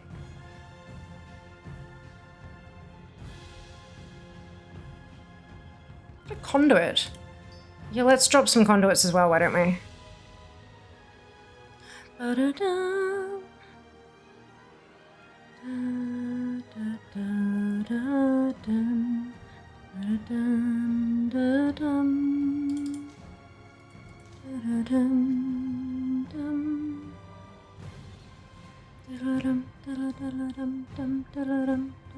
Okay, I think that's...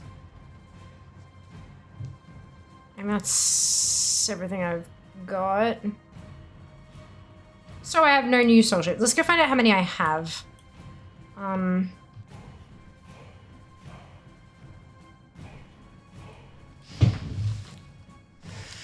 we can find out from there.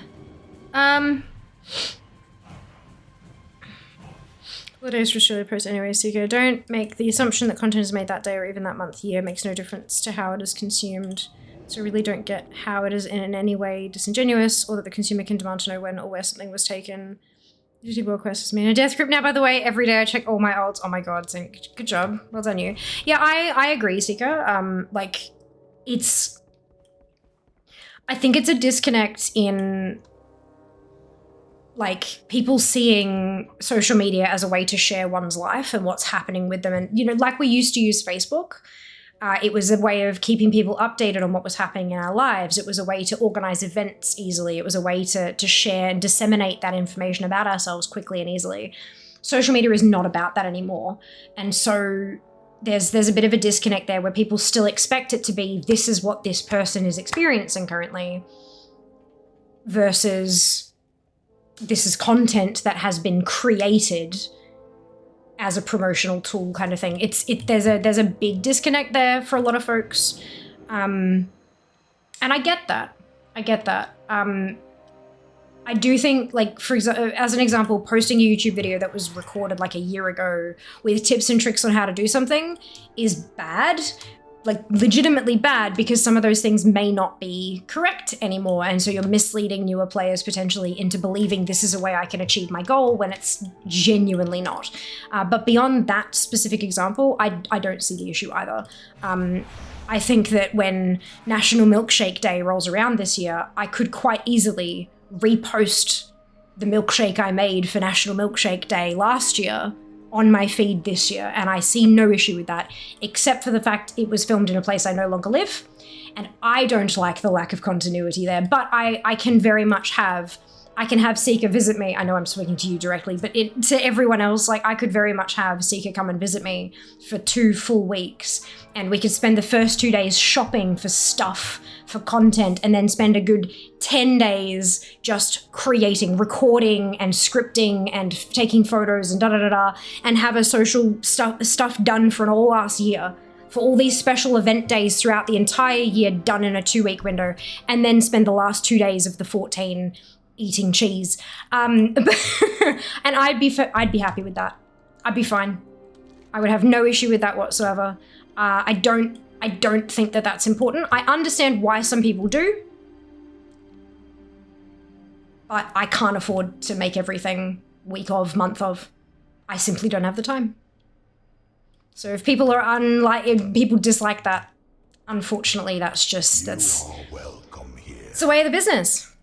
Night Mike, indeed. Enjoy, Mike. We'll see you next time. Hello, future Mike. Yes, I think having an expectation of knowing what the person is doing and when the content was made toes the line on parasocial expectations. It could do. It could do, yeah.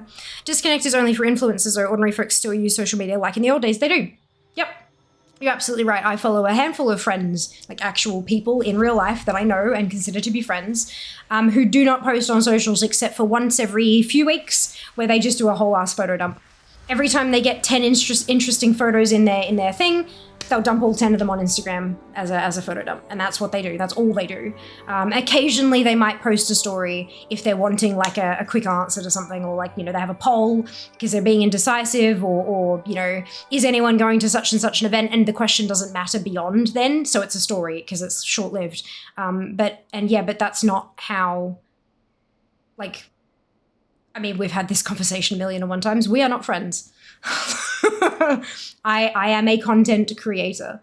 That is what I do. It is my job. And so my feeds are going to be far more curated than a mate posting what they're up to on the weekend. Good morning, Stella. Welcome back. Sounds like that is based on experience. 2 weeks of us eating cheese, absolutely. Though we haven't done that yet. Note the yet. We have discussed it at length We have discussed doing a content creation period of time. The thing is, Seeker has a full-time job and a spouse and squids. Multiple, like plural. So Seeker does not lead the kind of life where she can take 2 weeks and go fuck around with a friend interstate. That's not how that works. It doesn't work like that, unfortunately. But it is definitely something we've discussed doing as like a shorter, like a long weekend or something like that. But not while I'm living here. There is an extremely limited amount of stuff I can do in this house. I need to move first. But once I move, yeah, I'll bet your asses we're absolutely going to be doing that. And half of the content will just be, like, half the content will be selfies of Seeker and I with cheese in our mouths. And or bubble tea. A lovely day. You too, Wings, you too. For me, it has nothing to do about when or where it was done and more about re-seeing things I've seen before when I was expecting something new. And as mentioned, I don't feel like I'm owed anything, I just don't like it. Yeah, fair enough. Fair enough. So... This is not me grilling you. This is not me interrogating or anything like that. I'm genuinely curious about your mindset and the thought process here. And so I would like to know. And if you're not comfortable answering, I completely understand. But if you are, if you were scrolling through your feed and you saw, let's say an image, because a video I can kind of understand because it takes a certain amount of time to watch. And so if you're watching, you'll be like, hang on a second, haven't I seen this before? But if you saw an image, yeah, even if it was an image in like a series of 3 or 4 as a carousel and you swipe through and you go, hang on a second.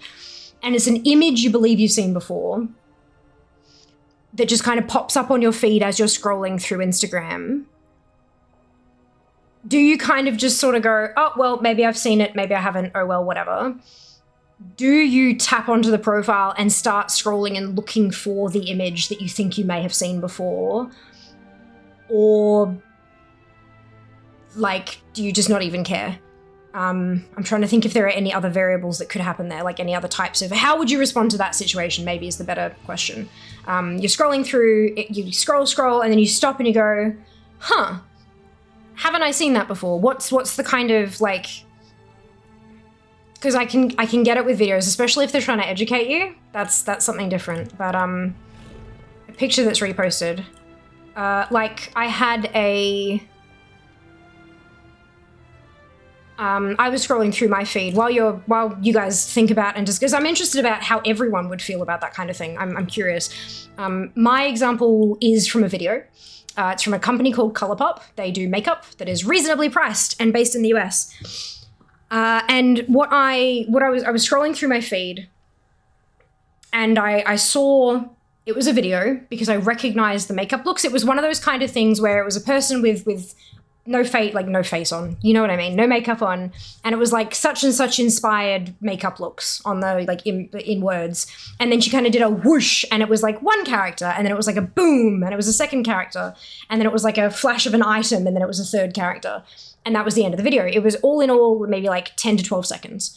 And I was like, I recognize these. I think I've like, this must be an old video. My feed must have reshuffled. And I scrolled down and I saw the date and it was like yesterday. And I'm like, no, I could have sworn I've seen this before.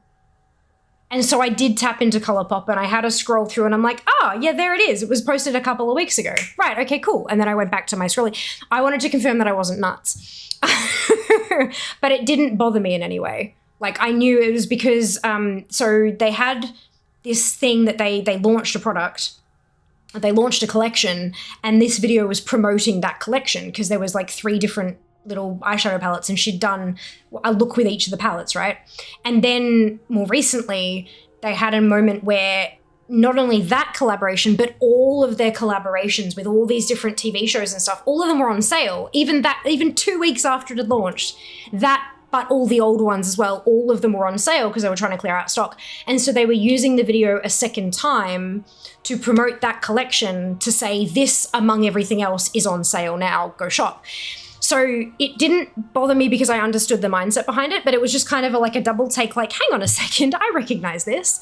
So yeah, I was curious as how other people would respond with that kind of marketing and stuff. It's interesting. Excuse me, but my Battle.net says we are, in fact, friends. And sadly, neither Fia or I 100. You didn't win it either, Seeker? Damn. Drat. Cheese and bubble tea? Fuck yes. Cheese foam on the bubble tea. Best of both worlds. About to ask the same question. Unfollow isn't an option. Oh, don't try to catch people. No. Sorry. I didn't mean. No, that's not what I meant, but I understood. I understand. Yeah, definitely not what my intention was. My apologies, Sync. The face where there is no face. Yep. Buffalo Bill style, no skin. Oof. Can't how dare remember. Oof. Gross. Don't like. Is this purely on pictures? Just I don't notice if I watched a video multiple times. Yeah, fair enough. That's valid. If you don't notice, totally valid. If I do get a feeling where someone is posting more unlabeled reposts than new content, probably stop checking their stuff out. Throwback filler to keep things ticking over between new content. I wouldn't mind at all. Interesting. Okay, cool. It would have been set if I won. You would have been one of the first to know, be on your doorstep now. Be like, why is my doorbell going? Why is there a seeker at my door? I'd be like, oh wait, hang on, I know why. Yep. Pack up the PC, we're going to Fortress. Gotta have a celebratory night, right? Actually, no, probably be Lucky's. Alcoholic bubble tea, need I say more? Actually, good bubble tea too. So that, but you can celebrate before it happens. To buy it? No, because you wouldn't have the money yet. You'd be spending what you have because you know you're getting an injection soon of cash. So you'd be like, you can still celebrate even though it's not in the bank account yet. Fuck, if I won the lottery, nobody would know. Not a soul. Like legit, I don't even know if I'd tell Jazz. I would probably eventually have to tell Jazz because I wouldn't be able to keep it bottled up, but it would be a very serious deal. I am way too... How do you check how many soul thingies you've got? I am way too paranoid about shit and careful and like good with my money stuff. I just couldn't. Not the roots, the canopy. Well, there's nothing up there. Can you... I serve the queen. Mostly I'm not too bothered about reposted content, especially if it's images. The only thing that bothers me really is something that constantly reposts the same thing. Yeah, no. I have actually done that a couple of times because it was an accident and I posted it thinking that my app hadn't automatically posted it when it turned out, in fact, actually my app had automatically posted it and now there are 2 posts and now I have to delete one. Yeah, that's happened a few times, but never intentionally. I'm so anal with this shit. The mods can fucking, like, they can vouch. If I'm posting, like, Twitch clips, I have dates that I've posted them so that I don't repost it too soon. Like, yeah.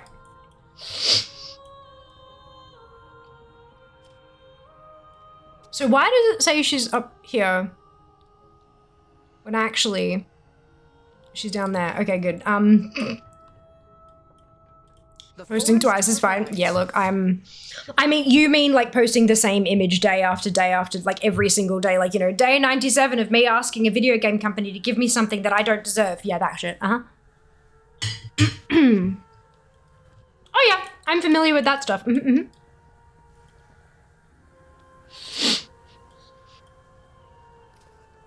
need your bank details. Why? Because you're about to receive a gift. Tell no one. Here's a signed and witnessed stat deck saying this is a gift as a receipt.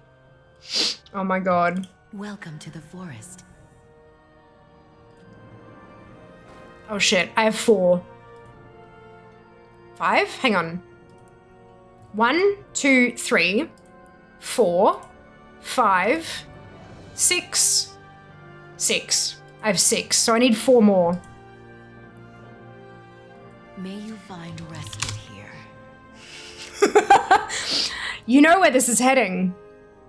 No, not that one. This one. I have 8, apparently.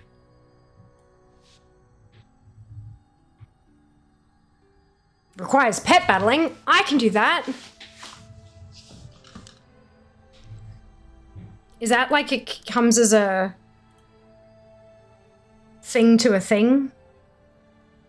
Usually they're like it's a what's it for a battle, for a pet battle. which doesn't seem to be here at the moment. Oh, excuse me. Hang on, can drop from the last boss from any WOD time walking dungeon with the Night Fae Covenant active. Gross. Has a chance to be listed as reward for players of the Night Fae Covenant from Pet Battle World Quest. Switch to Night Fae Covenant, use ATT World Quest to see if it's up. Danger. Danger. Spreadsheets. Yep, that's it. I'm gonna post things twice. I would send a formal complaint. You bloody would too. There's a few creators out there that will send out a tweet IG like 10 times over 2 days for a specific thing. Oh, I feel bad about doing that. Like, I understand not everyone will see the same tweet, and so sending out multiple is like the way to kind of get more people to see it, but I just, oof, no, I feel bad. I feel gross about doing that stuff.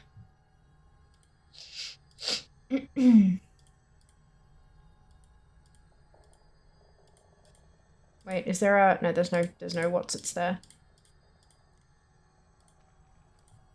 Shaping Fate. Morgus doesn't have one. Grabs. Special. Okay, that's fine. So that's fine. Cat soul.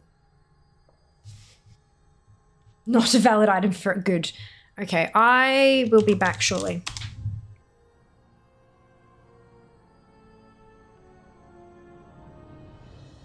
Run away, little girl. Run away.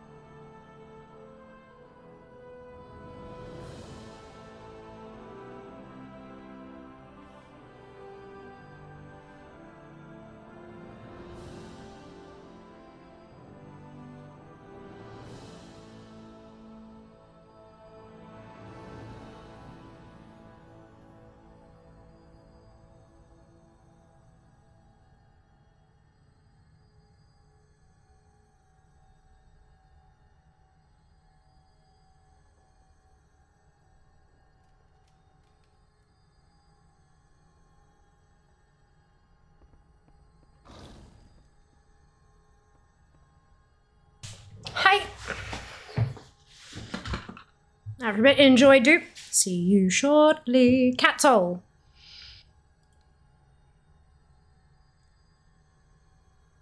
Comments. To get this, you must slash soothe a lost soul on top of one of the great trees of Ardenweald.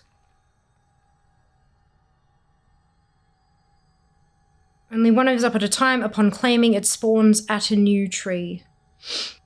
At the very tops of the great trees, in the center where the branches meet, and you can't fly any higher. Copy all TomTom command.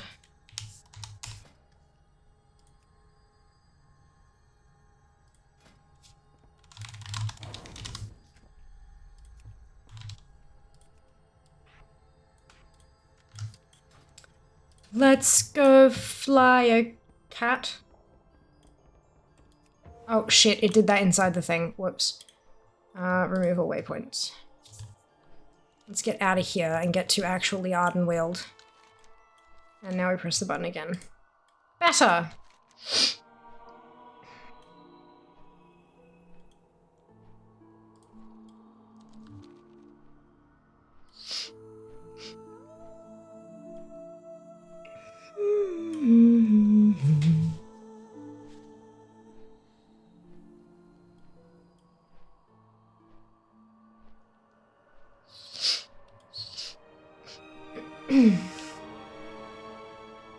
Nada. Next one.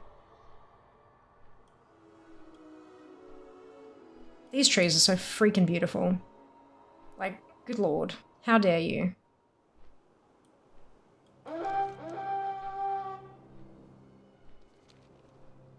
What's that? Desiccated moth.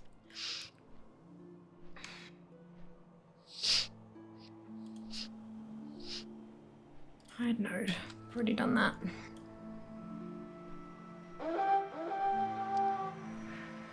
Large lunar light pod.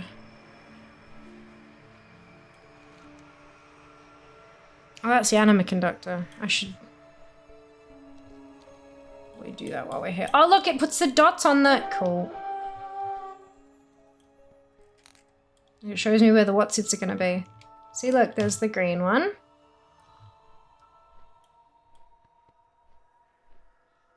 There's the red one.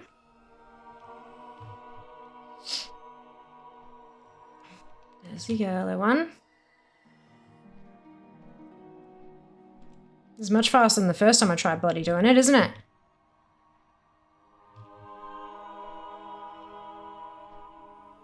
The purple one. Although they were all very, very close this time as well, so that's nice. Cool. Brilliant. Cat salt. Ah! It's actually on my map! Goody. I forgot that this actually tags this stuff.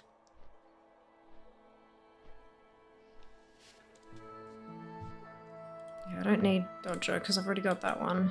We need to get the Gorm infestation under control. Perhaps some of my magic can help you do it.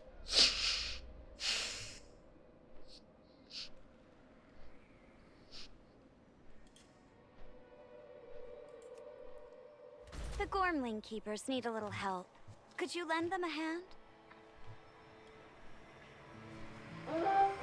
Lost soul?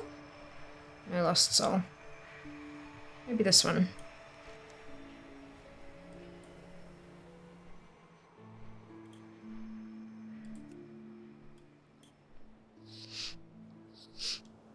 Swollen anima seed. How have I not done this one on this one? Nope. There's 2 left that it could be in. Let's probe it. Whoa, let's not. Yeah, I'm pretty sure he did that and started a bloody war. I don't think that surprises anybody.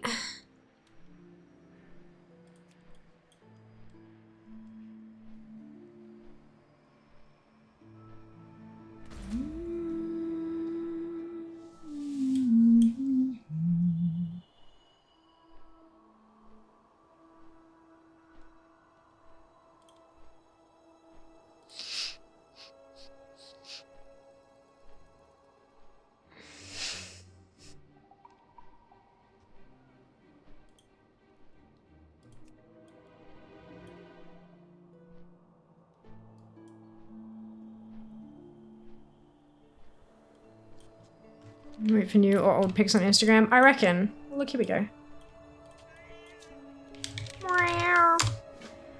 Done.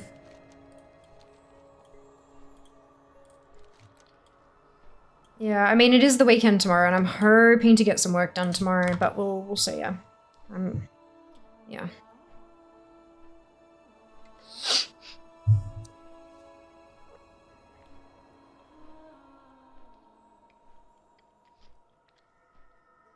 I'm hoping to get some simple stuff scheduled so that when I'm able to do more involved stuff like videos and things like that, that I can just kind of take something that's not time sensitive and shuffle it to like next week and put in the thing that I've worked on like sooner. Does that make sense? But having something to go just in case I don't get around to it is important. Okay, well that's another one off the list, but I'm still not getting the toy. Cat well-fed soul. After obtaining the cat soul, grab a spectral feed located at Blah in Revendreth. Then return to the heart of the forest with it, go to the Queen's Conservatory portal downstairs, find Ma-O next to the portal and meow at them, use the spectral feed from inventory while targeting them. Good.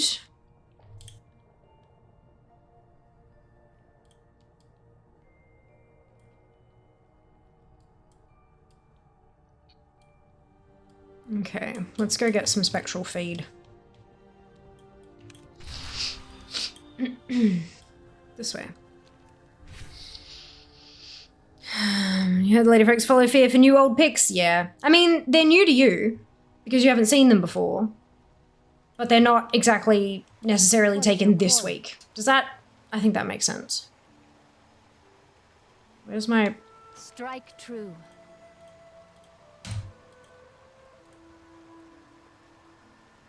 So, like...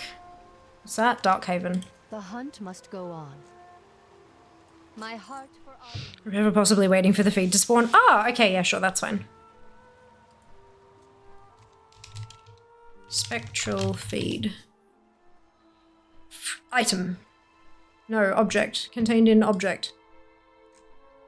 Comments 2. Also used for the chicken soul. Read forums that said the food would stay spawned for a minimum of 10 minutes. I found that not to be the case. It's only able to get the chicken soul. We'll have to wait for the Ma-O.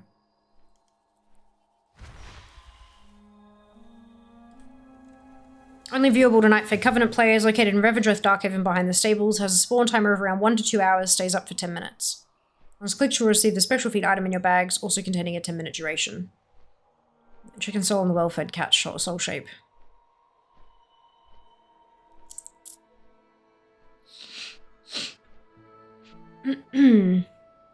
So it's every 1 to 2 hours for 10 minutes, so it's not a great strike rate. And it might be better to do the chicken soul first, because I've got to do that within Revendreth, so there's more of a chance of it staying up over the 10 minutes.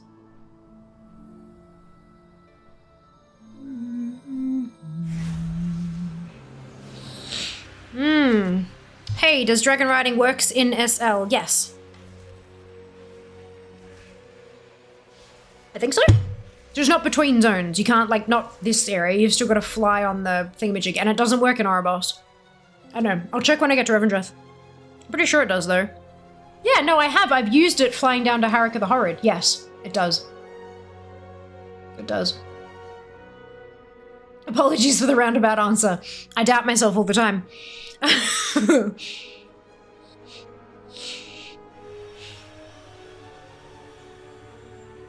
No, and not in the mall. Yeah, works everywhere you can fly. So there are some places you cannot fly, and therefore you cannot dragon ride either.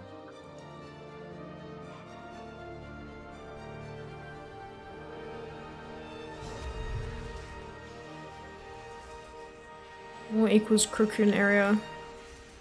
Huh?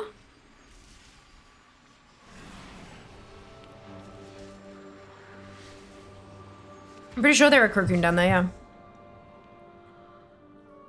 Yeah, like more Korthia. Nah. Because those, you can't fly in those areas. Therefore, yep. You can ride the mount as a ground mount in the mall though, yes. Like any other flying mount. You can run along the ground with it, but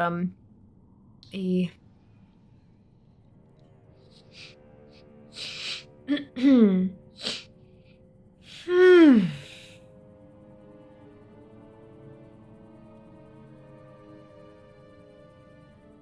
is an Argus? Oh! Yeah, but you can't fly in Argus either. So you can't dragon ride there either.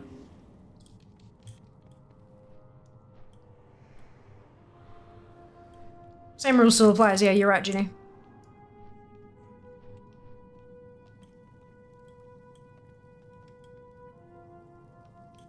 I don't know what it looks like.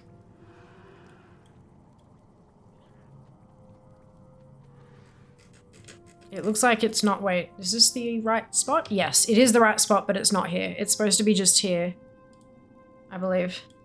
And it's not. That's okay, move on to the next one. Chicken soul was next. Anyway, Chipper Squirrel Soul.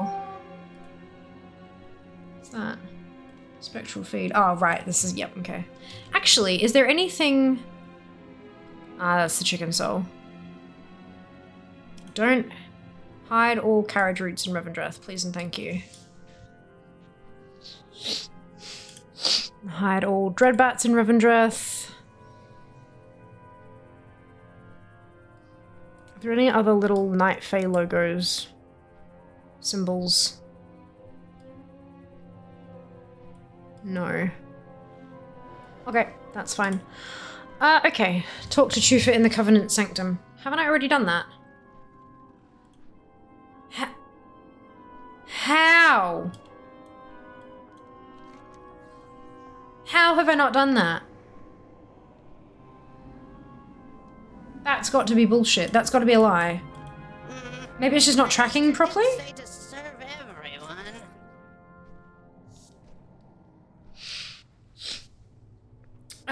Karina isn't more is what I was getting at. Oh, gotcha. Yeah. Actually, anyway, looking for achievement. No, looking for toys, Cop, actually. There's a toy that you can get, but you need 10 soul shapes to be able to get it. So I'm trying to collect a couple soul shapes to unlock the ability to grab the toy. Yeah. Hello, Eli. Hope you're enjoying your lunchtime. Kind of looks like a bag of greasy on the ground, and it's blue and glowy. There's a screenshot of it on Wowhead, so I just pulled that up. And because it's a screenshot, it also shows precisely, like, it's on the corner of this bit, looking at this bit of the building from that angle, like, it helps with the positioning. So it wasn't there, but that's okay. Another thing to camp. Fuck. There are too many things in this game that require camping, which is just not interesting to do on stream. Eventually, we're going to run out of stuff to do, and we're going to have to sit here camping things while I knit. And you're all going to be happy about it.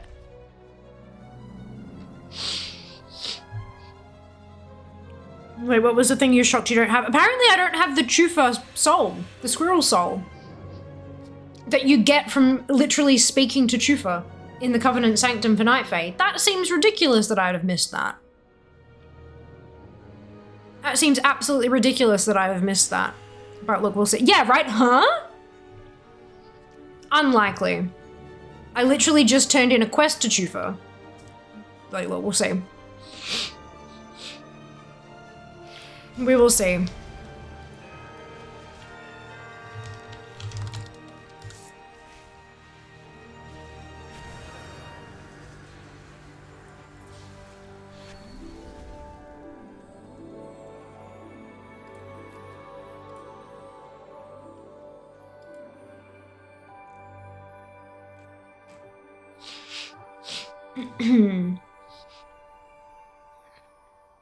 Is there a guide?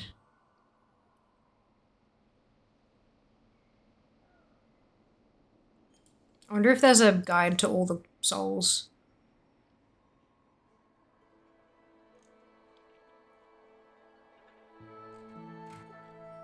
It's really hard to search for guides on Wowhead because it's they're not necessarily named particularly well.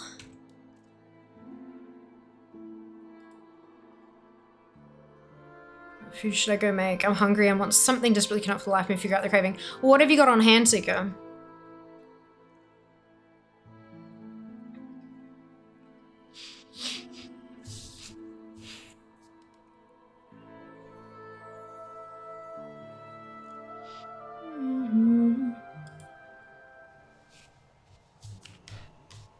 Uh-oh. Oh, good.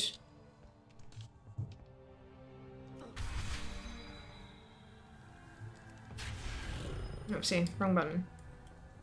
Oh well. Hello there.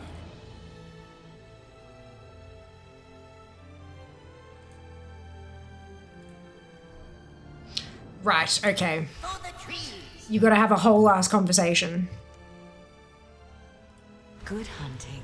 So what I got? It says 10, but I've got 1, 2, 3, 4, 5, 6. Oh, it's not listing.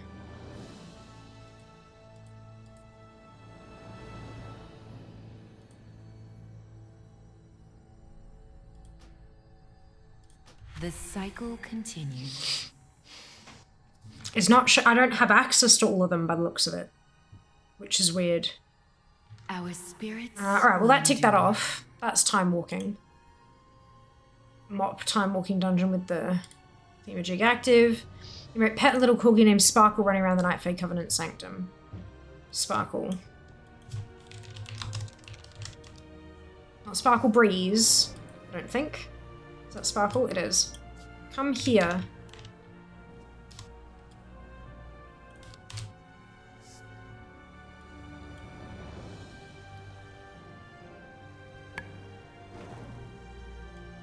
Give.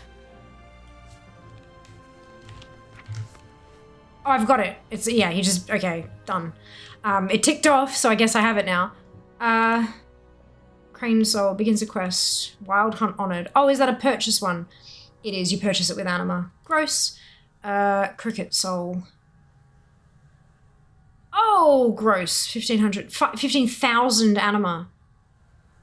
Can it drop or do you have... Gross. That's nasty. No wonder I need 1.4 million anima. That's disgusting. Oh, Tazavesh? No. 20. Nope. Water, it's water, you're dehydrated. Oh god, you're right. I mean, fair guess it was gonna be water. When do I drink? All week I've been suffering because I'm dehydrated. My lips are so crispy. Oh, Sika. And prices are a dick and times 4 because the covenant's more or less, yeah. Yup. Well, no, the 1.4 million is across all 4 covenants because I've got account mode turned on for ATT, but still it's gross. Fishing! Anywhere in the Shadowlands to receive this soul. I can do fishing. I can do fishing.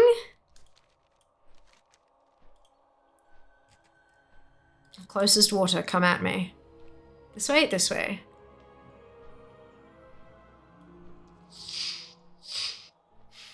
This guzzled half a liter, good job. And now give it 20 minutes and go pee. I'm kidding. So you gotta be dehydrated for D&D. We've got big decisions to make. So you went from dehydration to drowning. It may. It's been the 1.4 million is so high, partly because there's 4 covenant. Yeah, true. True, true. I instantly hit the craving spot. Oh dear, my brain. Oh dear. Oh dear. So what else do we get? We've got Goat Soul. Oh, which is from Callings. Ulpa Soul. Queen's Conservatory. Oh, okay, sure, yep. Hyena. Why is that red? Why does that say... Because red usually means removed from game. Shadowlands. Oh, it's from Mythic or Mythic Plus. Right, so I can still run Mythic dungeons for it. Jormanja would be... Yep. Can drop from any last boss of each dungeon. It's Wrath Time Walking. It's a Jormanja, of course it is. Kodo Soul. I've got that on a couple of tunes, I just haven't turned it in yet. See, look, Lower Luna in her bags. So it's any cat at time walking dungeon. Leonine, Quarter Night Vendor, so that's another 1,500 anima. Lupine, another 1,500 anima. So many souls.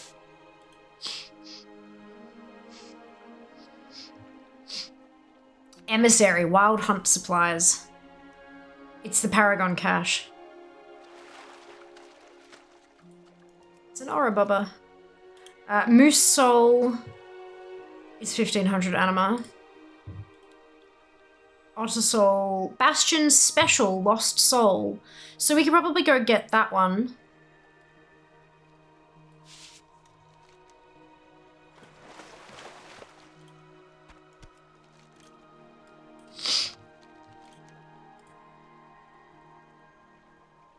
Yeah, Otter Soul. Hug the Lost Soul swimming in the pool. Okay, so we can Otter Soul. Owl Soul. Legion Time Walking. Owl Cat. Sanctum Hod.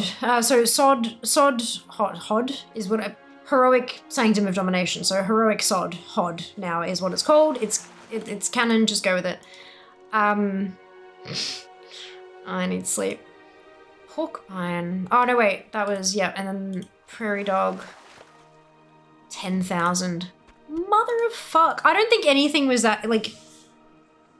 I don't think anything was quite 20k from Venfair. I could be wrong. 25,000. Fuck me. Where's the oh, that's DOS. But that's farmable, that's on normal, so I could farm that on normal. Tazavesh Vendor's Shopkeep. I gotta pay for it with lockboxes and 735 gold. That's cute. That's cute. Mystic Rainbow Horn. It says... Oh, so it's from a rare in Ardenweald. Mystic Rainbow Horn. Where's... Oh, wait, hang on. Where's that? I've got that, so I can hide that node.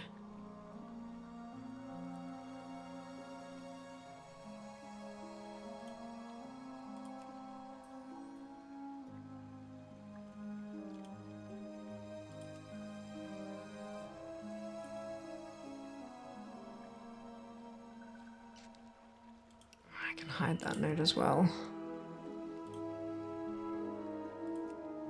Oh, I don't want to have to hide all these manually. Oh, I didn't fish. Whoops. Wolfhawk Soul. Okay, so there's a...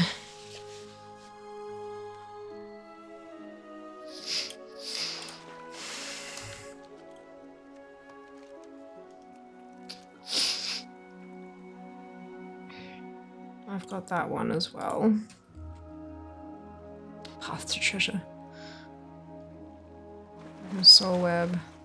That was for making the mount, right? Ooh. So I don't think I need that.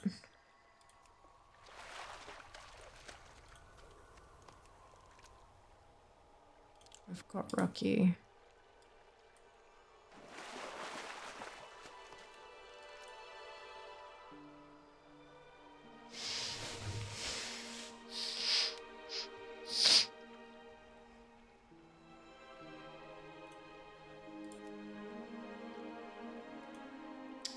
Needler.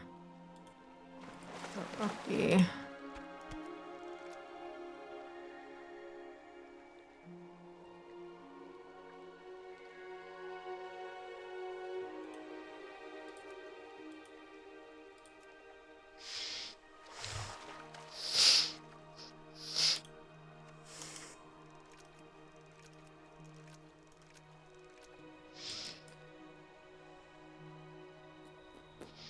Reddish think. People feel they drink water. So there's something special about it. Oh, my book. It does still count. Excited. And dehydrated. Oh, goodness. Still haven't got the mammoth soul ever. Camping the other can take a while. What was the mammoth soul? What was the... Oh, rare. The mammoth. Yeah. No, that's fair. It's a dagger. That's a trinket. I don't care about that. Oh, it's that one. Great Horn of the Runestag spawns around the zone. Blow it, this will spawn here, then start running around the zone very quickly. That's the problem. That was the special thing about the Runestag. It was the rainbow thing. Because it's Mystic Rainbow Horn. I reckon we can give it a crack. We might not be able to get it, but we can give it a crack. Sarada's mysterious trash pile in Maldraxxus. We can hunt for that.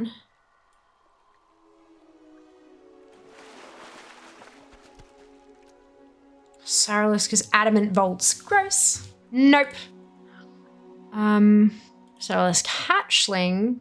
Adamant bolts. Shrieker. Mists. On normal. That's thingamajigable. I'm trying to find like the easier to target, like outdoor kind of ones first. Covenant Callings. Ew.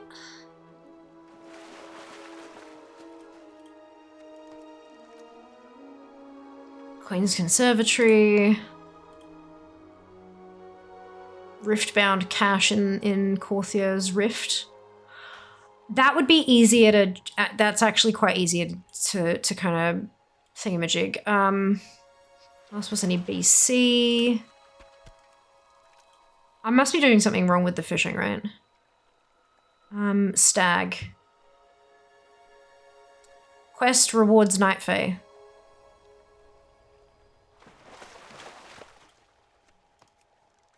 Corthia quests rewards. Let me search this. Stag Soul.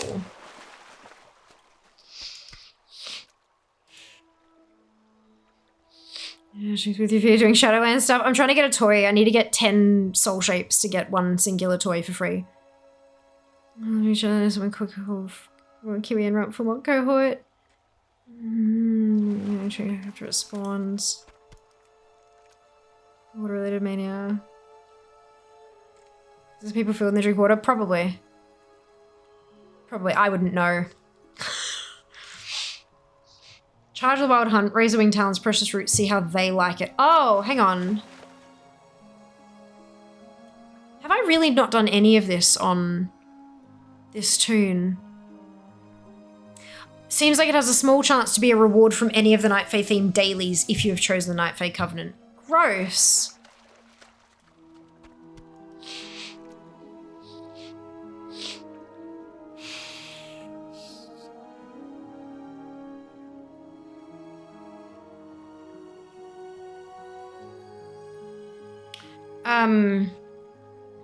Someone got it from doing Night Fae Assault in the Moor.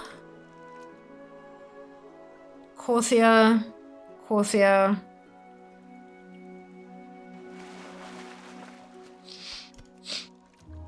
Some people are speculating that you need the full Night Fae Corthia outfit before you can get the soul to spawn.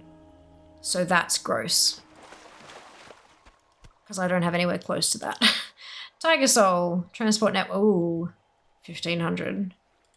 Manu. Sign Soul. Transport Network. Veilwing Soul. Nathria. Heroic or Mythic. Wolfhawk. Scaldvit. Yeah, that's one just around the corner, so we'll go and hit that up. Wait, hang on. So that. Gross. Go away. Give this one.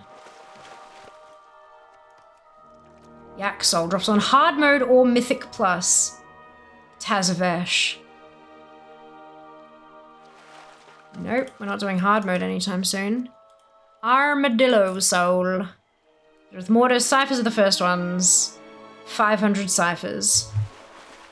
That's... Where's my currency tab gone? Oh, for God's sake, it's broken again. Every so often my character screens will break and I won't be able to see the currency tab. I know I've got a bunch of ciphers on Fear, but I don't think I have many on this toon. Bat Soul, Lost Soul. Oh, that's Revendreth? No, Torghast.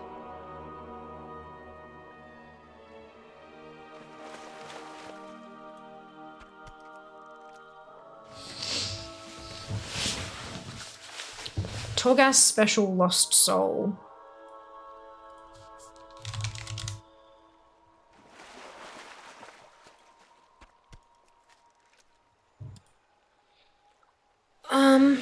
There's a few souls in Torghast. Yeah, but special. That was what kind of... It's not one that you can just buy or gets to drop or... Oh, chained like other regular souls, just freed it for the item. That's interesting.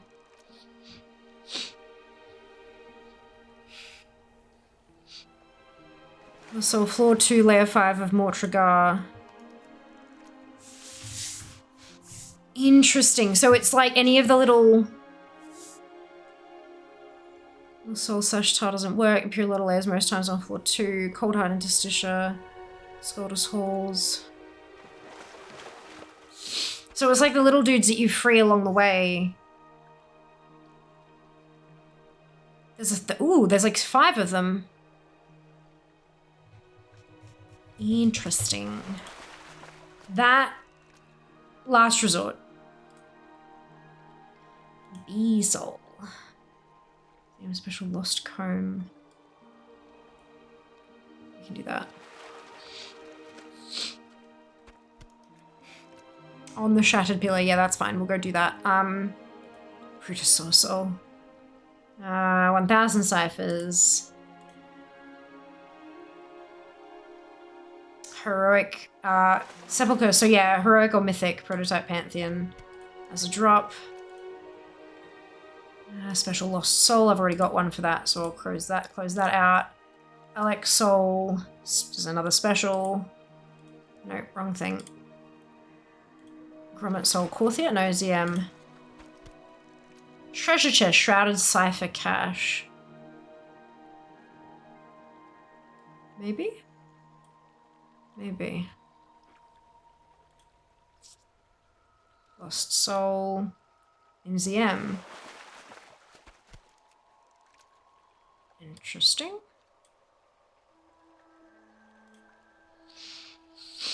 Emissary. Nope. Nope. Scorpid. Rare. Shifting Star Gotcha. Ooh, I like rares. Easier to get. Special lost soul. Interesting. So that is from Sepulchre the Jailer. Nope. Sepulchre treasure chest. And Tool Strider is from Torghast. Cool. All right. That's a few. Thanks, mods. Yeah, mods are awesome. Penguin 1 NZM has a few spawn spots. Yeah, it looks like a few of these have a few spawn spots, which is good. So I am looking for the frog soul at the moment, and it said to just fish anywhere, but I am not having much luck. So maybe I'm just having bad luck now, but fishing for strange group in 9-2 at the Huracan pool, drops in ZM.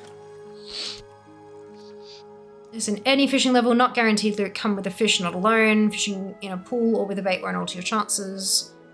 Fish anywhere. Jumping around, no jumping animation at all. Foot jumps doesn't move its legs or body at all. Okay.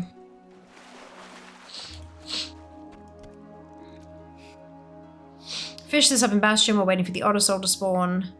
Maybe we can fish this up in any pool of water, any Shadowlands. That's a good idea actually. Maybe we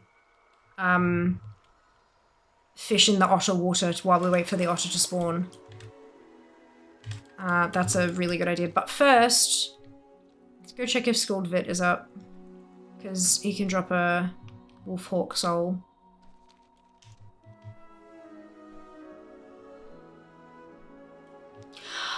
I've just realized, I think maybe some of my alts have unlocked souls that this toon hasn't, and so that count up top is inaccurate because of that. I reckon that's what the problem is. Alright, so then Mystic Rainbow Horn.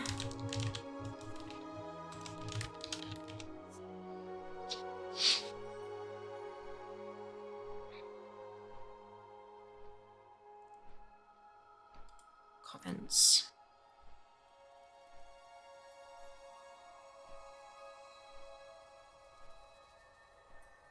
One locations we know so far.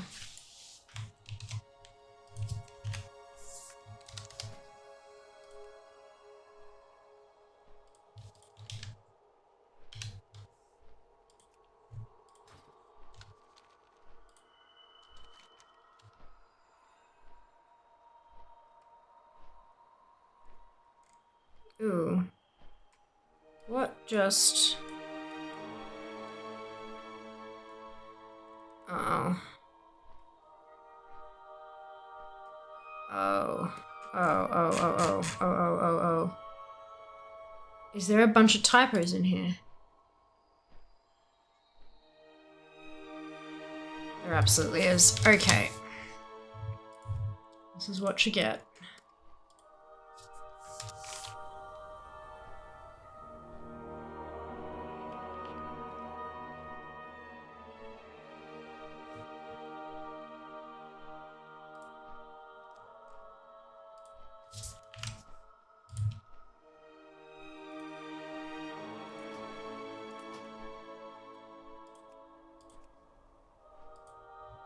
Perfect. All right.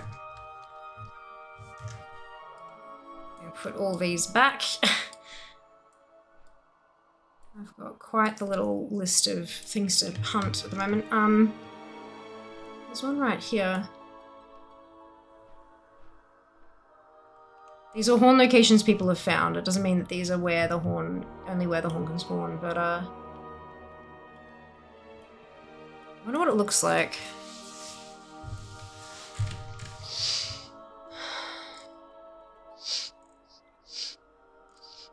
Are there any... Ah, Great Horn of the Rune Stag. There's an item for it. Is there a... Okay, right. Yeah, it's big and obvious. Cool. All right. Ooh. Obviously, these are not the only places that it can be found, but it's good to at least hit up a few known spots, right? Oh, it's in under there. I was like, what?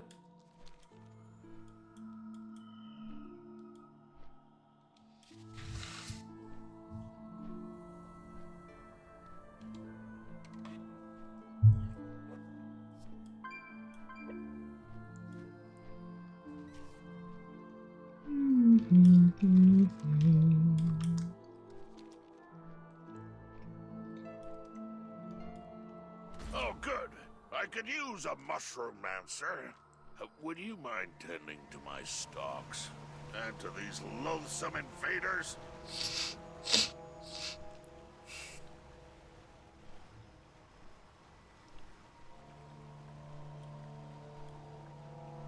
Okay. Let's have a proper look before we move on. Pretty. This whole place is so gorgeous. Like the skybox, dude, ridiculous.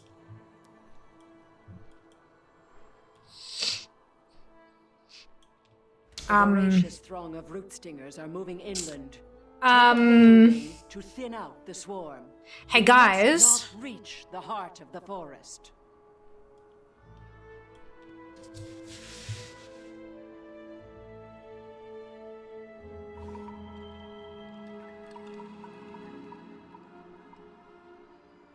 Cool. So, that's what we need. And now we fucking make a run for it. That direction, fair. Jesus Christ.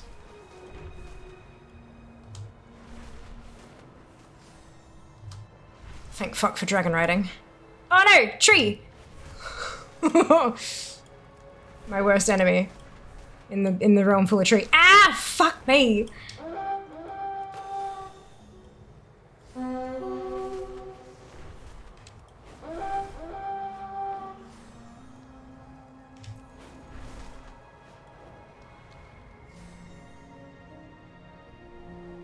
This begins running very quickly, right?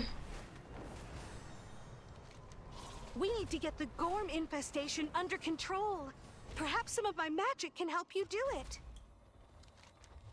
Shit.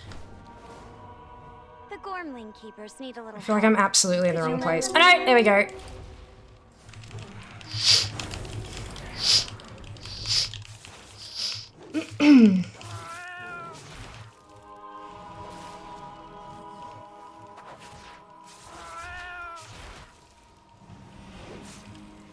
Now he just has to drop it. This is the problem. Oh, shit. And I can't get the piercer from him. Very pretty mob, though. Look at that. Absolutely gorgeous.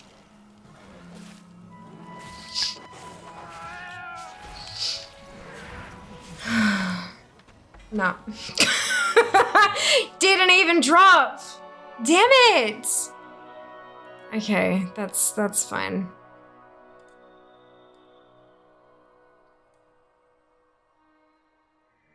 By the Sunwell. That's fine.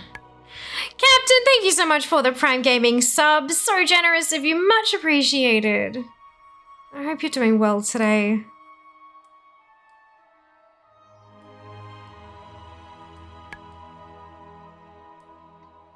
Poo.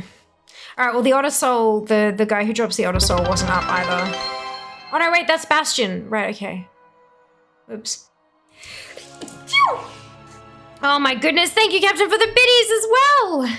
Much appreciated. Never managed to get that bow to drop. Well, I just had it. I can't bloody use it. Can't bloody use it. Oh, dude. Alright, so I'm gonna hop on over to the Bastion, where the otter soul can be found. And we're gonna fish there in case the otter hasn't spawned yet. Ugh, it means we are actually farming the frog soul as well. And hopefully, one by one, we can knock them out and we'll get one to trigger the you've got 10 now. Congratulations, here's a toy.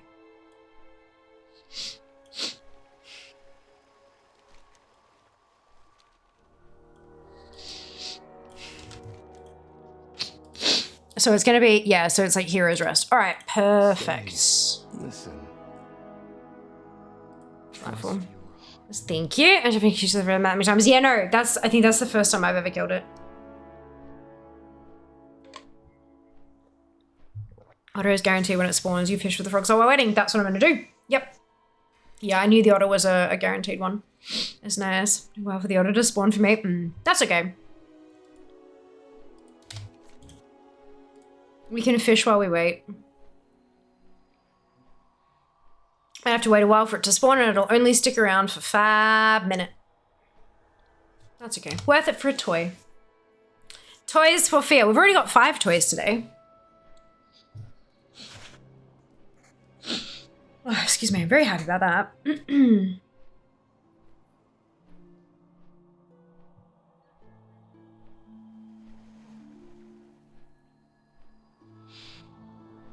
You're doing the runes tag, man. Reminded me about the strat. You set your hearthstone in that little village in top right, then you blow the horn and hearth, and you're right there. Yeah, that's right. Dragon riding. I don't have to, you know, rip my hearthway from wherever else I've got it set. Fast enough not to worry. Well, I was super, super quick. Like, zooming from quite literally over here somewhere, all the way up to where he spawned, and he hadn't even hit Tiernaval yet. He was still only up to here. So, yeah, no, dragon riding is brilliant. Super awesome.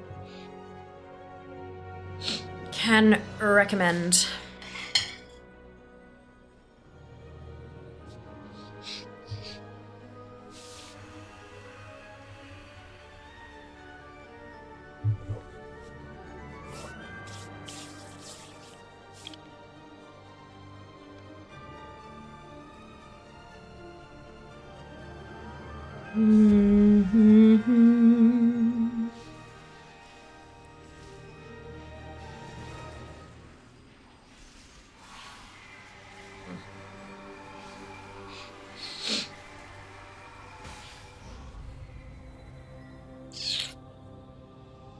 So many toys I am yet to obtain. I've got under 200 to go though.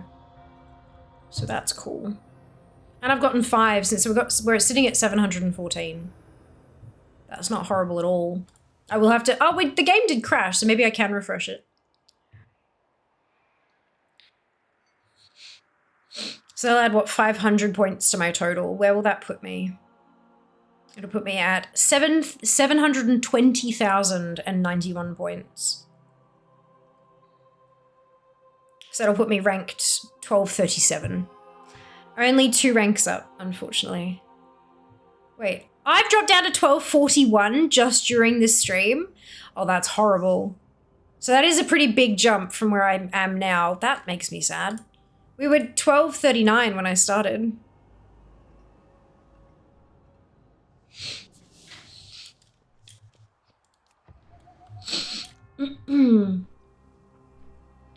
Ah, well, we do what we can.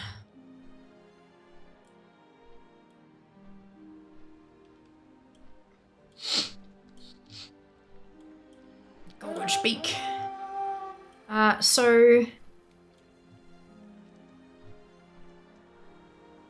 guessing the otter is like here somewhere when it spawns.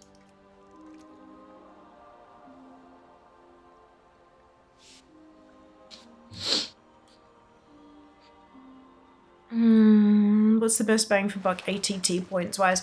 ATT, there is no bang for buck. One item is one item. There's no point, there's no weighted value to them. For DFA, there are weighted things, so toys, mounts, exalted reps, they're all worth 100 points. A pet that's 25 and blue is worth 100, whereas appearances are worth 1 per. Except shared appearances also count for 1. So if you've got something where 5 things all share an appearance, all 5 of them will count for 1 point each. Quests are 10, achievements are 3 points per point. So if it's an achievement worth 5 points, that achievement's worth 15 DFA. If it's worth 10 points, it's worth 30 on DFA, that kind of thing. Yeah. Sorry, my DFA. Oh, of course, yeah. I'll just be padding around there. Yeah. Okay. We shall fish here then.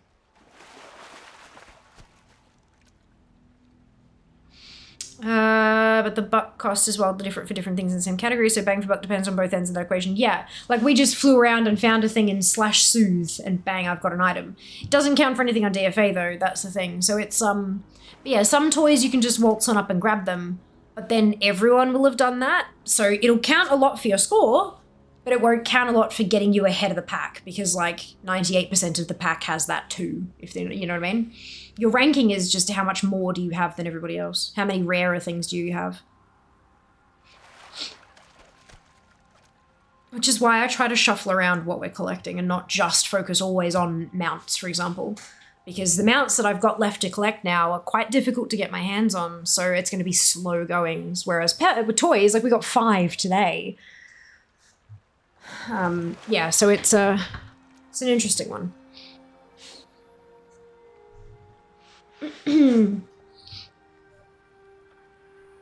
Fun times.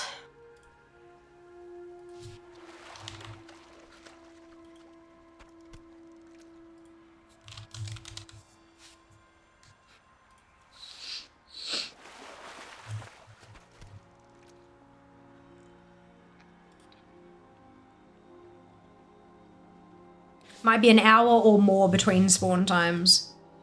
Hug it to receive the soul shape and also because it's cute and deserves your love. That's very cute.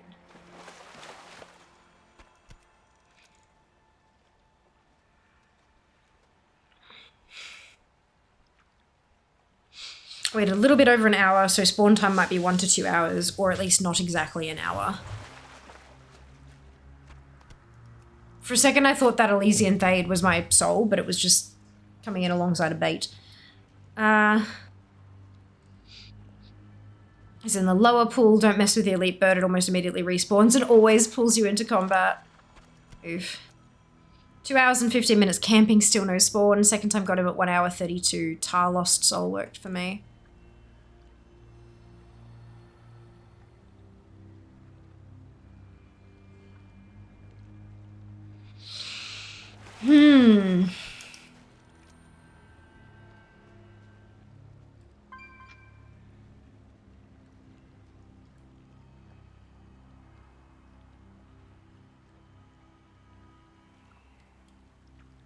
I hope it doesn't take an hour to 2 hours.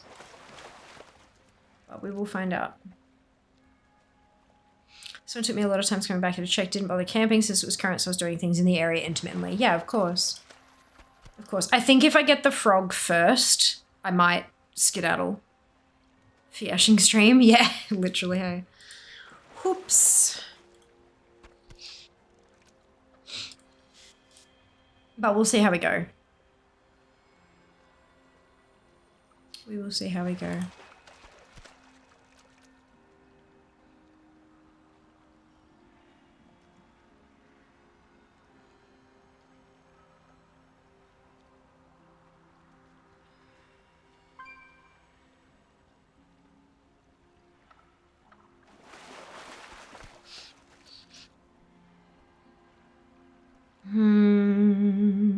Does Twitch still have channel point community goals? It does, yeah. We just haven't used them for a while. Oh yeah, what are you up to today? We are toy collecting, Demon King. Welcome back. Or welcome on in, I should say. Gosh, welcome back. No, that's not what I meant to say. Welcome on in. Thank you for joining us. Yeah, we're hunting some toys today. So the toy that I'm currently looking for, it is just given to you freely. But you have to have 10 soul shapes to be offered it. And I obviously didn't have 10 soul shapes, so we're hunting down a couple more. I don't know how many exactly I had, because ATT is, like, it's great for tracking them, but it's also tracked some I have on other characters, and I think I need 10 on the one toon. So, yeah, we're just hunting down a couple to see if I can't hit the 10 and then get the toy for free.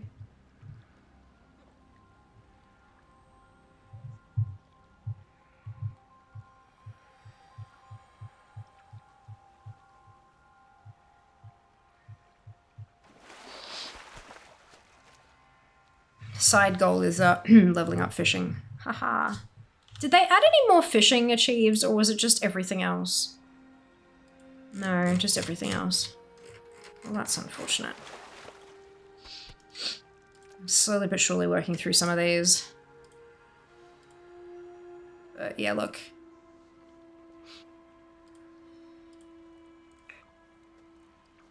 It will take a while.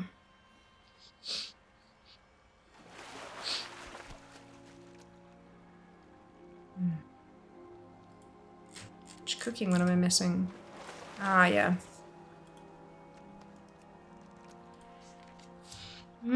See, unusual collect mounts.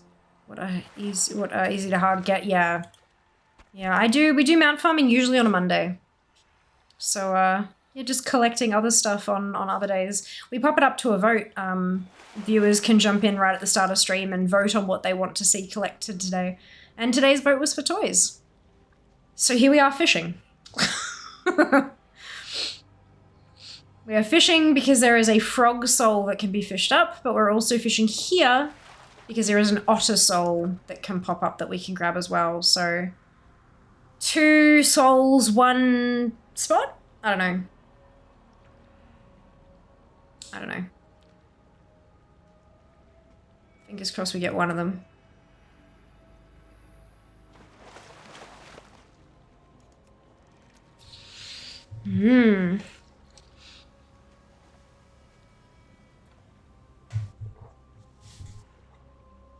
Toys can actually go fishing for soul shapes. Listeners are like, what? Yeah, I know, right?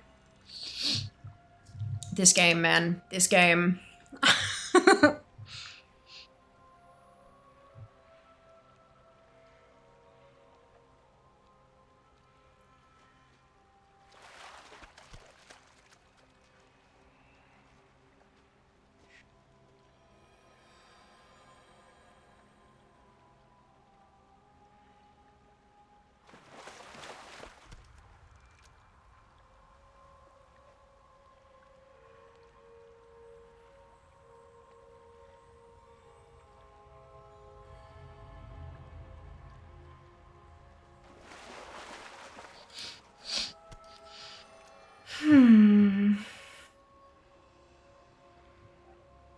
My fingers are both of them. Me too. Hopefully the otter will spawn, and then a couple casts after we hug the otter, the frog will drop. That's what I'm hoping for. And I can go turn both of them in at the same time.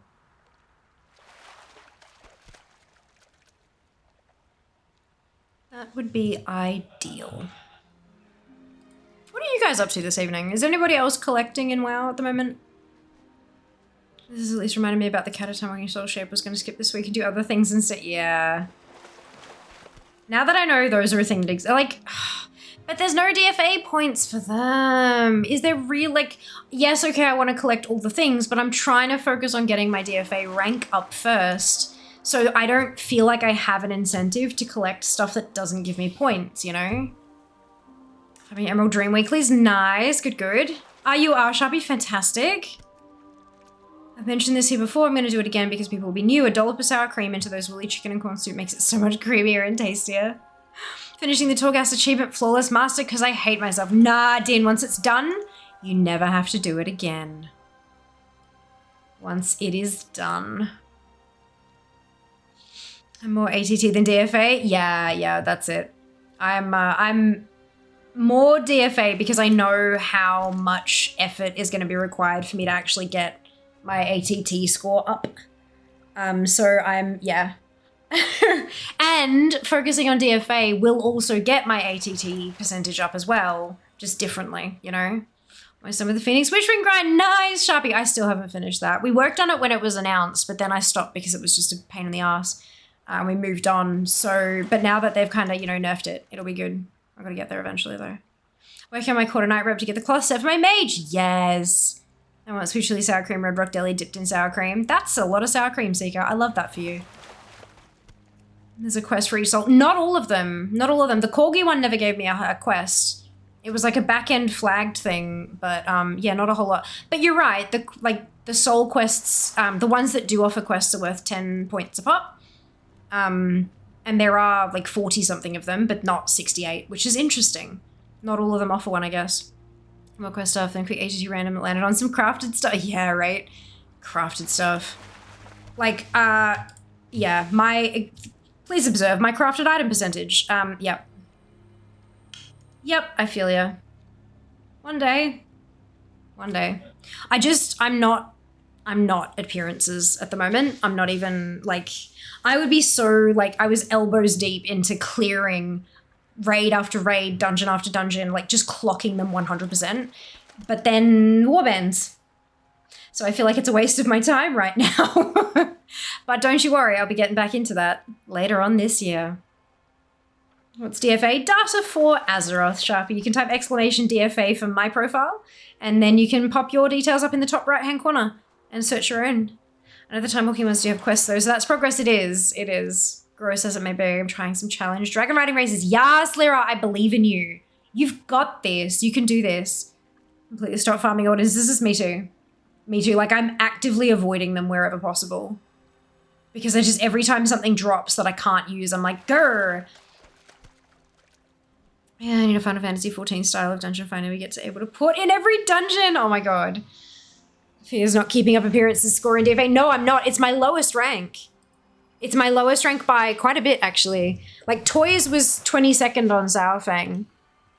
And now, and appearances was 29, but I'm assuming that Toys will be a bit higher now. But yeah, it's the only one of that top counted section where I'm outside of the top 10k in the world. Appearances is the only one I'm outside of the top 10k. That will change, but I mean, they might not actually change because when I start farming them again, everyone will start farming them again as well, so. Only current stuff or stuff with personal targeted loot. Ah, yes, nice. Good idea. Oh, I can posture check. Oh, crunch. And I did a hydrate, and we did praise the mods, and it was worth it. Where my frog? Rumble. Where my frog?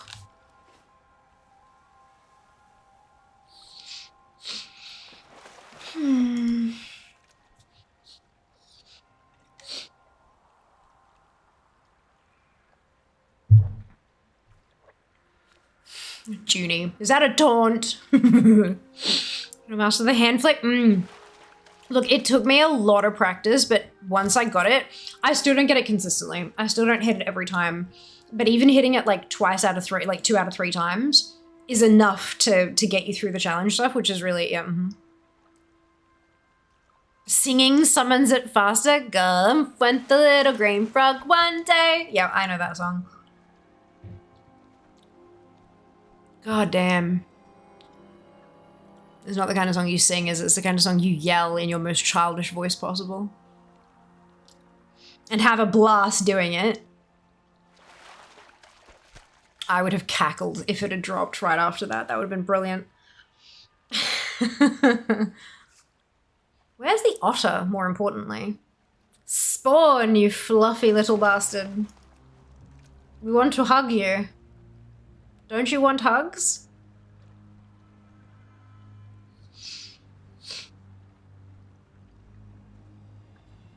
I feel like I'm barely holding on to my 1300 ranking. I mean, I know I'm not. I know I'm still in the top half of 1300, but it still feels bad, you know? It still feels bad. While I'm sitting here, maybe I should hit the update all button and see if it actually pulls in any of those 5. And clip would have been great. Exclamation hugs. Wait, why didn't that work? Coalition? Or did I get rid of that one? I think I did get rid of that one. I do have hug. Wait, is that? No, that's just a glowy thing above me? Near me. What are you? Answer me!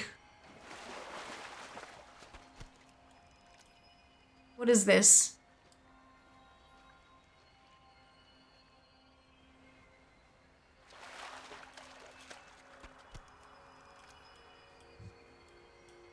have a confusion.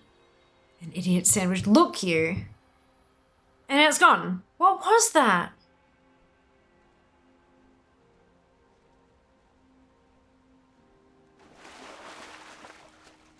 I'm so confused.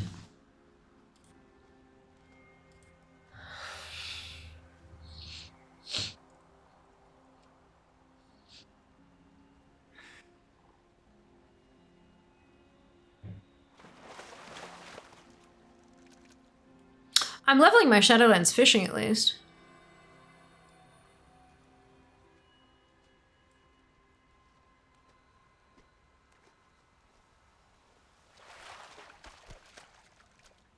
Not that I need to, because Fear's maxed, but...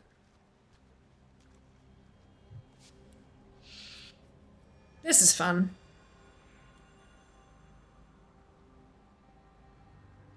I do enjoy fishing, it's very peaceful. I did do a couple of hours of fishing the other day, while I was doing other stuff. While I was reading, I think I was reading some educational stuff, and I was fishing while I did, just mindlessly on the other screen kind of thing. Trying to get my Tuskar stuff. You know, the bits and pieces from the ice fishing and stuff to, yeah. Yeah, that went well. I did get quite a bit of it. I'm still, God, so much of it still. Everything one day.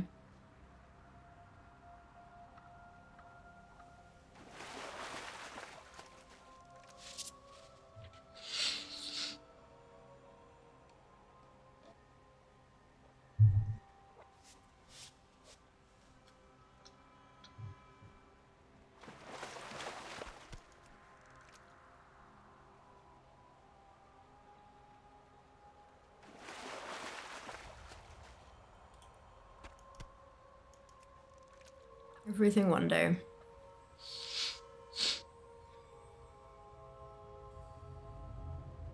I'm trying to do the Tuskar stuff for so long. Yeah, I fished up like 15 bits and pieces in that couple hour session. I was scooting around looking for deep holes though. If one was like not, if it was just a regular hole, not a deep one, then I jumped to the next one. And there are a few, like the phasing must have been broken because of the big dig or whatever. Oh no, wait, this was before the big dig. The phasing must have been broken for some reason because every so often I'd dig all the holes and they'd all be shallow and then all of a sudden, whoop, they'd all refresh again. Like instantaneously. So I'd go around and I'd find a deep one and then stay there for 10 minutes kind of thing. So that wasn't terrible. But yeah, I got something like almost 15 of the individual thing of it. It's still not all that I need. I still need a couple more, but I went pretty well. I went pretty well. I remember doing hours of fishing on Brax back in the day. Made him a fishing set of clothes, the drinking hat from Hellfire Peninsula, a checkered shirt and jeans. Then I realized I hate fishing IRL and I'd spent hours fishing in a video game. Yeah, but you can't get sunburn fishing in a video game. Excuse me. You don't have to deal with fucking weather and all that kind of, like, you can do something peaceful and quiet in a game.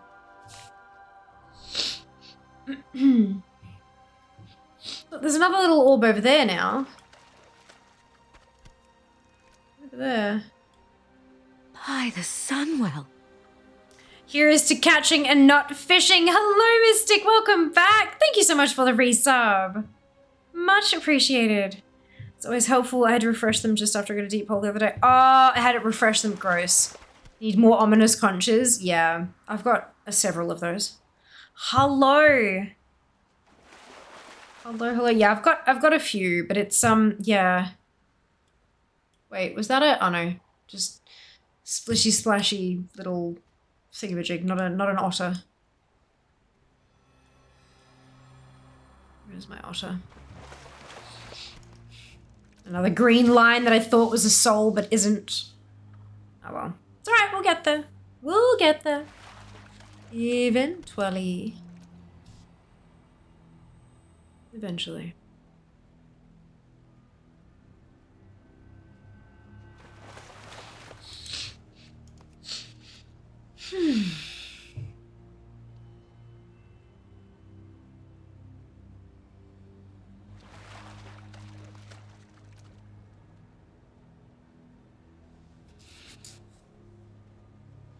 The otter will spawn. We will hug it, and then we will fish up the frog soul, one after the other.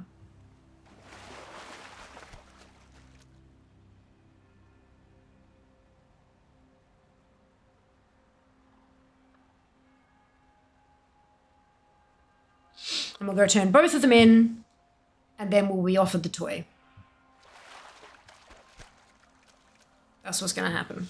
I am convinced. Oh, I can dream, right? Actually, that probably would get us to 10. It should do. We've handed in a couple already. Manifest it, that's it. That's it. Bloody orbs. So all frogs go to Bastion, new remake. Wow, remake to all dogs go to heaven. Nah, just this particular frog, I think. Frogs get fished up. Otters are splishity splashing in the water here once it spawns. Which it will.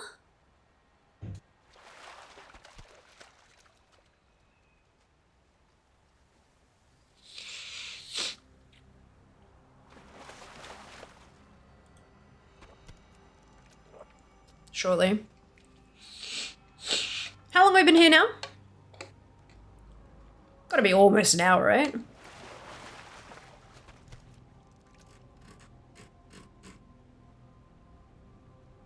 Been here at least 15 minutes. Looking at the,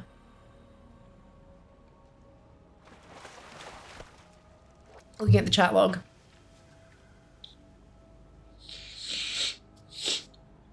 Oh.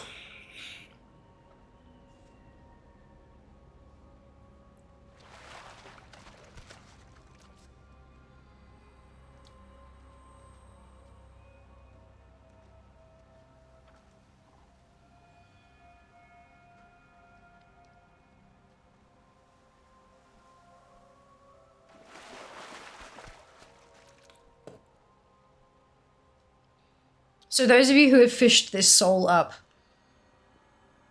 am I lucky, unlucky, or about average at the moment, having not had it?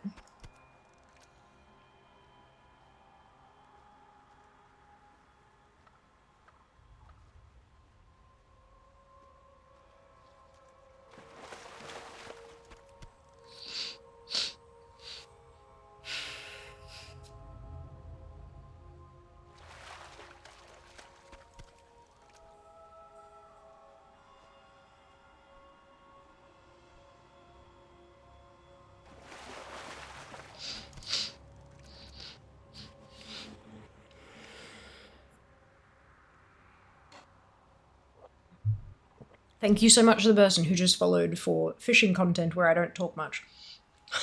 We don't call folks out of their lurk. I'm not trying to, none of that stuff. But thank you for the follow, genuinely. Sometimes collecting is slow and quiet and peaceful. And other times it is bonkers and loud and yelling. But now is not that time. Definitely somewhere on the scale between lucky and unlucky. Good. Glad to hear it. Hello, Apollos. Welcome back. Hope you're doing well today.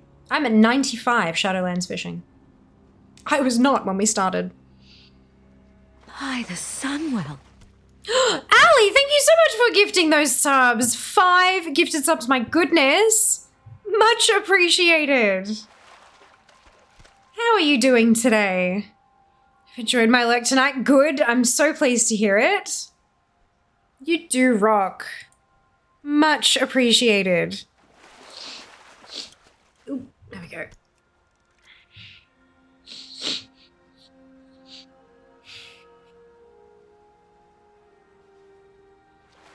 The sub, yeah, I suppose. Congratulations. You generous button, absolutely. That's how you make fishing streams exciting with sub bombs. Yeah, I mean, I can't argue with that, can I? Can't argue with that. Oh my goodness. I think so you can now check my message. Ooh! There you go. That's funny.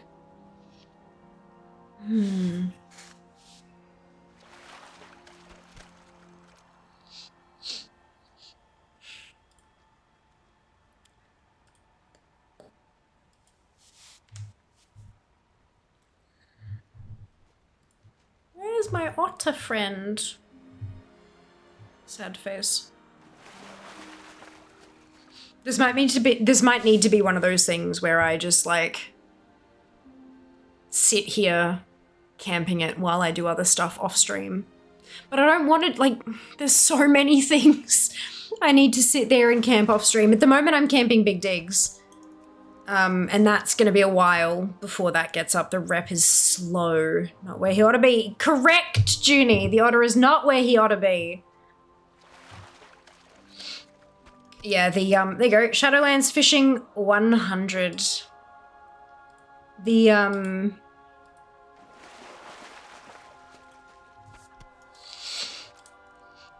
it doesn't have it on here yet.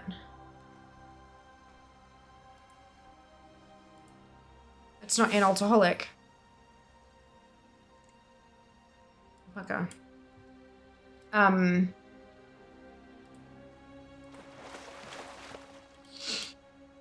But yeah, my Azerothian Archives rep is, yeah, it's a really slow grind. I'm starting to think, now that I've got all of the transmoggy stuff, I'm starting to think if camping the Big Dig is actually worth my time. Although I am getting the mysterious fragments as well, and that's the only real way to get consistent fragments, and I need to get a bunch of those to buy out everything. I'm also considering buying those things out one at a time rather than waiting and buying everything in one fell swoop, because you can't get it. There's no way to get any of that to drop. You have to buy it. So that's the thing I'm considering as well. But yeah, it's camping that it's a big chunk of time. Have a feeling if not accelerated, just doing the weekly will not max you before we're within. Really? That doesn't sound right. Although they did also say if you do I'm assuming you've done the quest chain, Sharpie. At the end of that little quest chain, they do say, you know, hopefully we'll see you on other continents as long as our funding comes through, kind of thing. So I think the idea is maybe we're not supposed to. Maybe rep rewards and things like that will slowly be introduced, like little bit by little bit, as we kind of explore different continents with them. That's always a possibility. Funding, yeah. It's just like a little joke in game. Like they're a research team, right? And so what do research teams IRL need? They need funding, and so they're joking about like when their funding comes in, kind of thing. I think it's like a little glorified way to kind of say if it's popular enough, then they'll expand the system, kind of thing. Yeah.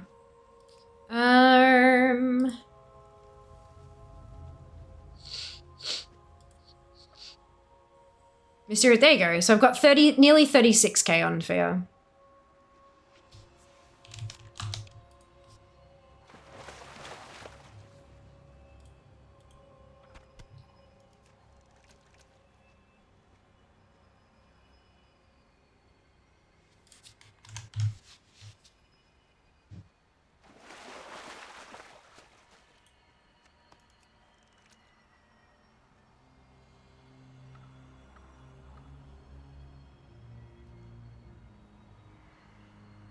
How many do we need to buy everything? Bins, maybe.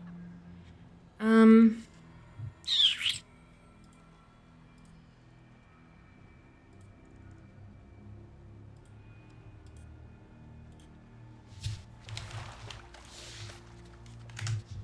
shit. Not what I meant to do. Where'd it go? There you go. 238k. That's a lot, but hey, at least I've got like nearly 36k. Like, that's pretty good. We're getting there, kind of? Like, yeah. At least it's not like, and blah, blah, blah more. At least we can see everything that we need to buy.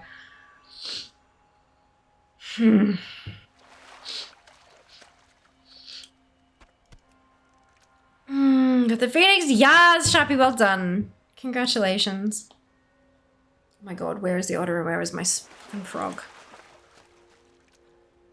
It's fine. It's fine. They're on their way. They will arrive shortly. The skeleton that's just there. Somebody jumped off that cliff there. But that's not that, surely that's not that high. Surely that's not high enough to fall to your death. Just here. Shocking. Shocking, I tell you.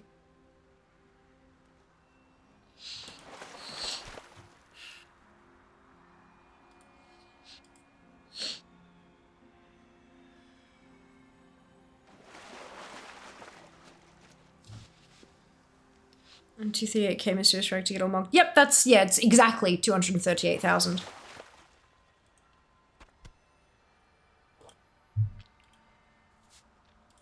And that tooltip there. 238,000. Must have missed when I said that, Hazam. Take some time. Yeah, it will, but I mean, that's over 10% there already. That's okay.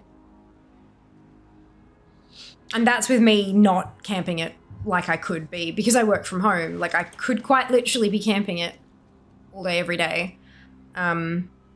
Although you do have to be active for those 10 minutes per hour, which is a lot, at like 1/6 of your time in the day spent actively doing the digs. It's a lot. It's a lot. Although I think if he gives you a task and you're supposed to go and do something else, Edward, you don't get any frags from doing that. If you stick around and actually keep digging, I think that gives you more frags over the whole thing of the thing. I don't think there's any penalty to not going and doing the task, but I'm not 100% sure on that. What is it that you're farming? Toys. Welcome on in, Mr. Funny Pants. I hope you're doing well today. Thank you for joining us. I am actually farming toys today. So there's a toy that you can get by speaking to an NPC and she just hands you it. The thing is, for her to offer you that toy, you need to have 10 soul shapes. And I don't quite have 10 soul shapes on any of my toons, so I'm hunting soul shapes to increase my count to 10 so I can get the toy.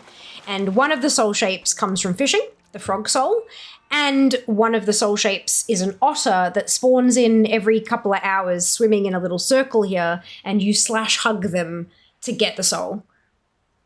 So that's why I'm fishing here specifically, in the hopes of getting a 2-for-1 deal, to try to get closer to 10 to get a toy. I know, it's convoluted, but welcome to World of Warcraft, right?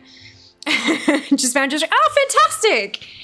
So glad you found us. The pull specific plans out tasks keep bugging out on me. Yeah, me too. And there's just like, you get out of like 4 out of 5 and there just isn't another one to grab. Or you can find it and it's up in a tree, or it's like a wild one down here and so you can't actually interact with it. It's a whole thing. Oh, I want to find her then. Where is she?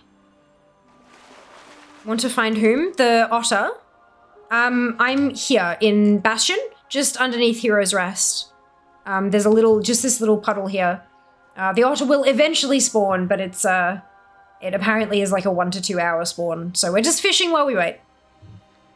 At least we have all season 4 to farm that, as there are no new raids, just faded ones. Season 4 MM plus will take 2 weeks max. Or potentially. We'll see, we'll see. Most likely in the Night Fair Covenant Water Hall. I can't remember the name of the hall. Lady Moon is her name. M-U-U-N. She's standing right next to Chufa. That's the one to talk to get the toy. It's the toy that allows you to use your soul shapes elsewhere, outside of the Shadowlands, I believe. Did you get the penguin soul? No, not yet. We're focusing on this one first. Trying to get this one. I'll go look. Of course. Good luck. Hopefully you find her. Oh, you got that one. Well, there you go. Done. Easy peasy. Easy peasy. Yeah, I didn't because my main was in Venthyr back in Shadowlands, and so I didn't really do this kind of stuff much. But I'm focusing a bit more on getting my collection, my completion score up on Data for Azeroth. And toys are worth 100 points each. Plus chat voted for toys today, so here we are. You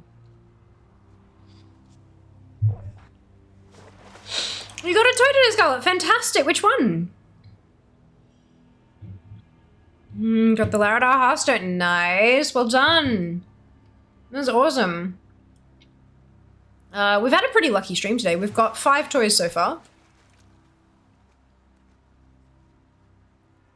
Hoping to make it 6, but we'll see if RNGesus smiles upon us. As a collector, I feel like I will like it here. Damn straight. Absolutely.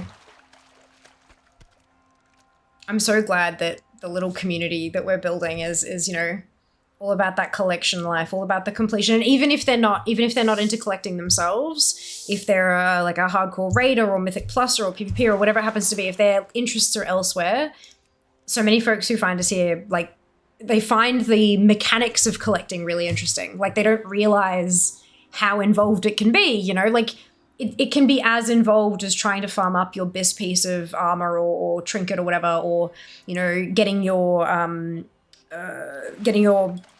rotation just so, and different talents for different bosses. Like, collecting can be just that complicated sometimes. It just doesn't look like it from the outside. This is our collecting home. Oh, I'm so pleased to hear that. Thank you, Ali. Guys, I got it last week too. Found it all difficulty since raid starts. Amazing! That's awesome, Zom. It was my first run on him on my new main. Beautiful. I think that's a sign, Scarlet. Tee-hee. The only difference is that collectors are cooler. No shade on my buddies. I've got some incredibly cool friends who do the other type of hardcore life. But yeah, no, it's whew. I prefer to take things at my own pace. And often, not always, but often I can do the collecting stuff even when my friends aren't around to play, aren't available kind of thing. It's so much of it is soloable, which is what I like. Imagine how cool they'd be if they're collecting then. I know, right? Super cool. I've tried to convince a couple of them. They're like, hey, we can do a collab stream. I can teach you how to collect. And they're like, nah, that stuff's too complicated for me. It's like, yeah, fair. Big Mythic Plus and recently Mythic Raid. I love the more relaxing side of collecting. How complex you can get. Yeah, right? Find a very cozy stream whilst figuring out Mythic Plus. Silly, try hard nonsense. Oh, look, I cannot with people sometimes. More and more, and like every single year that goes by, I'm realizing that so many people are like, oh my God, it's like we're in high school or like we're in kindergarten or whatever. No, that's just humans. It's got nothing to do with age. There are just people who thrive on drama and they don't feel like they're living unless something's going wrong. And I can't. I don't have the energy for that. I do not have the energy for that. I am about to be a 34-year-old woman with chronic illness. I am exhausted. I'm also an insomniac. I have no energy. I barely have enough energy to take care of myself, let alone worry about what other people think or say or do or whatever. I just cannot. Only things missing me from Raid is the rare manuscript and both best drinkers on Nimue and Council. Amazing! Clicks, admire collectors and raiders. It takes a lot of patience to do both. I agree, Jazz. I agree wholeheartedly. Different kinds of patience, different kinds of, like, different skill sets, but absolutely, yeah, they can be just as difficult as each other, just in different ways.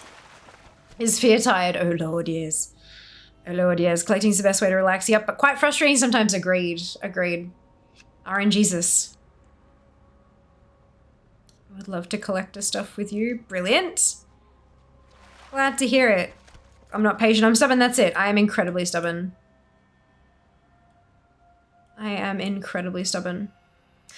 We do have opportunities occasionally to jump into group content and collect stuff. Like on Mount Farm Mondays at the moment, we've been running like a Tazavesh run on a Monday to, you know, just take a wild like stab at the mount, the Cartel Masters Gear Glider.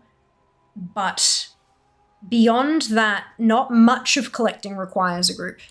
In fact, being in a group can sometimes like hamstring you, can be a detriment to what you're trying to collect. So I encourage you guys, absolutely, if you see me farming something and go, oh shit, I don't have that, maybe I should knock that out myself, by all means go do it.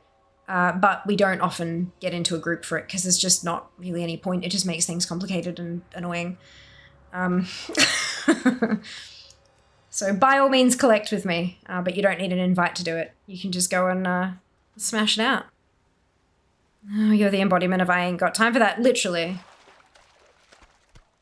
Absolutely. Definitely need to learn more patience or more stubborn then. It is a combination of both. It is a combination of both. Doing, like, farming while streaming is the best. Farming while streaming is absolutely amazing because I can do the mindless stuff and use my mind for chat and for talking and for interacting and stuff like that. I can understand that, like, collecting while watching isn't quite the same because you do every so often have to, like, you've got to type if you want to contribute to chat kind of thing. Which is, like, I'm totally fine with people lurking. We love our lurkers here. But I can understand why it can be a little bit tricky to collect and chat because they both involve some use of the keyboard and mouse. But having, like, the patience thing is helped substantially when you're interacting. You'll notice that when it's been like 2 minutes without saying anything, that's when I start bitching about where my shit is. That's why, because if I'm not engaged in some way, then I start getting bored almost immediately.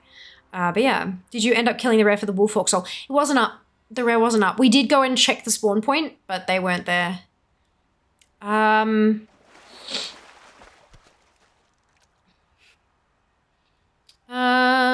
How did you put the slash on ATT? Like, you have that many. For me, I didn't get the slashings. It's in the options, D. You gotta have a read through the options for ATT. It's all in there. I didn't do anything magical. I just ticked and unticked a bunch of different boxes. So yeah, jump on in the options and have a read. That's why I'm mostly semi-lurking, and that's totally fine, Musk. I'm 100% happy with that. Good afternoon, Real. Welcome back. This last thing is too much what I believed. Information. It should have been most people. Huh? What?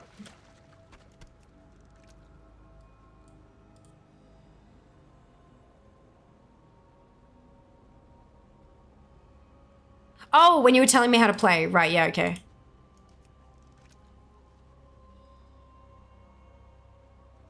It was just more that you said something and I was like, hey, don't do that. And then you started talking about something else, but with the same kind of like still trying to backseat game and telling me how to do things. That was all it was. Like, I don't like backseat gaming. In fact, didn't we put it in the rules? Hey, Frogsoul! Okay, do we wait for the otter? We've been waiting for how long? It's been like 45 minutes at least that we've been here. Do we keep waiting for the otter? Or do we just abandon ship and go turn in the frog? Yeah, I just don't like backseat gaming. And when people keep telling me, hey, you should do this, hey, you should do this, hey, you should do this, hey, you should do this. Why aren't you doing it this way? Why aren't you doing that? You should do it like this. It just... yeah. Yeah. And when you've been putting up with that for 8 years, you stop taking it. But no, I don't hold grudges. It's just, as long as people, you know, stop doing something that I asked them to stop doing, then yeah, perfectly fine. Not a worry at all. Not a worry at all. Is that when I just went past? So I went, gotcha, understood. Well, maybe once I go back to turn in the frog, he'll be up still and I can like go nab, or maybe we're not on the same shot. Who knows? We'll check it. We'll check it. Frog soul! In for a penny, in for a pound. Really though? Like, is that wait for the orders, I think. It would be a hopping good time. Yeah. Fear you should do social media. Zamnist, do not backseat content create. You can fucking do it for me. Don't. You're not going to do it for me because I can't pay you. Oh, Lord. You should do it your way. Look. Do some of my coins. Oh, no! Oh, no. Can confirm criminal agreed XP. Oh no. It's not like we're playing since 18 years now. People who want to learn how to play are, let's say, funny. No, it's not about that, Zom. It's okay. It was a conversation a little while ago. It was a whole separate thing. Had nothing to do with what we're doing today. That's okay. Can't even blame a mod, can't you? Oh, have you run out of points? Okay. Oops, sorry, don't hurt me.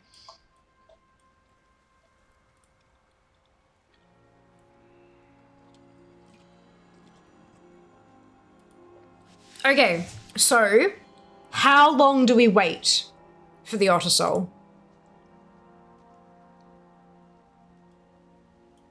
How long do we wait? Whoever needed blamed. Dupe, I think it was, but Dupe's not a mod. No, Dupe isn't a mod. Like, I need encouragement. Yeah, Zam never needs to be encouraged.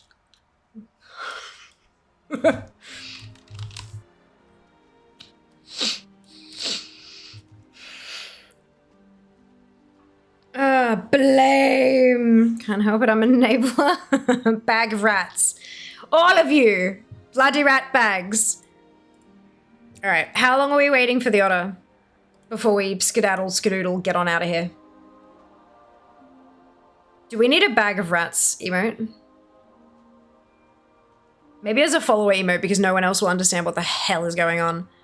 10.34 minutes. So 10 minutes and 34 seconds or 0.34 times 60. Oh, numlock's on. 0.34 times 60. 10 minutes and 20 seconds. Yeah, is that even a question? Hang on, where's my list of ideas? I don't know. Just old lady best. Thank you, Ali. Not a worry at all. Not a worry at all. Enjoy skedaddling and skedoodling. We are going to delete that section because we don't need. We're not going to do those things. Goodbye. Emotes. Emotes.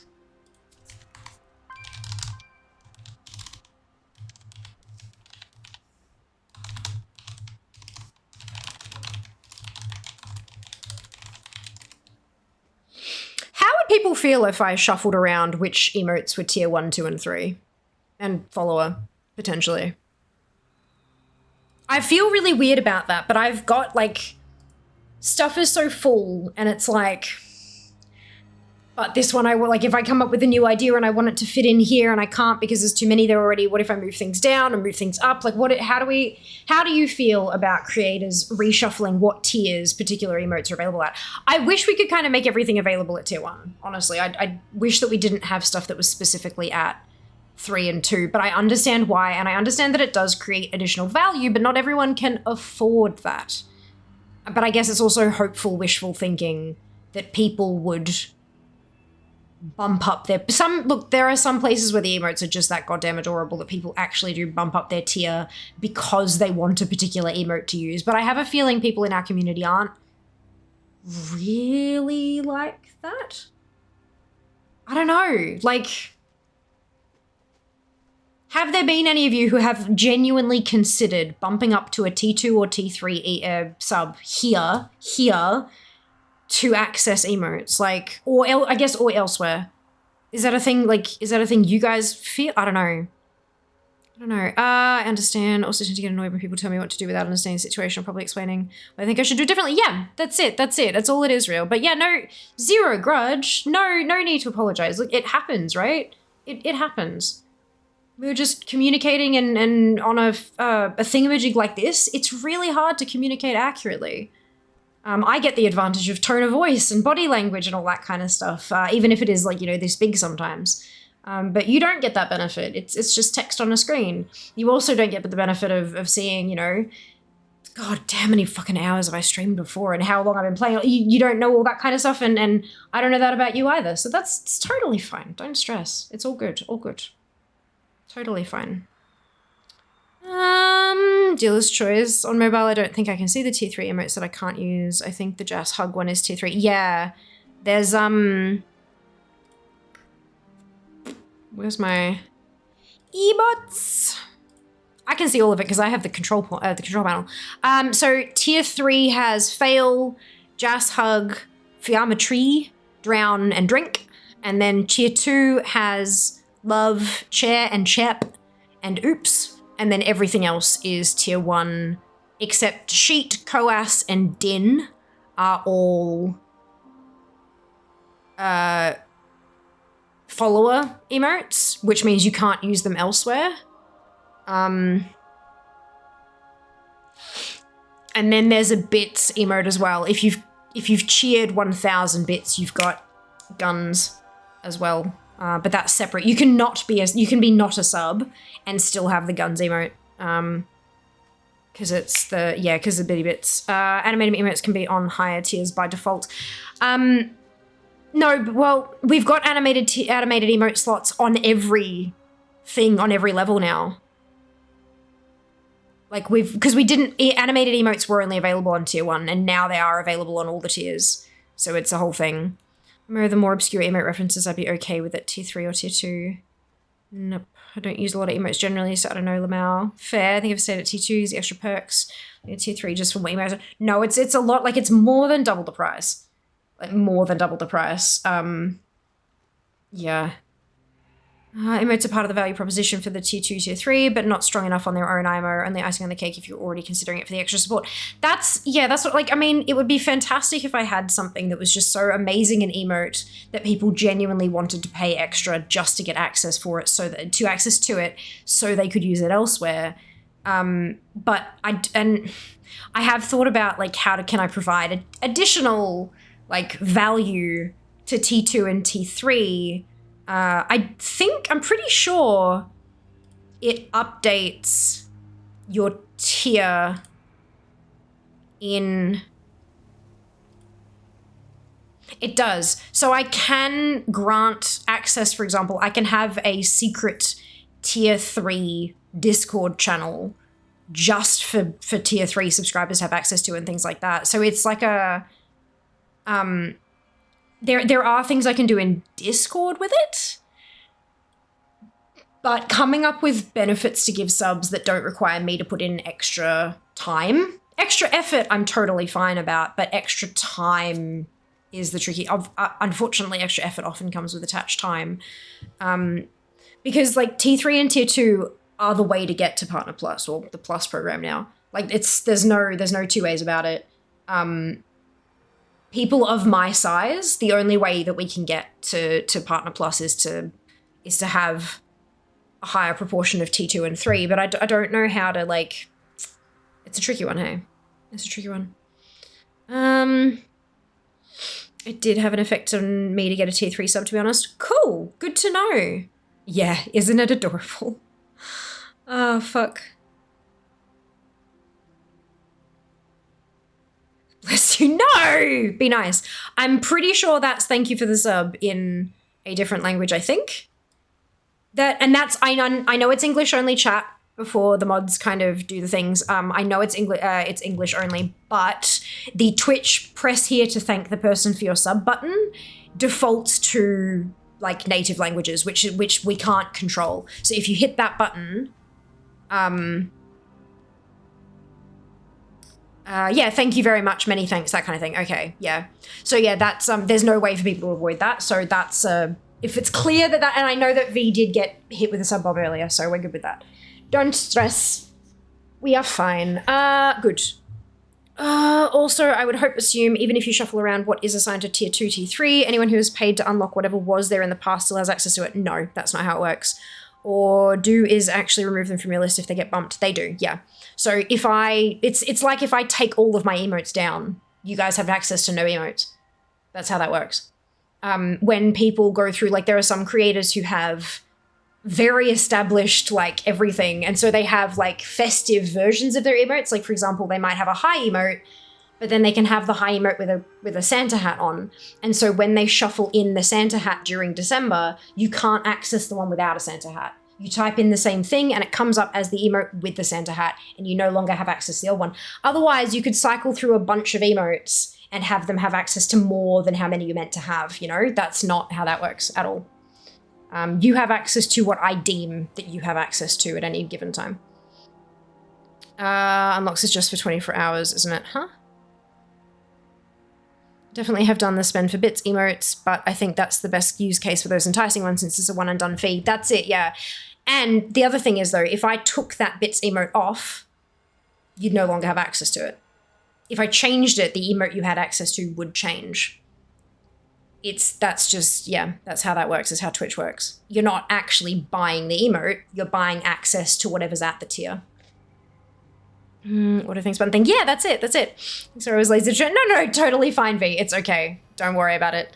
I know, but it looked like random letters, so I had to do it. Just because you can't read a language, Sam. Don't be I want to say linguist, but that's a different word. That means something else. For the record, I think the way you use the tools the game and the community provides to adjust to your disability is commendable. I have autism myself, while it doesn't greatly impact my ability to play the game. It mainly makes social situations more challenging to navigate. I've got a lot of folks who feel that way as well. Real. Like both people in chat and friends IRL. And yeah, it's difficult. It's legitimately difficult. Yeah, I feel it. I feel you. Yeah, I'm not sure I'd go so far as to call what my brain does a disability, simply because it doesn't disable me from accessing anything in particular. It's just the, like, how do I explain this? I'm trying to think of the right, because there's so many words. The English language just has so many words. It's not that I'm unable to access a thing. It's that I can access it, but it can be difficult for me to use. And so I have tools that I can use to access that, or tools that I can use to make it easier for me. It doesn't mean that I can now access it. I could always do it. It would just be really significantly difficult. Yeah, I don't know. I don't feel comfortable with it being, for me, and I know others will feel differently, absolutely, and that's totally valid. But for me, I hesitate to call it a disability, only because I've learned a metric fuckload from a few friends that I have who are disability advocates. Like, I'm talking people who are paid as their job to advocate for those with disabilities and who are disabled themselves. There are certain bits and pieces that I have experienced over the years that I would absolutely have called a disability at the time, but I no longer experience those. So I'm not sure, it was a temporary disability, you know, but I'm not sure that I'd call this a disability yet. No doubt if the issues I have with my memory and stuff do get worse, they absolutely may become a disability, for sure. But hopefully that doesn't happen. At the moment, all it does is make me bloody exhausted thinking about trying to master 36 rotations. Which isn't exactly a necessary thing, I guess. I don't know. Interesting thoughts, though. You've prompted me to think about things I haven't thought about in a while, so thank you. In terms of, like, you know, labels and stuff. Interesting. I've been tier 3 on GameWest. I know, right? God, so many years ago. That website doesn't even exist anymore. It is random letters. It's Finnish. Jack! Ember emote unlocks is only last 24 hours, huh? Oh, right. Yeah, random emote unlock. Yeah, no, when I'm talking about, like, if you purchase a tier 2 sub, right? Let's say you purchase a tier 2 sub and you have access to all of those. There's 23 tier 1 and 4 tier 2 static, just talking static. So you have access to 27 emotes as a tier 2 sub, right? Let's say that 2 of those at the tier 2 ones, let's say 2 of them I move up to tier 3 and bring 2 of the tier 2 ones down. You have access to 2 new emotes, but you lose access to these 2 because you're not a tier 3. So you lose access to those 2. You've still got 27 emotes, but not the original ones that you had access to when you originally first paid for it. I think who was it asking? I think what Frib was asking about is, even if I shuffled those 2 to tier 3, if you've paid for them while they were there, don't you still have access to them? No, you don't, because now they're tier 3 and you don't have tier 3. So you only get access to the ones that are currently at that place at all times, unless you, of course, upgrade. But yeah, because you're not paying for the emote. If you are buying access to a specific emote, that's one thing, but you're not, because all sorts of things can happen and streamers may want to take down. Maybe I'm changing my branding. Yeah, like, yeah, I've got all these little redhead emotes. what if I became a VTuber that had purple hair? None of the red ones that suit my brand anymore. And so I'd have to take all those down and replace them with purple ones. You wouldn't have access to the red ones anymore because that's not what the streamer wants, kind of thing. So yeah, you're not paying for access to an emote. You're paying for access to the tier whatever benefits as they are when they are. That's, yeah.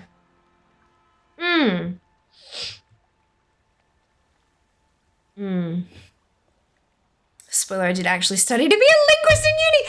So my insult was accurate. That's amazing. That's so cool.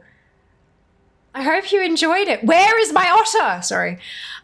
Finnish people are great, but damn, that language is weird. My God, like so many, look, I speak English and I don't speak it well. So like, I can't say anything about anything here, but there are some languages that just, they sound so interesting, and some of them are so melodic and musical, and others are like harsh almost and cutting, and just, it's incredible. Absolutely amazing. Linguistics is an interesting stream to choose. Yeah. Rotations, Jesse, that's it. That's what we're talking about. What can I say? I do make interesting life choices. Yeah. Yeah. Care to elaborate, international man of mystery? No is a perfectly acceptable one. Yeah, look. Shudder. Shame, saying no would be more fun if it was unacceptable. Fear stumbling across all Zam secrets. One by one we shall reveal them. No, I'm kidding. I'm kidding. I absolutely respect people's choices to keep details about themselves and their lives private. The internet is a scary fucking place, trust me. I've been living here for a while, and I've had some experiences. Favorite language to listen to me is Ukrainian. It's like Russian on softer, more round. Ooh, I love that you're like describing a language as more round. Like that just, that's such a, you know, because that doesn't make sense from a strictly like what language means point of view. That makes no sense, but I get what you mean. Isn't language funky? Elvish. I attempted to learn Elvish at one point in high school. I was doing all right. But like most of the stupid decisions I have made in my life, it was because of a boy. So I gave up promptly when he slept with my best friend. Yeah, look. I had flashcards and everything.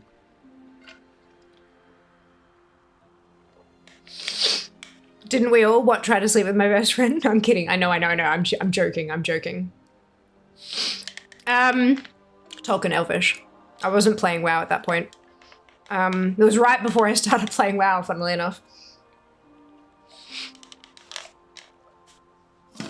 Just see every word together, compound word, and then enough inflections. Beautiful. What word or term do you prefer to use instead of disability if you think that term is too severe for your situation? It's not about being severe.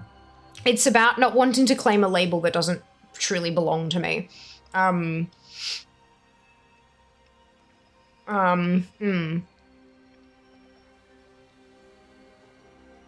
Yeah, it's about, like...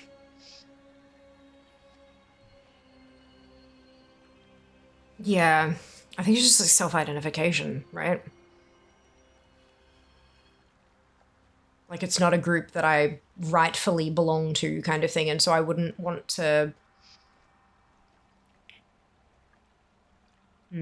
Yeah. It's just a memory issue. Just my memory is shit. That's all it is. There's no specific label for it or anything like that. It's like, you know, I have arthritis in one knee, yeah? And so I have arthritis. Somebody else may have a bung knee, but there's no specific disease that's caused it, or like there's no actual injury that they, you know, they can pinpoint it. Oh, I was playing football and got tackled and it's a knee injury. There's no necessary damage to it. It just doesn't quite feel like it works right. And so they call it a bung knee. That doesn't have to be like a word or a label that applies to it. It's just what they feel, what they experience on the day-to-day. We don't always have to reduce that down to an easily categorized box. Sometimes it's easier to just listen to the person's lived experience and how they describe it. And in this case, I would describe it as a shit memory. Doesn't mean I have a disability, doesn't mean I have Alzheimer's, doesn't mean I have a brain tumor, doesn't mean I have a disease or anything like that. It just... my memory feels like it doesn't work right.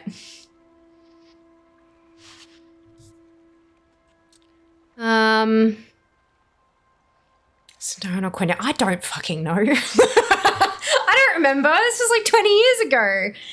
No, okay, not quite 20, but almost. Ugh. Hope you learned enough to tell him off and over. I didn't. That's right, they're married now. I believe they have a child, actually, last time I checked, but that's okay. Jermaine, I love this too, though I like Russian specifically for the abundance of hard sounds, right? Yeah. I assume you were speaking Tolkien. It's about accurate representation, that's it. Self-identification totally makes sense. Yeah. Check Rosca from Archivist event. Don't know if intentional, but it means piece of rubbish and finished. Something simple as, oh no. Oh no, Sam, are you a fan of David Peters on the Conlang guy? Oh. Harrison denied that due to wording. Yeah. That's fine. Yeah, AutoMod learns from the things that we let through. So if people let through things that contextually are fine, it will start letting through things that are contextually not fine later. I hate it. They've decided to incorporate some AI into AutoMod, and we can't turn that off. It's very upsetting. So if you are getting messages blocked, it's not because we don't like you. If you sent something that we really, truly didn't like, we would ban you or time you out. But if we've just not let a message through, it's genuinely because we don't want to teach the robots how to be shit. Yeah, okay. Thank you for clarifying, Zam. Half serious question, is your memory objectively bad and noticed by other people, or are you just placing greater expectations on yourself that it can match? Objectively bad. It's objectively bad.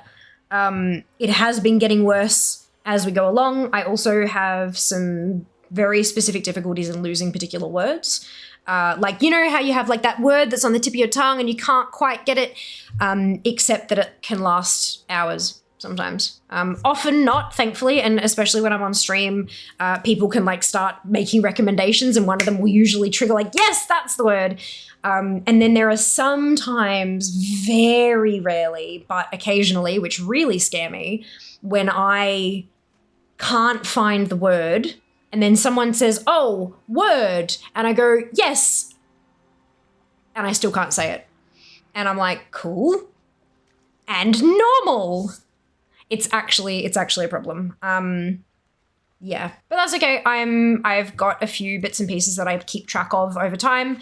This is not something that's like, I'm happy to talk about my experience. I want to make this really clear. I'm not upset with anybody. I just want to make it clear I'm more than happy to talk about my experiences. But if we start blurring the lines into attempting to diagnose something or making suggestions on treatment or anything like that, I'm not interested. I'm not interested. Because of the mix of medical issues that I have several medical professionals that I work with on a regular basis, and I'm working with them on everything I mentioned to you guys. I don't ignore stuff that happens with my body anymore because I did that and then it fucked me over. So I appreciate concern and I appreciate curiosity. Love that. Love the all educating and sharing experiences and stuff like that. Very happy to do so. I will not entertain conversations into potential testing that I've already probably done, potential treatments or potential diagnoses. I won't entertain those conversations, and I appreciate you all for respecting that boundary of mine. Thank you. Not that I thought you were, just thought I'd preempt it because all these kind of conversations, because I've got so many little bits and pieces, the conversation often goes there and I'm just not interested. So I thought I'd preempt it. Cool. Peters and goddammit mobile. Oh, no, that's not, that's a swelling tear. Do I actually need that? No, it's Warglaves. I don't care. Where's the otter? Sam, can you ping me? I'm unsure of what wording is wrong in this situation. I don't like Russian was the wording that we picked up as was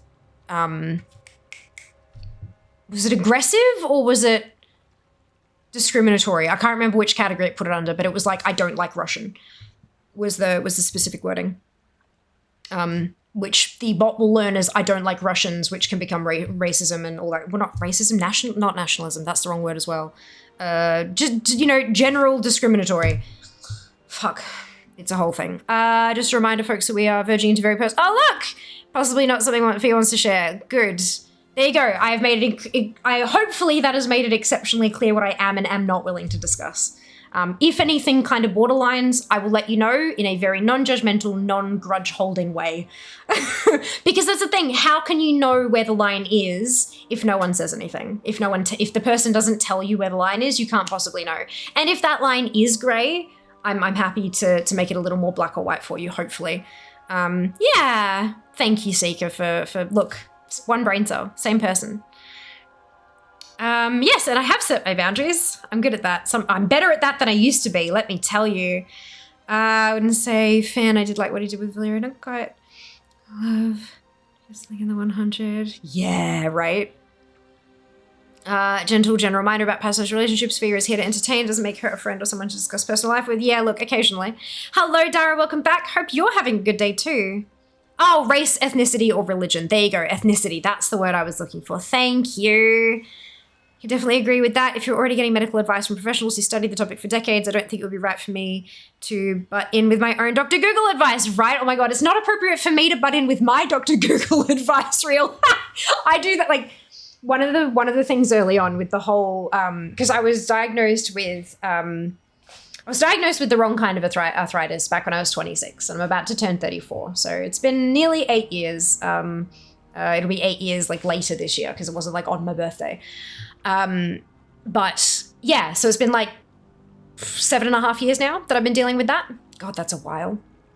And like the first thing I did, of course, the doctor told me, you know, don't go home and like Google all the stuff because there's going to be a lot of stuff that can be taken very easily out of context. If you have questions, feel free to email or call or whatever, and we'll work through it with you. But a lot of the stuff that you'll see won't be appropriate to your situation. And I was just like, all I heard from that sentence was Google.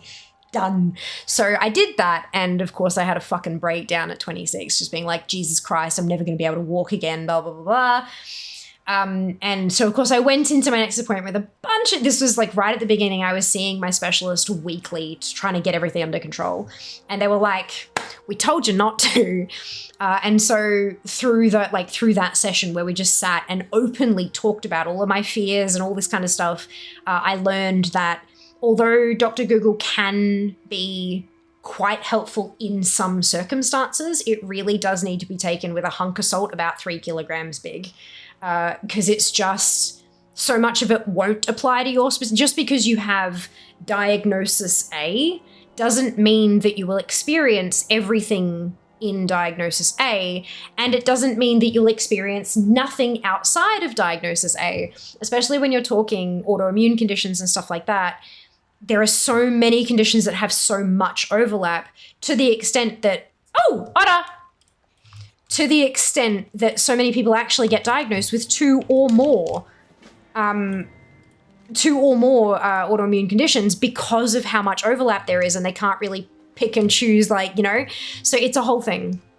I learned to stop that, but it's not easy, especially when you're in that kind of scared mindset and you don't have immediate access to someone who can reassure you. But yeah, no, I totally, yeah. Our duty is true. Definitely do have medical professionals who are very much taking care of me. And they are amazing humans who have always made me feel comfortable and educated, importantly. Like, I know about what's going on with me. I'll never forget, there was one time they had me on a new med because I had to go through a handful of different types of medications trying to figure out, like trying to pin down which one was going to help me because there was a bunch of extra, anyway. And I called up to say, because I was experiencing some pretty fucked up side effects and I was not okay with it. And I was very like, this is not okay. Is this a continuation of my thingamajig? Are these side effects? What's going on? And so I called up, it's a rheumatologist at the time that I was calling, and I called my rheumatologist, but she wasn't unavailable. And so I spoke to the registrar. the rheumatology registrar, and they were like, right, okay, so we're going to take a message. Can you let me know, like, what are the symptoms that are scaring you? And I kind of went through and I talked about specifically like an area, how it felt with like 2 or 3 different like, you know, it was like numb or tingling or burning or itching and like those kind of things, like 2 or 3 of them though, to try to combine them into a more accurate picture. And I had like, you know, it's about X centimeters above my hip bone. It's about 2 centimeters long and 1/2 centimeter wide, like the area where I'm feeling this. And there's also a thing here. And I went through and just rattled off like God knows how many pages of notes about my symptoms. And then there was this silence, and I'm like, have I disconnected? Did she hang up on me at some point? And she goes, do you work in the medical field? And I said, no. Why? And she said, you are an incredibly good patient. Thank you for all of these notes. I will call you back very soon. And because I was able to give them this whole super descriptive thing, they were comfortable changing my meds over the phone without actually seeing me because they knew that I was going to be like on top of it. Yeah. So it can be really great to stay in tune with yourself and to like keep a diary and a log and all that kind of shit. It's fucking funny. Yeah, look, high points in the road to wellness, right? I didn't watch the 100. No, it's still pretty popular and it didn't interest me for some reason. I really enjoyed the 100, but I can understand why it wouldn't have interested. Like, I can understand. It was very particularly niche. It was very cool, but also like a bunch of teenagers. You know, it was literally a bunch of teenagers, so it kind of, yeah, makes sense. They were very, sometimes they acted like teenagers, which is obviously not the ideal. Yeah. The hard sound feels like nails on chalkboard, round, bouncy, also cursive sounds are my jam to listen to. Yes. I have a read of the wiki for the language. You might find it interesting. So far, so good. Good to hear it. Fear, stop Googling. I know, right? You got to. Everyone got to stop Googling. Don't think there is a right kind of arthritis. No, I know that. But, you know, like the right label for what and you know, it's a whole thing. We've been sent today all over the shop now. We've got 5 new toys today. Very happy with my efforts. No, Google everything, consume the forbidden knowledge. No, everything, ascend. I love that the porn bots are spacing out their words like that to try to get around the filters now. It's not working, but it's funny. On Twitter, I mean. Lies and slander GPT is our one true god. All hail our future overlords. Sure. Sure, yay, Otter. I don't think that works the way you think it works. Oh, the otters were not with that attitude, so utterly dedicated to collections, indeed. Hello, friend. Oh, time to go. Hey, that was number 10. I told you. Run free. I told you. I'd get the 2, we'd turn them in, and then I'd get the toy. Done. All right. We manifested it, dude. We did the thing. I'm so pleased. So pleased. What's next? Fear delivers. Fear always delivers when she can. She does her best. All right. Did that actually update this time? It did. It says 714, but now we've had 6 toys. Whew.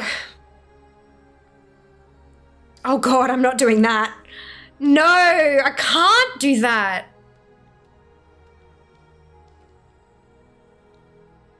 I can't.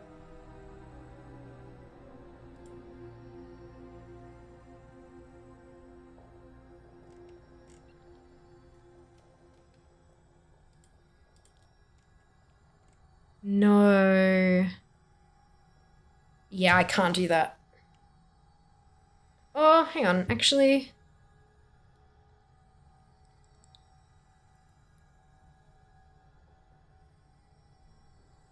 Will that only drop once per character? Yeah. I think. Hang on. Yeah, bugger. Yeah, okay. So the next thing on the list is Meridan's Favor. I have Shadow Mourn, but I sold off the parts. I sold off the parts and kept the mount. So I have to get another Shadowmourne to get the toys because I'm an idiot. Back then I wasn't collecting like this. So I can't get Meridian's Lament. I can't get Sylvanas' Wind music box. Because I have to get another Shadowmourne and I'm not doing it. I will, however, get another no doubt I'm probably going to get another handful of Shadowmourns when I go back to do the dungeons and raids once warbands happen. But not now. I'm not doing it yet. Not doing it yet. It does deliver. Yes! And all the wild shapes. No, collecting toys, Rock. Connecting toys, but I had to get a couple soul shapes to get an extra toy. Still want to kill the rail amount. Oh, I could actually. Why not?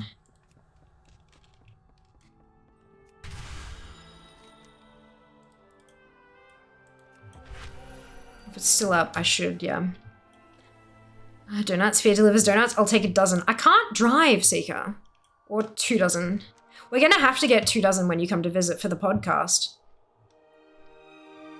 We could probably split the 2 dozen into like 4 podcast episodes though. How much we describe like textures and stuff. I'll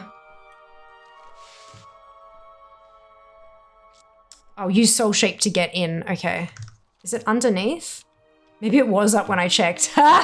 That'd be hilarious. How? Yes, it was probably absolutely because I didn't know it was in here. Good. Okay. Cool. Oh, I have 36 seconds on my Soul Shape. I can't. Hi. Wait, no, I have the toy now, don't I?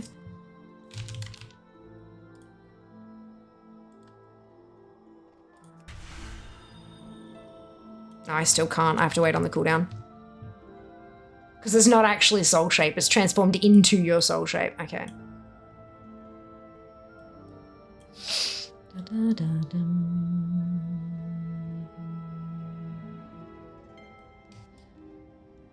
Do you have the Brutus or Soul Shape? No, but it's small. The Mount of the same name? No, I don't. I don't have any other ones that cost Anima to get, I think. Is the... Hi.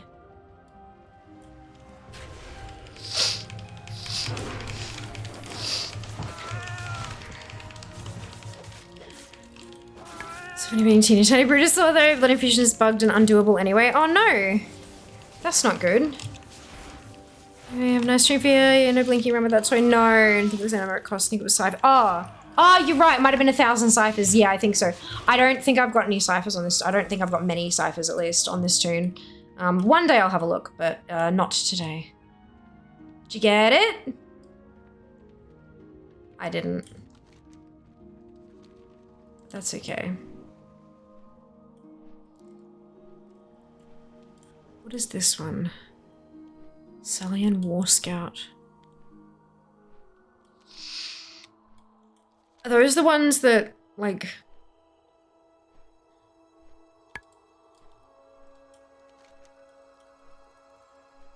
They're the ones that pat, not the ones that spawn with the mounts. Okay. Oh my god, trees, my worst enemy. Oh, only in Valley of the Four. Wait, what?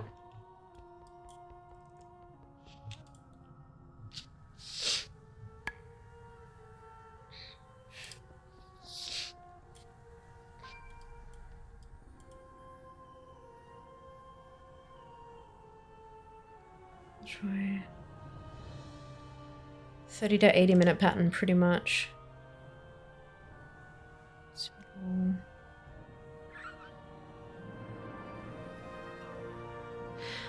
Okay, so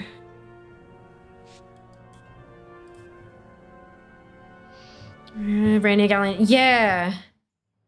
Not the ones that spawn in every zone though, because I know that remember the ones that spawn them that have the mounts, they have little ones that kind of go in 2 different directions, but clearly this is not the same thing.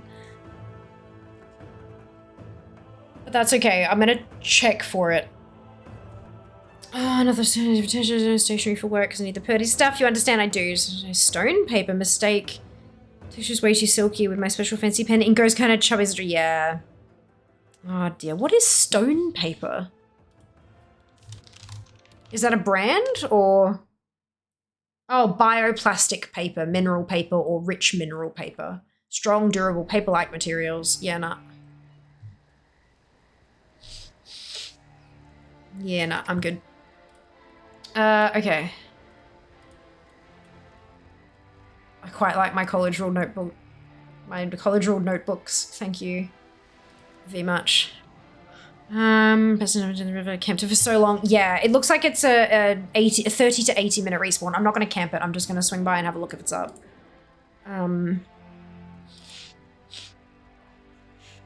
This looks like it is an alliance one. Okay.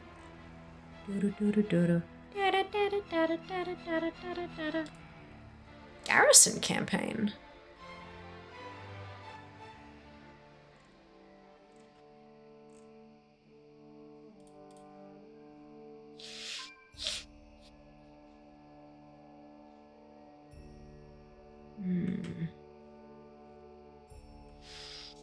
The camera received 6 months of sun. Is waterproof biodegradable. After 6 months in the sun, it disappears. Yeah. Apparently they received 6 months of sun. That's really funny.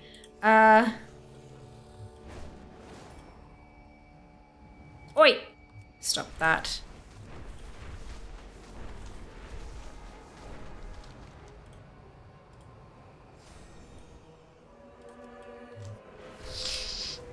Let's go. It's probably not going to be up with how many people camp Galleon, but we can always try. There are no other pets. No other toy bits around here. Nor here. There's one in Dread Wastes. We could probably hit that up. 2 in Dread Wastes.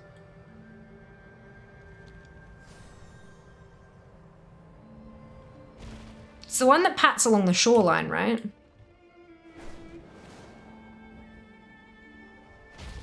And it's stealthed was the pain in the arse, I think.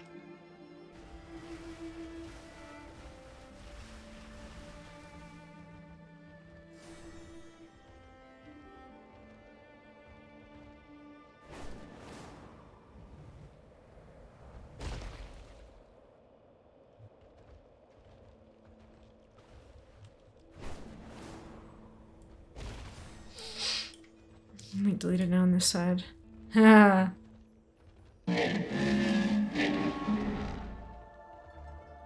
Paper stick to normal paper. The new stuff do not like. Yeah. Apparently it does not burn. It is hard to tear. It is also heavy.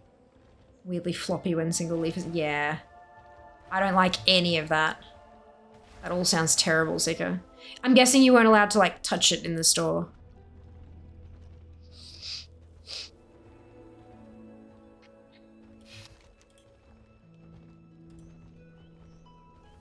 Nothing there either. That's nice. So we can... Okay, so War Scout's not up.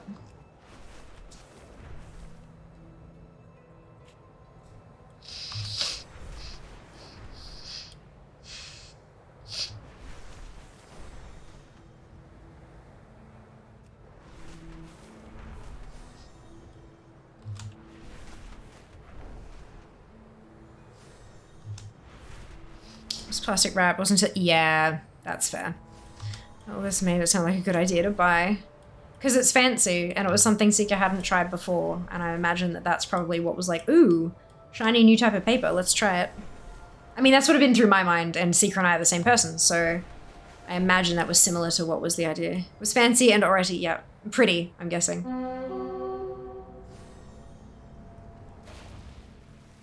You give me nothing.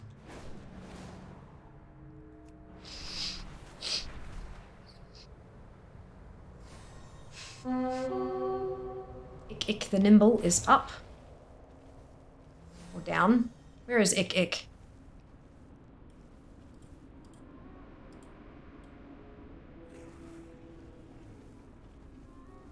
Cave?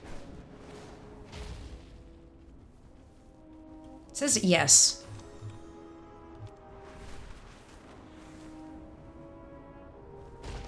Where is cave?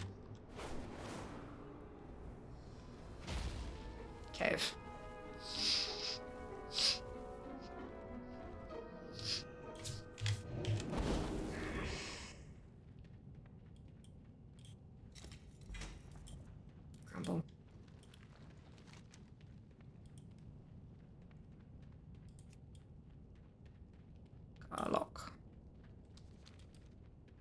toy holder.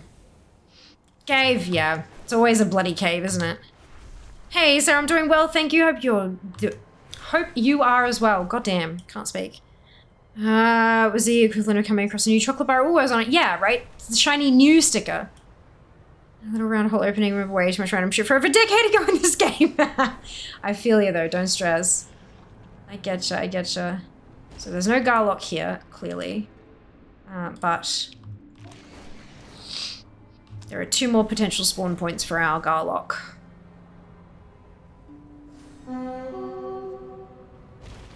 Hello!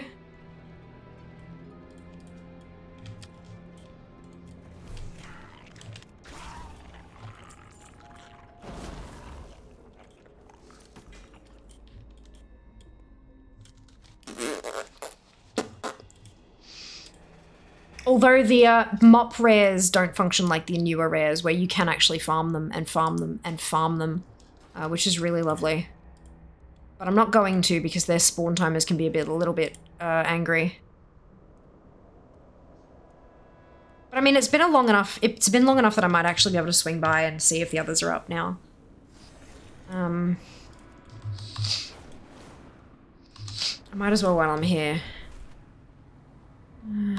So I understand, right? I mean, zonked. Of course, Seeker, rest well. We will see you next time. Thank you for hanging out. Always a pleasure. Pretty. So pretty.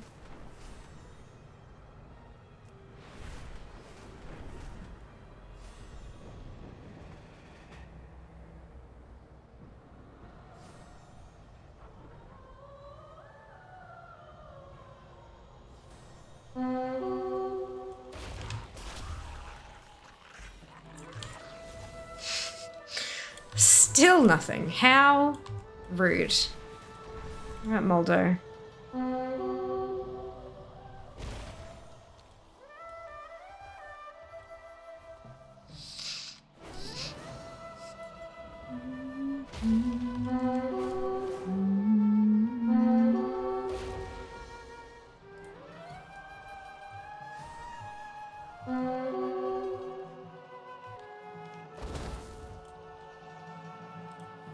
Yeah, 7 toys.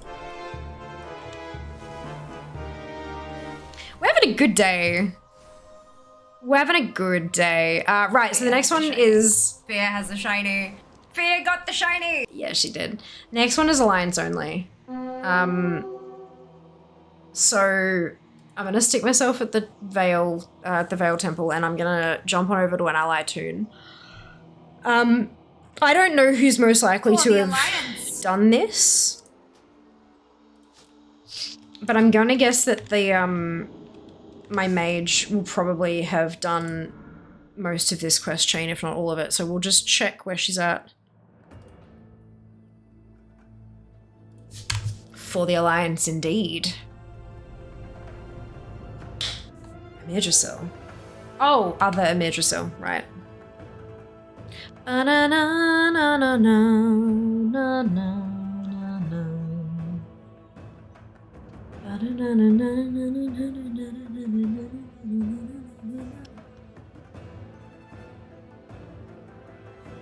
Fuck, I love the music in this game. So good.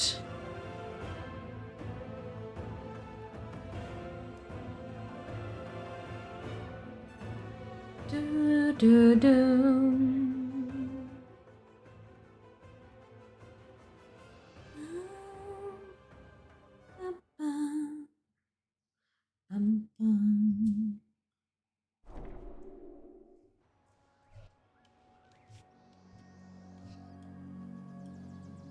Cool. So, oof. Ow, cramps. ATT quest : 36169.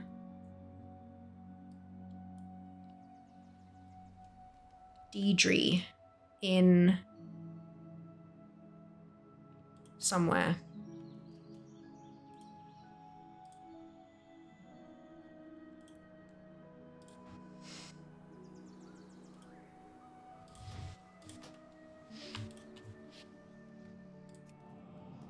This is it looks like a short quest chain. Hopefully. We'll see. We'll see. You finally got the green sword! Well done, Junie. Congratulations! Finished Torghast got 6 soul shapes. Holy fuck, Din. Well done.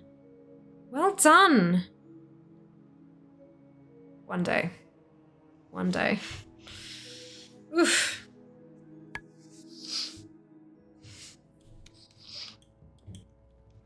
Hello, Commander. I'll call in a few favors. So is there any... So it's from Deidre. Whoa. Whoa, what is going on there? That's Deidre, though.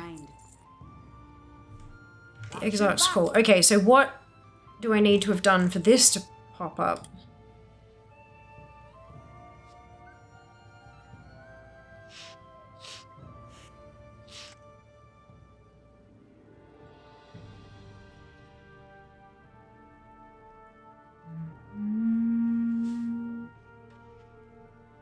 Not all my ults and all my garrisons had the quest. I think there's a prereq or it's random.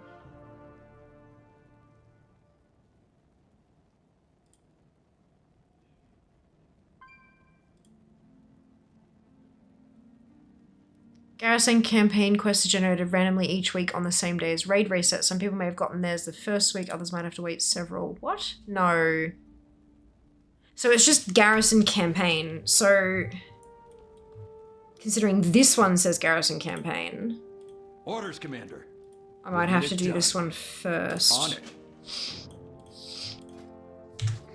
Gilneas will be reborn. I don't want to do the Proving Grounds. Maybe if I do this one first. Junior Surveyor Dawn at your garrison. Maybe if I clear some of these out, it'll open up the next ones. Plus, that one says I literally have never done this quest, so hey, bonus 10 points. Now I'm on the 1k Magmoat farm, not yet more luckily. To plate main, yes. Don't forget to farm feathers for your secret pet from Catatime walking when you're on this location. The one that Sharpie just got, the Phoenix. Watch your back.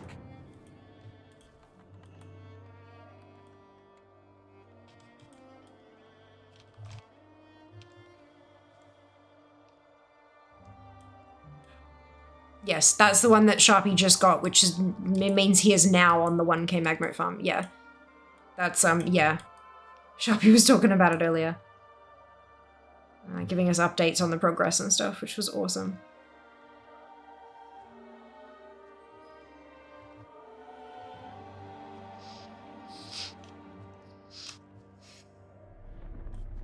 Whoa. Just got a Lua arrow when the ground started shaking. Oh, hello. Goodbye.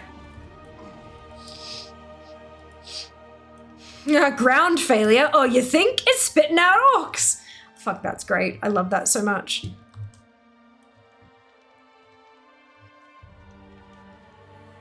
So, a recent Tremor Tracker V2.6 online. Tracking failed, reducing focal depth. Tracking failed, reducing focal depth. See what I mean? We cannot pinpoint the source of the activity. Hypercenter displacement 20%. Huh? The source is moving? How is that even possible? Warning, incoming body wave. Uh-oh, brace yourself. Warning, ground failure detected. Ground failure? Oh, you think? It's spitting out orcs. Tracking, new hypercenter detected. Tracking, displacement 50%. Here comes another one. Warning, ground failure imminent. All right, we get it. This is spectacular and I'm so happy. I'm glad I did this. This is great. Lizzie organizers during a final this time. Walking rate. We did, like, the week that it was up, we went and did it, like, just a couple. It only took, I think, 3 or 4 of us to go get it. But I'm pretty sure, oh no. No, it was time walking. We didn't need too many of us to do it, though. Yeah, it was pretty simple. We did not have a group of 10. I think we only had, like, maybe 5 of us. And we just went in, did that boss, and fucked off. Tracking, no activity detected. Oh, thank my boots, it's over. Final analysis, activity source determined to be unnatural eye. Brilliant analysis, thanks. Thank you for using Tremor Tracker. Have a nice day. So good. Off with you. Oh my goodness. Oh, and then we have to go to fucking Gorgrund? Oh, Jesus. And all that way. Okay. Now that I've done that, is there anywhere else out here? Yeah, we can do that. Does anyone else now have a garrison campaign quest for us? Gearworks, no. Any other quests? Doesn't look like it.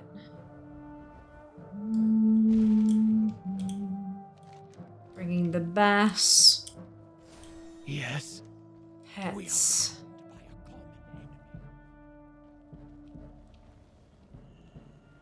Nah, still nothing from DG. Got me axe.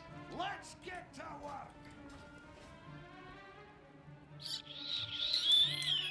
Maybe I have to finish this quest chain before I'll give you the next one.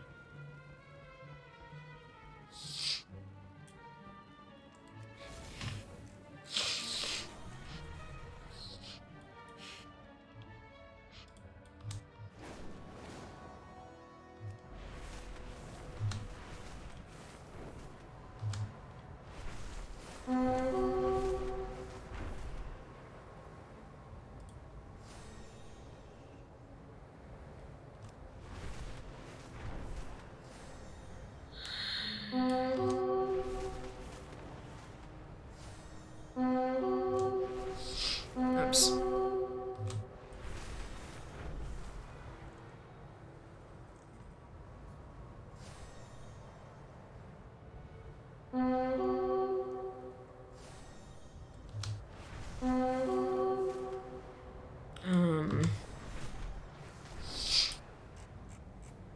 Yeah, there's no comments on here about her giving it or not giving the quest.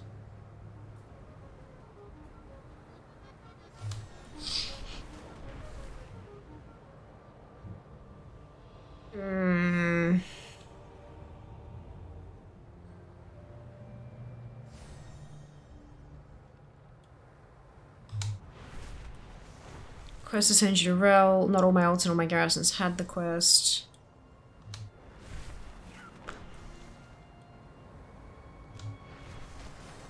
Right. So I'm guessing there are prereqs and it's just not clear. Which is unfortunate. The other option is it is actually in a random order and one of my many Alliance ults will actually have the quest. And I'm wondering whether I should try to work through the quests. I mean, I should do them anyway because these are quests I haven't done, right? Like, I should do them because that's points, even though we're working towards a toy, slowly but surely. Do you remove his gag? They got Thalen! Good. Off with you. Where are my shoulders? Yeah. Here. But yeah, quest chains are gonna chain. You are not wrong. Oh, load screen. That's always good news.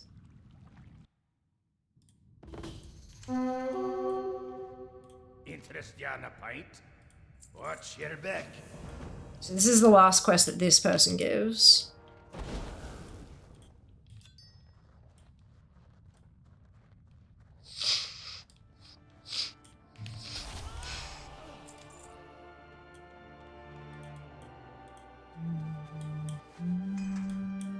Oh.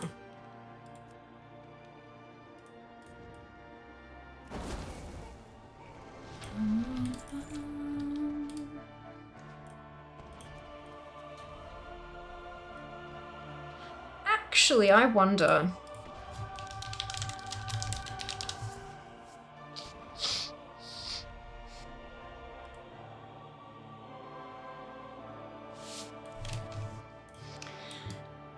Zygor strikes again.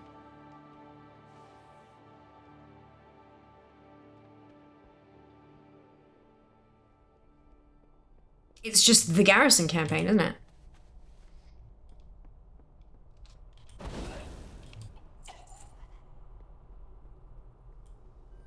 Have you seen a wrench anywhere?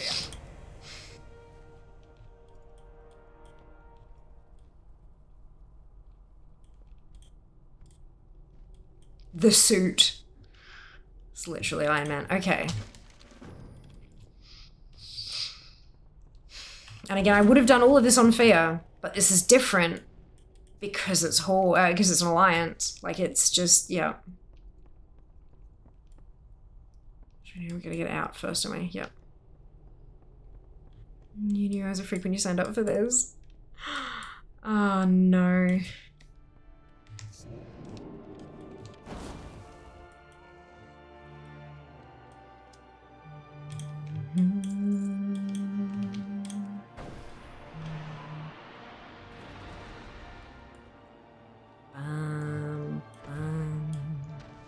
And then we'll know when we start working through this to get to the toy. So that'll be fine. It's a big long chain for a toy. We're working on it. At least it's an easy one to get. It'll just be a little bit time consuming.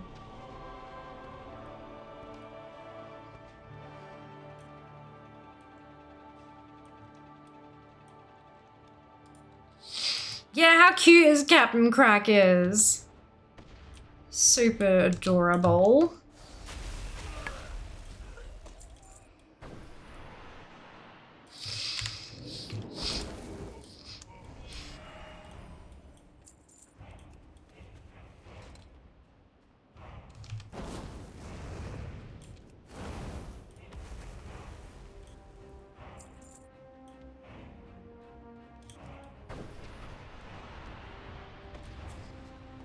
Wait. What is this? Oh. There's a rare in here that can drop a leather belt. Oh, I'm not on, I thought I was still on my druid. I'm not.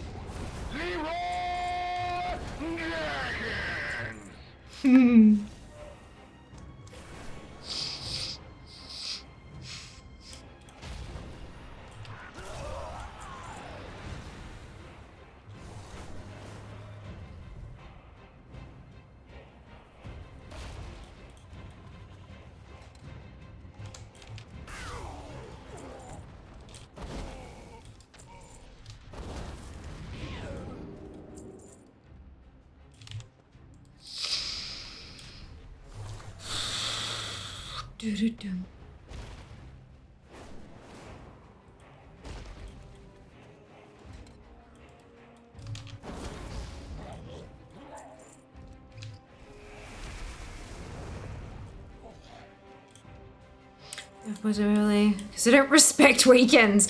How dare they? How they will learn. They will learn eventually. Rest well, dude. We'll see you next time. Thanks for hanging out.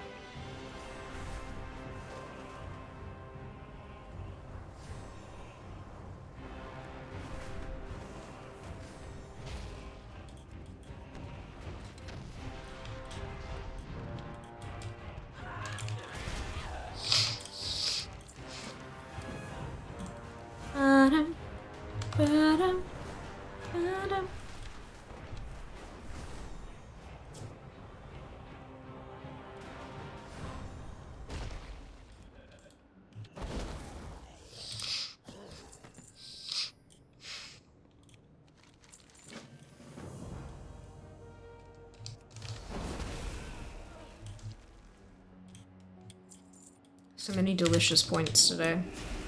Once I've updated all my tunes after I exit the game after stream, I will post a little snip of my ranking in Discord in the Warcraft channel. I think. So I can keep you all up to date on where we managed to get back to. I know we're not going to get a new high score, but that's okay. We haven't collected in over a week, so it's that's on us, or on me, I should say. Certainly not on you guys. Yes, Discord, where the family hangs out when the channel's not live. Love Zogo. I'm just a bit miffed about the price. €100 per year. Goes a bit high in my opinion. Fair enough. Understandable. Yeah, I use Zygor like pretty much every time I log into the game. So it's, for me, it's worth the price. But I completely understand that for some people it's not worth it. It'll be, you know, different value for every single person out there. For sure. Understandable.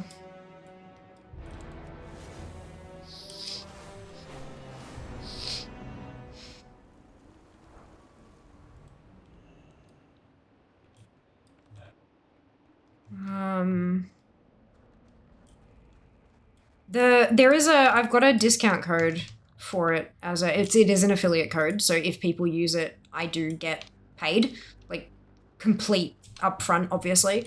I believe I only get paid the first month though. I think it's like a referral bonus and then that's it. I think, but I'm not sure. Yeah.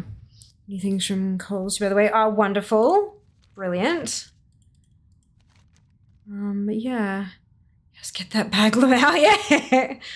But yeah, look, that's the thing, right? If at full price it's just too much and you don't think it's worth it, but then you look at the discount price and you're like, actually, that's more worth it to me, then hey, like why not, right? But if not, that's okay too. But yeah, it is always very important for people to disclose super important for people to disclose when they receive a cut from something. For sure. Okay, now it says Bodrick Grey for Darktide Roost, but I don't have that. Oh, so it is random. Khadgar's Servant. Oh, shit. Well, Khadgar's Servant doesn't have a overly gaudy note. It has a goblin face on it. Up here?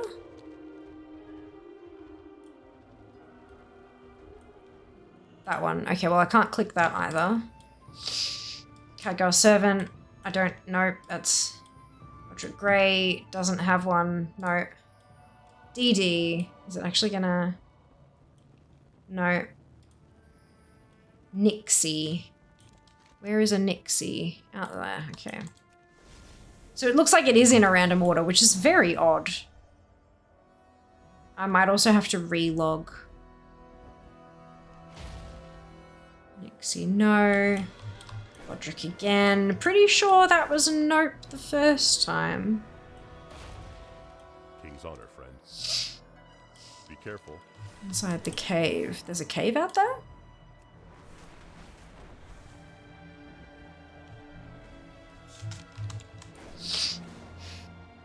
Oh, the cave is here. Haha.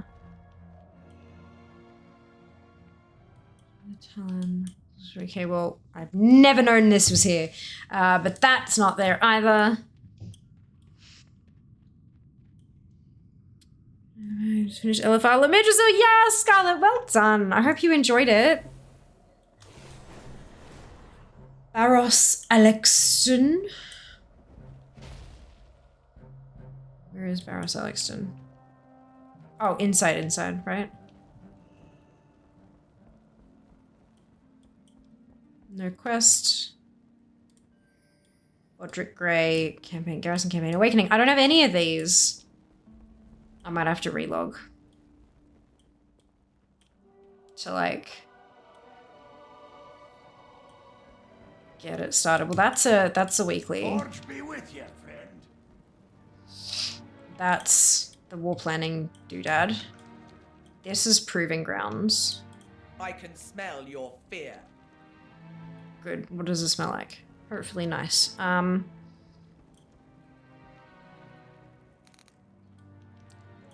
Then there's this one here, which we know wasn't a garrison campaign. Those ones there. Oh shit, my, I forgot about my, oh, what's in here? What are all these quests? What business have you? Oof. Stay the course. Birds. I don't know what any of these are. Here there. Be good. I can deal with them later. I love how the minimap gets just a little bit pixelated when you zoom in too much. This isn't garrison campaign. Alright, we are relogging to see if that helps. I'll be back shortly. Once I do that.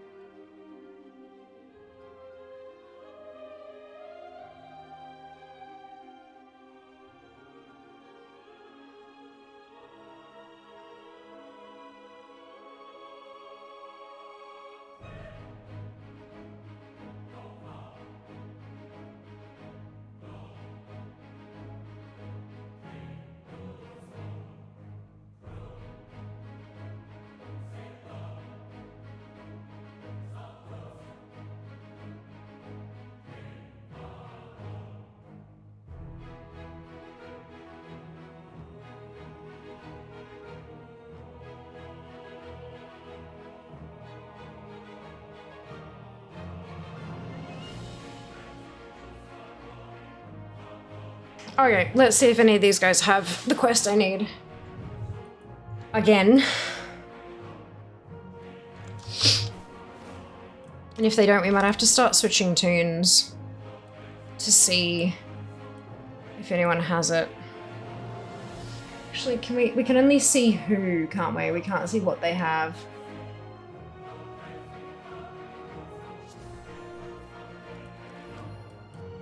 Our 7 doesn't have anything. Gaudy Nose doesn't have anything. Do we actually, like, even if it's well and truly after, do they still only unlock 1 week at a time, maybe? Which is gross. Like, super gross.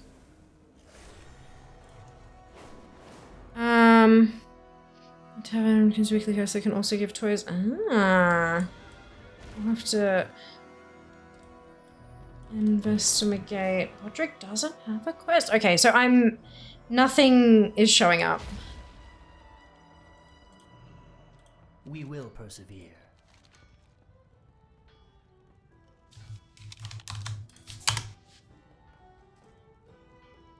This all looks like gear, so that's good to know.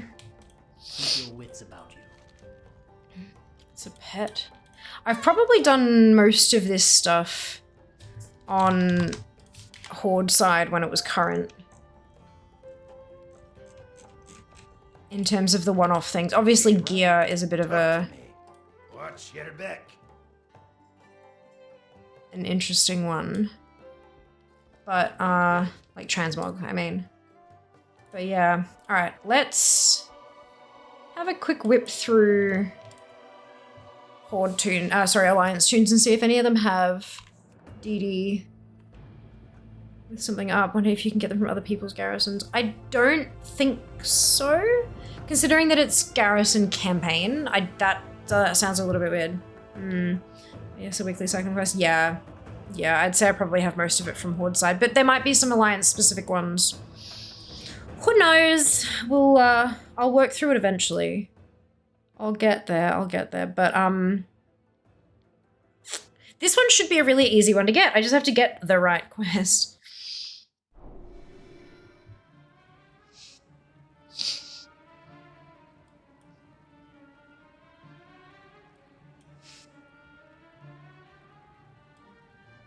So that'll be Proving Grounds.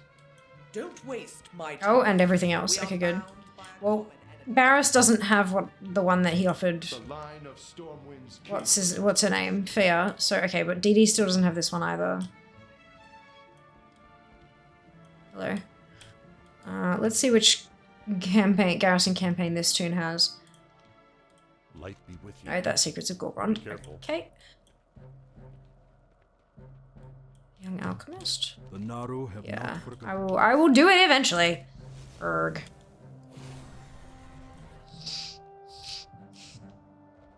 What news from the front?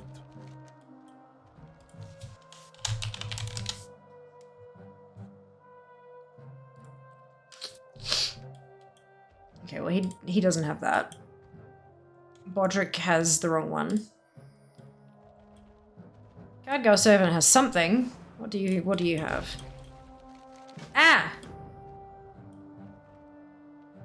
The Sagarai. Okay. Sagarai. Fuck, I don't remember. Wrong one. Maybe. Probably. Alright. I think I've already done this one because it didn't come up as being an incomplete quest from Khadgar. So that Khadgar Servant. So that tends to mean I've already... Yeah, I remember doing something like that. Okay, next tune. Let's see what they have up. So it is something different per tune. I've got 25 shots to get the one I need. That's a good thing. This is why we have an army, folks. I was actually asked on Twitter, why do you have so many characters? Like, what purpose did that serve? This. Oh, dear. Oh, dear.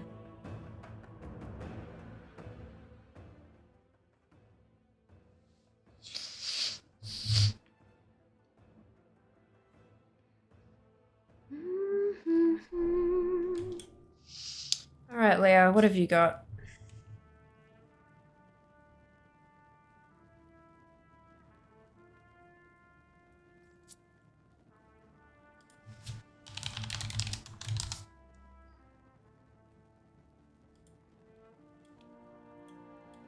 Okay, seismic matters is not a thing.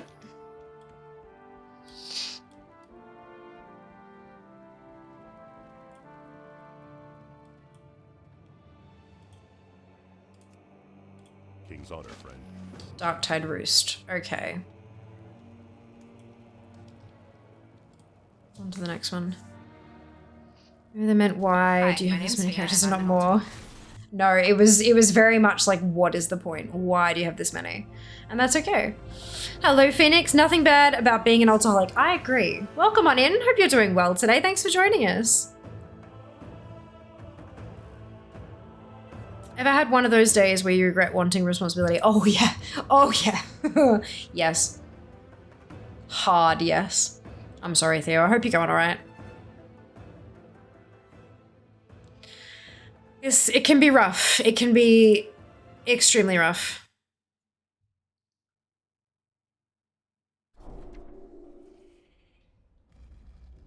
Oh, right, because mount farming. Yep, okay.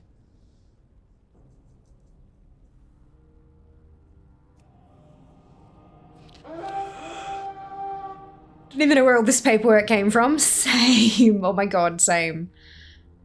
Oh dear.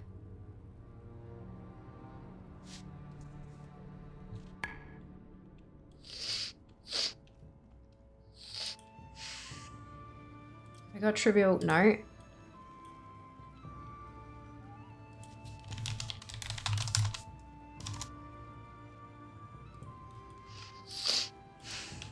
Barros has nothing. Wait, no, Barros has something. Uh-oh.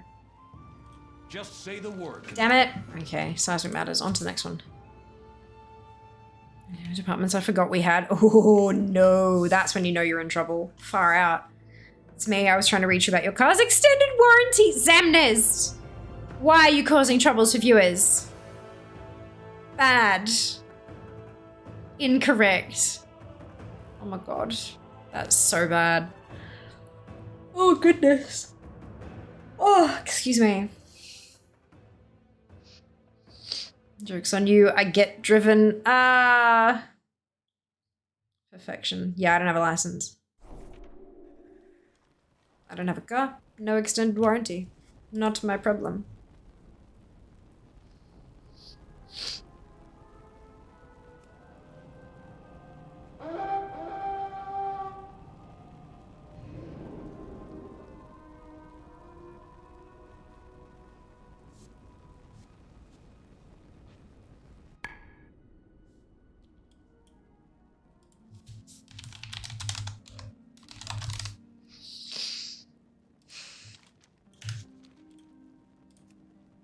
Barros. Nothing.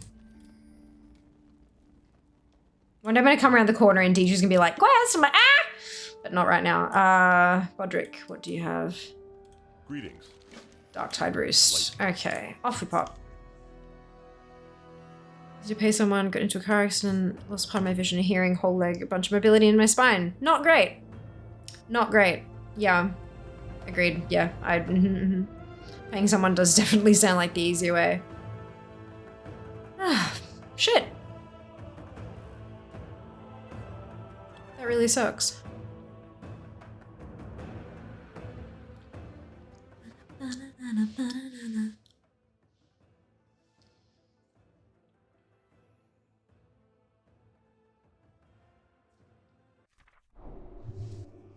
Oh.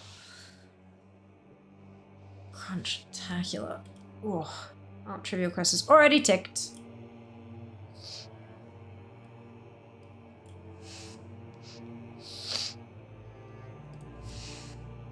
If I actually have to wait a whole week for these to cycle and for me to find, like, oof, that's gonna suck.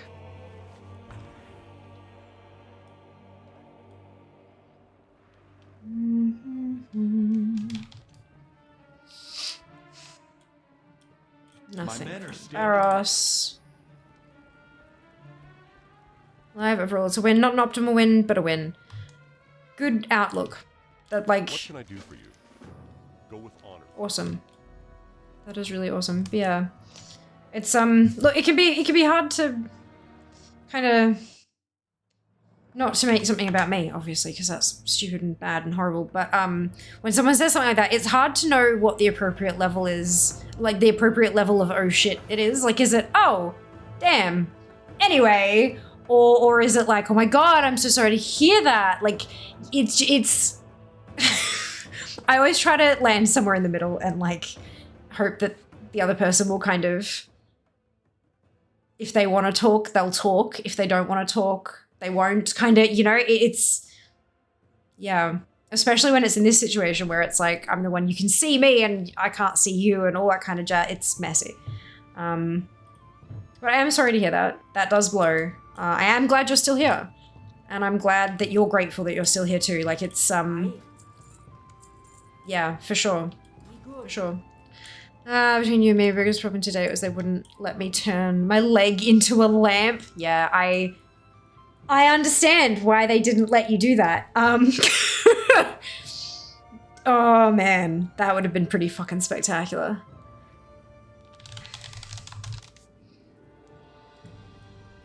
Ultimate conversation pace. Holy shit. Know what you mean? When I woke up, one of my best friends, I shit you not, first line was, so can you still stand up to pee? Have they tried that yet?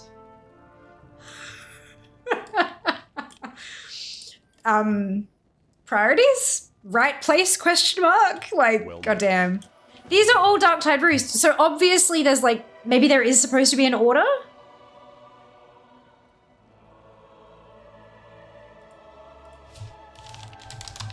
Let's search on Wowhead for this. Complete the Garrison campaign chapters listed below. There are 12 chapters.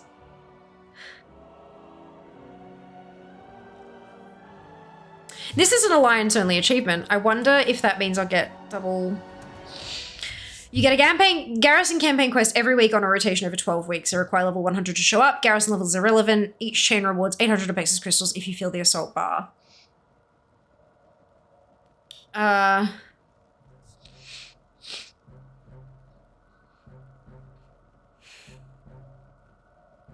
Darktide Roost, Ring of Blood, the Sagarai, whatever. If you stop receiving or never receive Garrison quests, there's a chance you have an open quest line you haven't completed. Use the following macros to test for this. If you receive the reply true but don't have the corresponding achievement, it means you have open quests in that chain.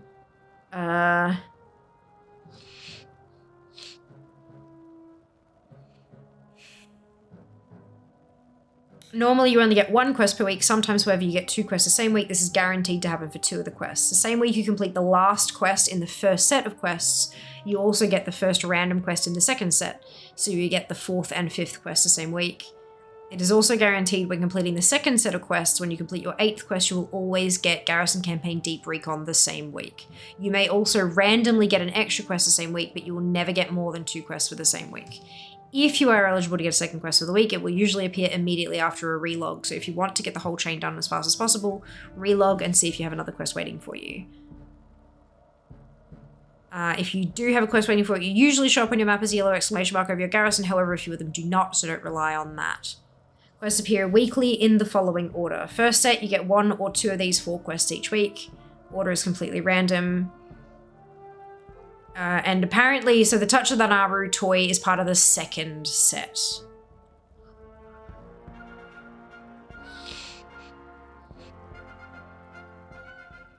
Gross. Okay, can I sort by, let's sort by newest first. Oh, and the newest was from patch 6, fuck. First quest is random, be one of the 4 out of the first set of quests. Which Darktide Roost is one of them, as is Seismic Matters. Yep, okay, so I'm in the first set for everyone. The series isn't, despite appearances contrary, as random as it looks. There's a definite pattern series to how they happen. Just wish it was more obvious. Garrison leads to a small change somewhere. So...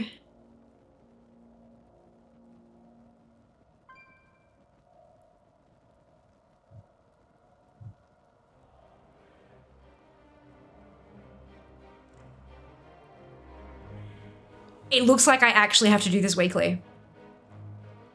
I was hoping that now that it's not current content, it'd just brum, but it looks like it's legitimately still fucking weekly.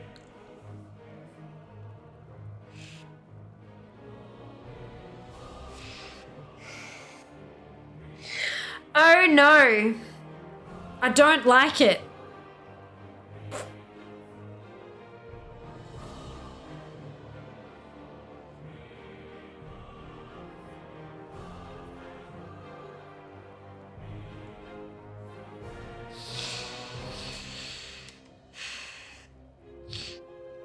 I need to work on that stuff. Yeah. Right, so I'm now going to add that to my weekly checks. I have a task. I've got daily checks, things that can be done daily, but I've also got weekly checks, which is stuff that can only be done once a week, and I'm going to add that to that.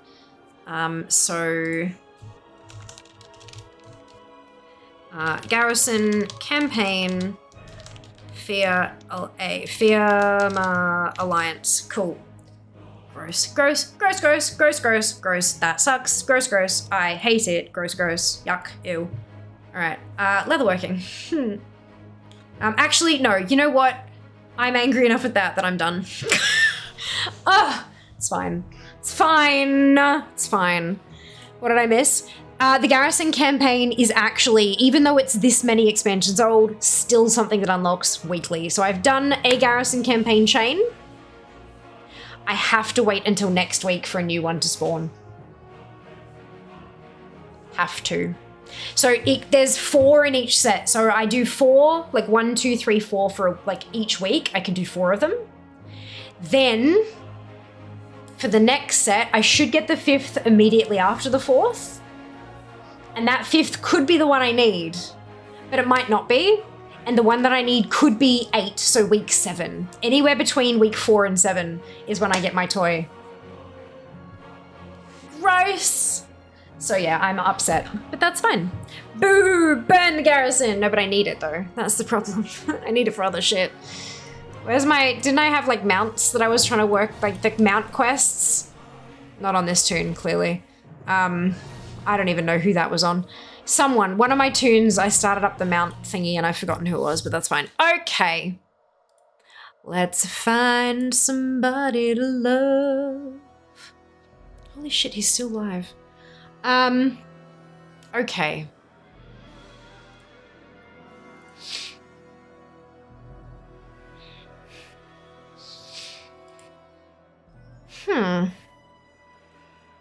Let's go say hi to Chloe. We rated her pretty recently, but there's not a ton of people on my Duva doing the WoW stuff, so let's go raid Chloe. Good, it's muted. Okay. Oh, she's only been left 2 hours, that's fine. Alrighty, raid. Thank you for being here, Junior. I appreciate you deeply. I appreciate all of you deeply. If you haven't already, hit the follow button. Please do. It actually helps grow and helps me sustain my living and all that kind of stuff. And if you're feeling extra generous, please follow me on social media platforms. If you have them, I would very, very much appreciate it. And again, it helps me earn and sustain myself and you know, have a roof over the head and pay for the internet, all that kind of shit. So yeah, please, pretty please, if you do, follow on Twitch. If you're feeling extra generous, follow on social media. Otherwise, we'll be streaming next on Sunday. Sunday is officially 1 week into my birthday. Very exciting. Not that we're doing anything special for Sunday, but that's fine. I'll see you on Sunday, 5 p.m. Australian Eastern Daylight Time, because I live in Melbourne. !schedule or Fiamma, you know, twitch.tv/Fiamma/schedule will show it in your time zone, automatically converted. If you do not have the Fiamma hype emote, either because you are not a subscriber or because you have not unlocked it using your channel points, you can still copy and paste the entire Twitch raid message in chat there, replace the Fiamma hype with your favorite happy celebratory emote, and drop it into closed chat when we get there. Clodagh Lunaria is a lovely elven lunar fox, Northern Irish elven lunar fox from the moon. We love her, we adore her, she's great. I hope that she's a collector. I hope you'll enjoy her content as much as I do, and I will see you on Sunday. Take care of yourselves, be nice to each other, and I'll see you then. All the love. Mwah. Bye, guys. Job's done.